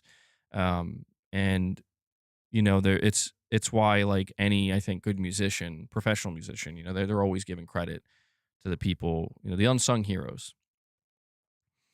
Can never talk too much gear. Talk never. That's true. Everybody digs it. I know it seems crazy at 57 years young. I feel that vibe again. Last time was 8 years ago. # memories. I love music and video games since I was 13. Yeah, I hear you, man. Time will do that, I'm not 57 years old, but Mrs. MBG, she was telling me even earlier today, because I guess I was like talking to her about the drums and how excited I was, and she's like, "It's good. It's really nice. It feels like you got like a part of yourself back." And I'm like, "Yeah, it feels like it's kind of full circle. I remember many, many years ago, and there's a good reason behind it. But many, many years ago, that red acoustic kit that I had, and all the stories I've been telling you, I had to like depart with it, and I remember feeling really, really bad about it. I'm like, it felt like I was like giving up a dream, Where I'm like, damn, I guess this is over. It didn't even really get to start. But she was like, no, no, no, don't like, we'll like trust me, and it wasn't because of her. It was just because of things that were going on in my life and our life together in general. It was just not. There was just no way for me to hang on to it. I had nowhere to play it. It just wasn't possible. But she was like, "Oh no, eventually, like it'll come back around. You know, we'll get to that place again." And here we are. That's true. It's true. So I feel very blessed. I feel very thankful. I know that I can, I get a lot of shit from people sometimes, and I think I make people upset, and I have my ways about me, but I'm definitely feeling grateful. Um, I mean, who would have thought? I would have never thought in a million years that it's like, hey man, you're gonna make a YouTube channel, you're gonna talk about PlayStation, and your community is gonna love you so much that they're gonna want you to buy a drum kit, they're gonna help you buy a drum kit, and then you're gonna play that drum kit for in celebration. I'm like, that's like dream come, not to sound too cheesy, but that's like dream come true type shit. So thank you guys. Really. It's very, very very humbling. Um mm, mm. MBG, I'm glad you stayed on long enough today to be able to check out the set and see you drum. Setup is freaking fire. Well, yeah, thank you, man. I'm glad too, because I was feeling a little bit bad. Somebody earlier was like, it's a shame Shadow Link isn't here to see it. I'm like, well, maybe he'll show up later. If not, the uh the VOD will be there, right?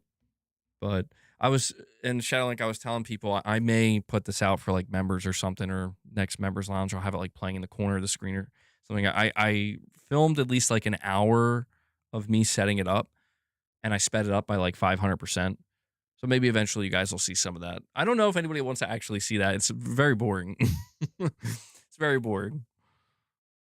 Shout out to Mrs. MBG as well. She's your biggest supporter, and so happy for you both. Thank you, man. Thank you. Yeah, she definitely has supported me throughout the years. No doubt about that. If I didn't have her support, I wouldn't be here doing this. This wouldn't be a thing. So absolutely,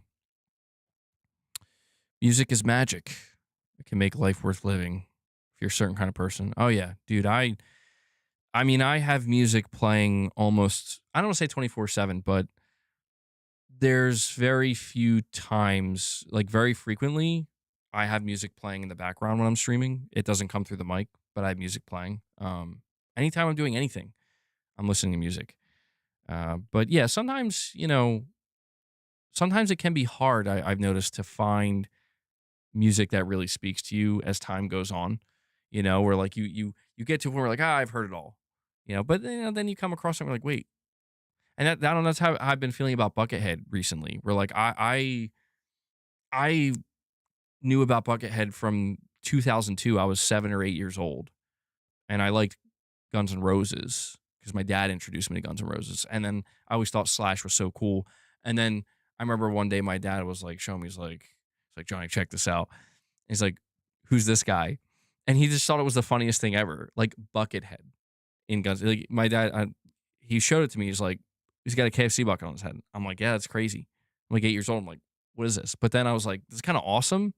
And then years later, once I started, I got MP3 players, of course, and I wanted to start downloading music, and I would come across Buckethead songs. I'm like, oh shit, yeah, this guy's legit. So I've been listening to Buckethead for so many years, and I just recently really got back into him, and my God, his music catalog. I mean, he's got over like 700 albums. I'm not even kidding. He like makes an album a day. He like does what I do with streaming, talking about PlayStation, except making music. And he's so good, man. He's covered every genre. He's put any naysayer in their place where like, oh, he doesn't play with feel. Like, oh no, trust me. He's got more feel. He's on another level. And he's older now too. I think he's like in his mid 50s, and he's still playing live, he's still, you know, wearing the mask and wearing the bucket. And I'm like, huge fucking shout out to Buckethead, bro. He's legit and he's a real one. Like he doesn't do it for the attention. It's the opposite. Like he's nervous. He doesn't like. He feels like he can't play. He has to cover his face and shit. I'm like, that's all. But he's so passionate about playing. He found a way. It's just so cool. His story is really cool. Highly recommend Buckethead. Chances are there's a song he made that you will enjoy. And Shadowlink, he drops a $10 super chat. He says, normally I don't join on Sundays and catch the replay later on, but I decided to check and saw you were still streaming. Listening to your life stories is awesome. Well, thank you, Shadowlink. Thank you, bro. Yeah, I came into the stream today too thinking like, maybe it'll be a shorter one. You know, if we don't hit, the membership goal, we'll wrap it up at like the 2.5, 3 hour mark. And here we are, 4.5 hours in. So yeah, and your bike looks good too, man. I saw that in the Discord. My friend, he's really into that right now, dude. He was really in the cars. Now he's in the bikes. And that's his thing. And yeah, it's funny because the friend I'm referencing, we would jam a little bit too. I don't know if he plays guitar anymore, but he did for a long time. And we would get together on the weekends and with my electric kid, we'd jam. And, we didn't sound that great, but it was fun. And thank you for the super chat, man. Yeah, you guys are too kind. Yeah, Rich Roddy posted it on the, I think it was in the show and tell tab. But guys, I think this will be a good place to wrap it up. Let me see here. I'm just going to double check the Gaming Leaks Rumor subreddit one more time. Oh boy. Oh man. Ain't no way we got the craziest fucking leak. 4.5 hours. I'm about to wrap the stream. Why do I sound like fucking Bill Cosby? Okay. I'm about to wrap the stream up. You don't want to go in that direction. All right, guys. This guy, I don't know. I don't know if this guy's a legit insider. Holy shit if he is.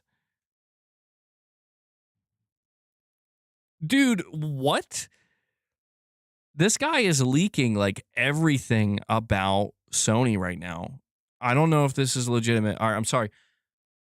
Alir. A liar? Is that how you're supposed to say it? This is the guy where he just popped out of nowhere.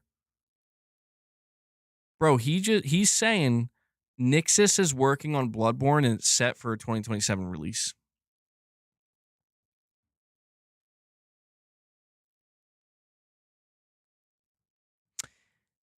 Okay, so the official Nixus software account on October 31st, 2025.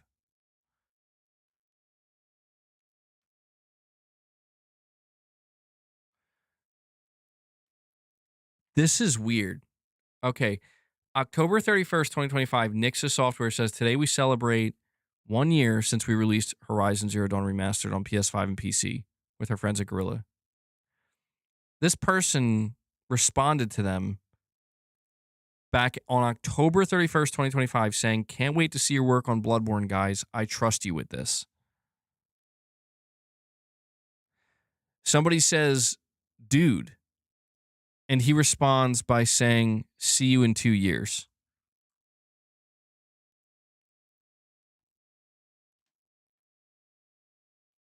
Bro, is this like straight up Herman Hulst secretly planting all these leaks that we're going to find out retroactively?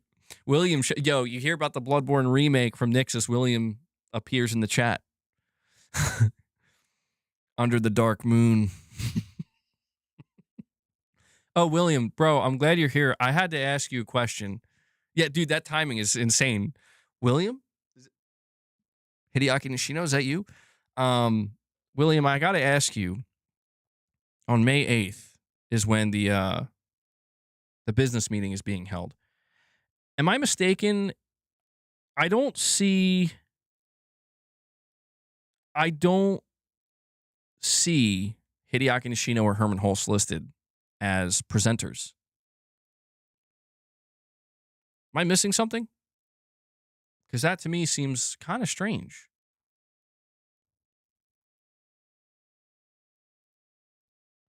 Alir says Nixus is working on a previously pitched project by Bluepoint, either a remake or a new game.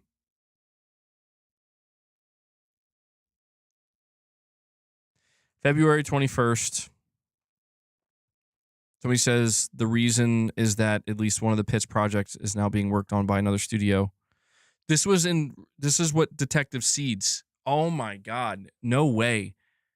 Oh, this is getting crazy. So Detective Seeds was the one who came out and said that one of the projects was being worked on by another studio. And that's why Bluepoint got turned down.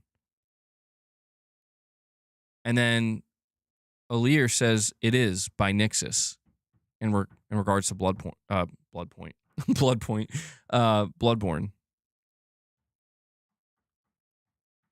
boy. Oh man. Dude, this guy. Who is this guy? Who is this guy? Let me see if William, you're saying the corporate strategy meeting is not the same as the business segment meeting, May 8th. It's also my birthday. The BSM comes a few days later. Oh, okay. Okay. All right. Okay. That makes sense. Yeah, because I was like really confused. I'm like, bro, you're telling me Hideaki Nishino and Herman Hulst, they're just MIA? Like they're just not showing up? Especially Hideaki Nishino. I'm like, that doesn't make sense. Okay. Yeah, that'll be an interesting one.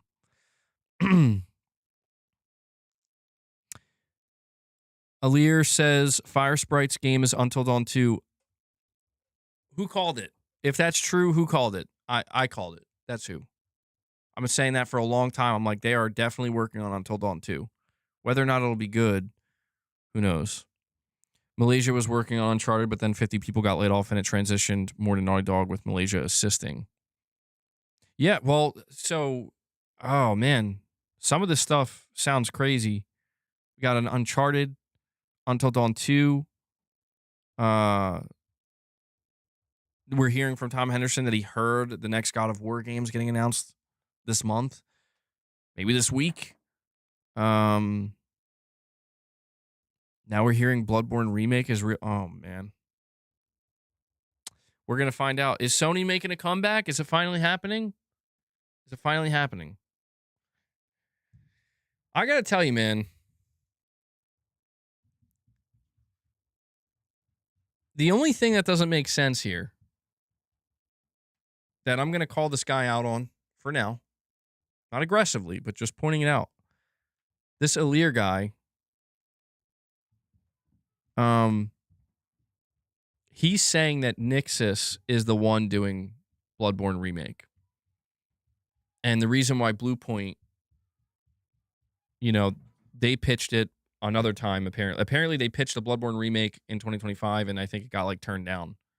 Well, that's the thing. The thing he's not acknowledging is when we heard from Jason Schreier that, the reason why Sony was turning it down, Sony isn't doing a Bloodborne remake is because, Miyazaki is not a fan. From Software doesn't want anybody doing anything with it. So this guy is either totally wrong, which is highly, look, I'm going to say that's a high possibility because this guy came out of nowhere. This guy came out of the woodwork. You didn't really call the Faye game a God of War game? Well, no, William, Tom Henderson just said on his podcast that he heard the next mainline God of War game, not the Faye game, was supposed to get announced this month. And I have this theory that they're going to announce it this month because next month or in early June, they're announcing the Faye game and they want to avoid people freaking out. Because think about it. If you're Sony, announcing this Faye game is going to cause a meltdown because people are going to be like, it's not God of War. It's not Kratos. What have you done? But if they announce the mainline God of War game in advance, here's Kratos, here's Atreus, they're coming. We're not giving it a year, but they're coming. We're working on it. It's happening. Then you announce the Faye game. I feel like that would make everybody be like, oh, okay, yeah, I see what you're doing. If not, I'm worried for the Faye game announcement. Because if you don't have Kratos somewhere in there, I don't know. We'll see. We'll see what happens. Well, they're working on 3 games at once, not including remakes. Yeah, these studios, man. Well, it seems like we're going to have some juicy stories tomorrow, bro. Everything's leaking. Everything's leaking. It's a Sunday, dude. What's about to happen this week? That's what the Greek trilogy was for? It could be. It could be, yeah. But that's the thing. They said with the Greek trilogy, that's many years away. Very, very, very early. They said it's going to be a long time till you hear about it again. We know that the next mainline God of War game has been in development for, I think, a few years now. Here's my leak. William. Oh, we got William. William's a leaker. He says, here's my leak. There's more than one Uncharted-esque game. Big Uncharted comeback? I'll tell you what, man. I don't know. Yeah, I don't know what's going to happen with this upcoming state of play. I don't know what Sony's plans are for announcements, but it does sound like maybe they are getting back on a better track for the PS6. If the things we're hearing are true, where it's like, okay, now we're cooking with fire again. Not to say that Wolverine and Saros aren't fire. I think they are, but I think that's kind of like the lingering question people kind of have is like, you know, what path are you guys taking, you know, beyond this year? All right, guys. He wants a full fresh start with the PS6. Let's go. Nishino wants his fresh start. I'm all for it if he's going in the direction it looks like he's going in. All right, guys. That is going to wrap up today's stream, though. Long one, almost 4 hours and 45 minutes. Oh, hold on. You're saying Alir just said on Twitter Bloodborne is wishful thinking. Oh, okay. Hold on. So he's playing it fast and loose right now.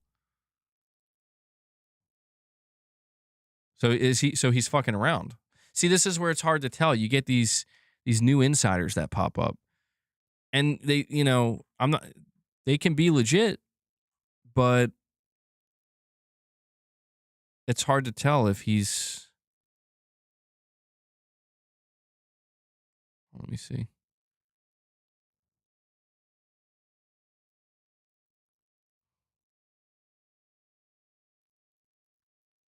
All right, hold on. I'm just going to check.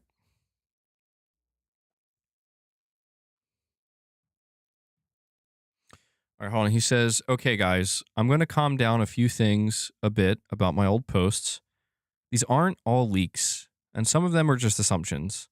Don't take everything I've said as a confirmation or a leak, please. However, regarding Metro 2039 and the state of play, it's true. Okay. Regarding Bloodborne, it's because it's just wishful thinking at this point. We all know what happened to Blue Point and how the situation with the IP is complicated. I just wish Nixus remasters the game one day. Will it happen? No idea. Okay, so to be fair, all right. To be fair, Herman got to him. That was quick. Sony got to him quick. No, to be fair, people were pulling out posts of his from like months ago and assuming that like, all right, we'll have to keep an eye out. Well, we have a couple of opportunities.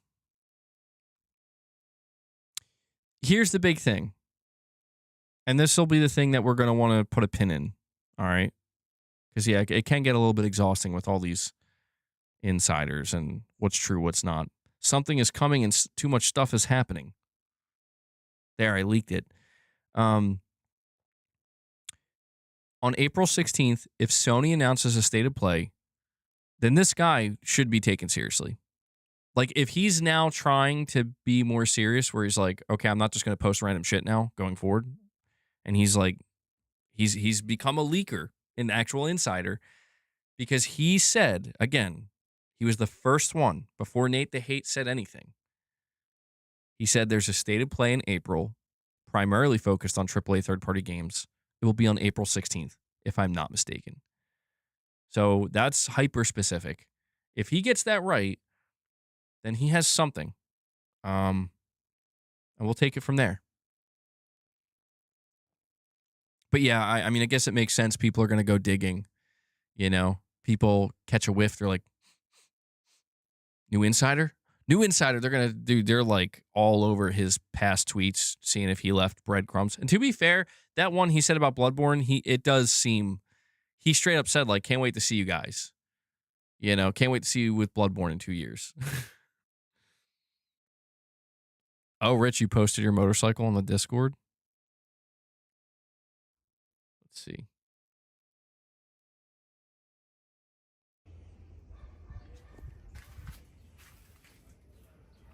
Do I hear myself in the background? Do I hear me in the background? Damn, that's looking nice, Rich. Yeah, I'm not into I'm just like not into vehicles like that. I feel like there's something wrong with me. Rich, why are you showing me your feet, bro? I don't need to see that. Damn. Yo, Rich just exposed himself. You could have warned me, bro. Rude.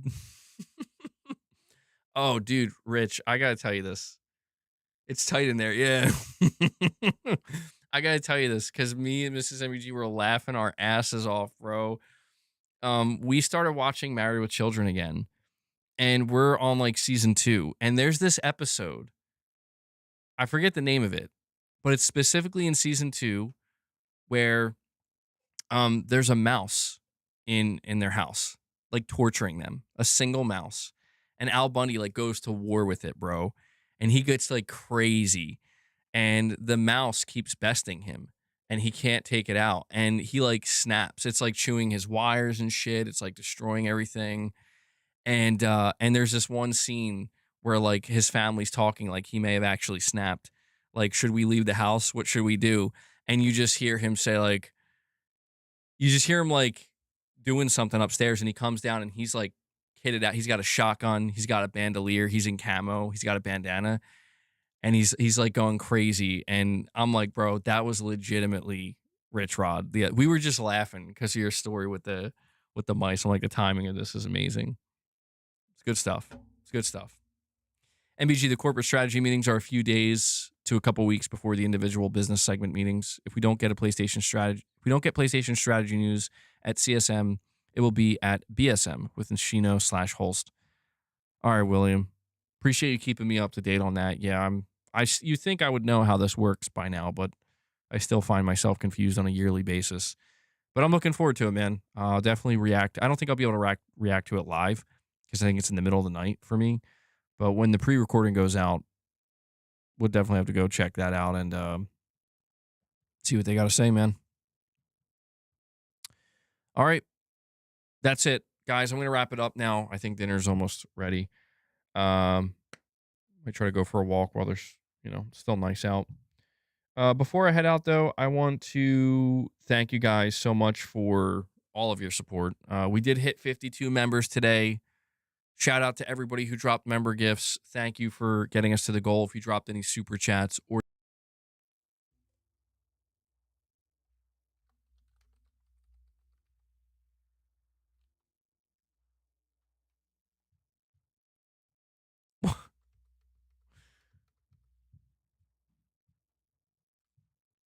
Herman got me, bro. The Sony Ninjas got me. Okay, that was, well, I mean, it would have been okay if it didn't come back because I was in my outro anyway. So, yes, all right, I'm going to speed it up. Thank you guys so much. Thank you to everybody who donated. Make sure you hit that like button. We're at 165 likes. Hit the like button on your way out. I put a video out earlier. You could go check that out if you want to support more. We'll be back here tomorrow. Leia, please stop walking around my wires. Devil Shooter. See, I almost forgot. Got to give a shout out to Devil Shooter. He does the timestamps for the streams. If you guys see him in the comments with those timestamps, show him some love. Give him some thanks. I know he appreciates it. Devil Shooter, thank you for what you do. And that's it. Guys, please enjoy the rest of your day, night, or evening. I will catch you in the next one. Until then, take care, everyone.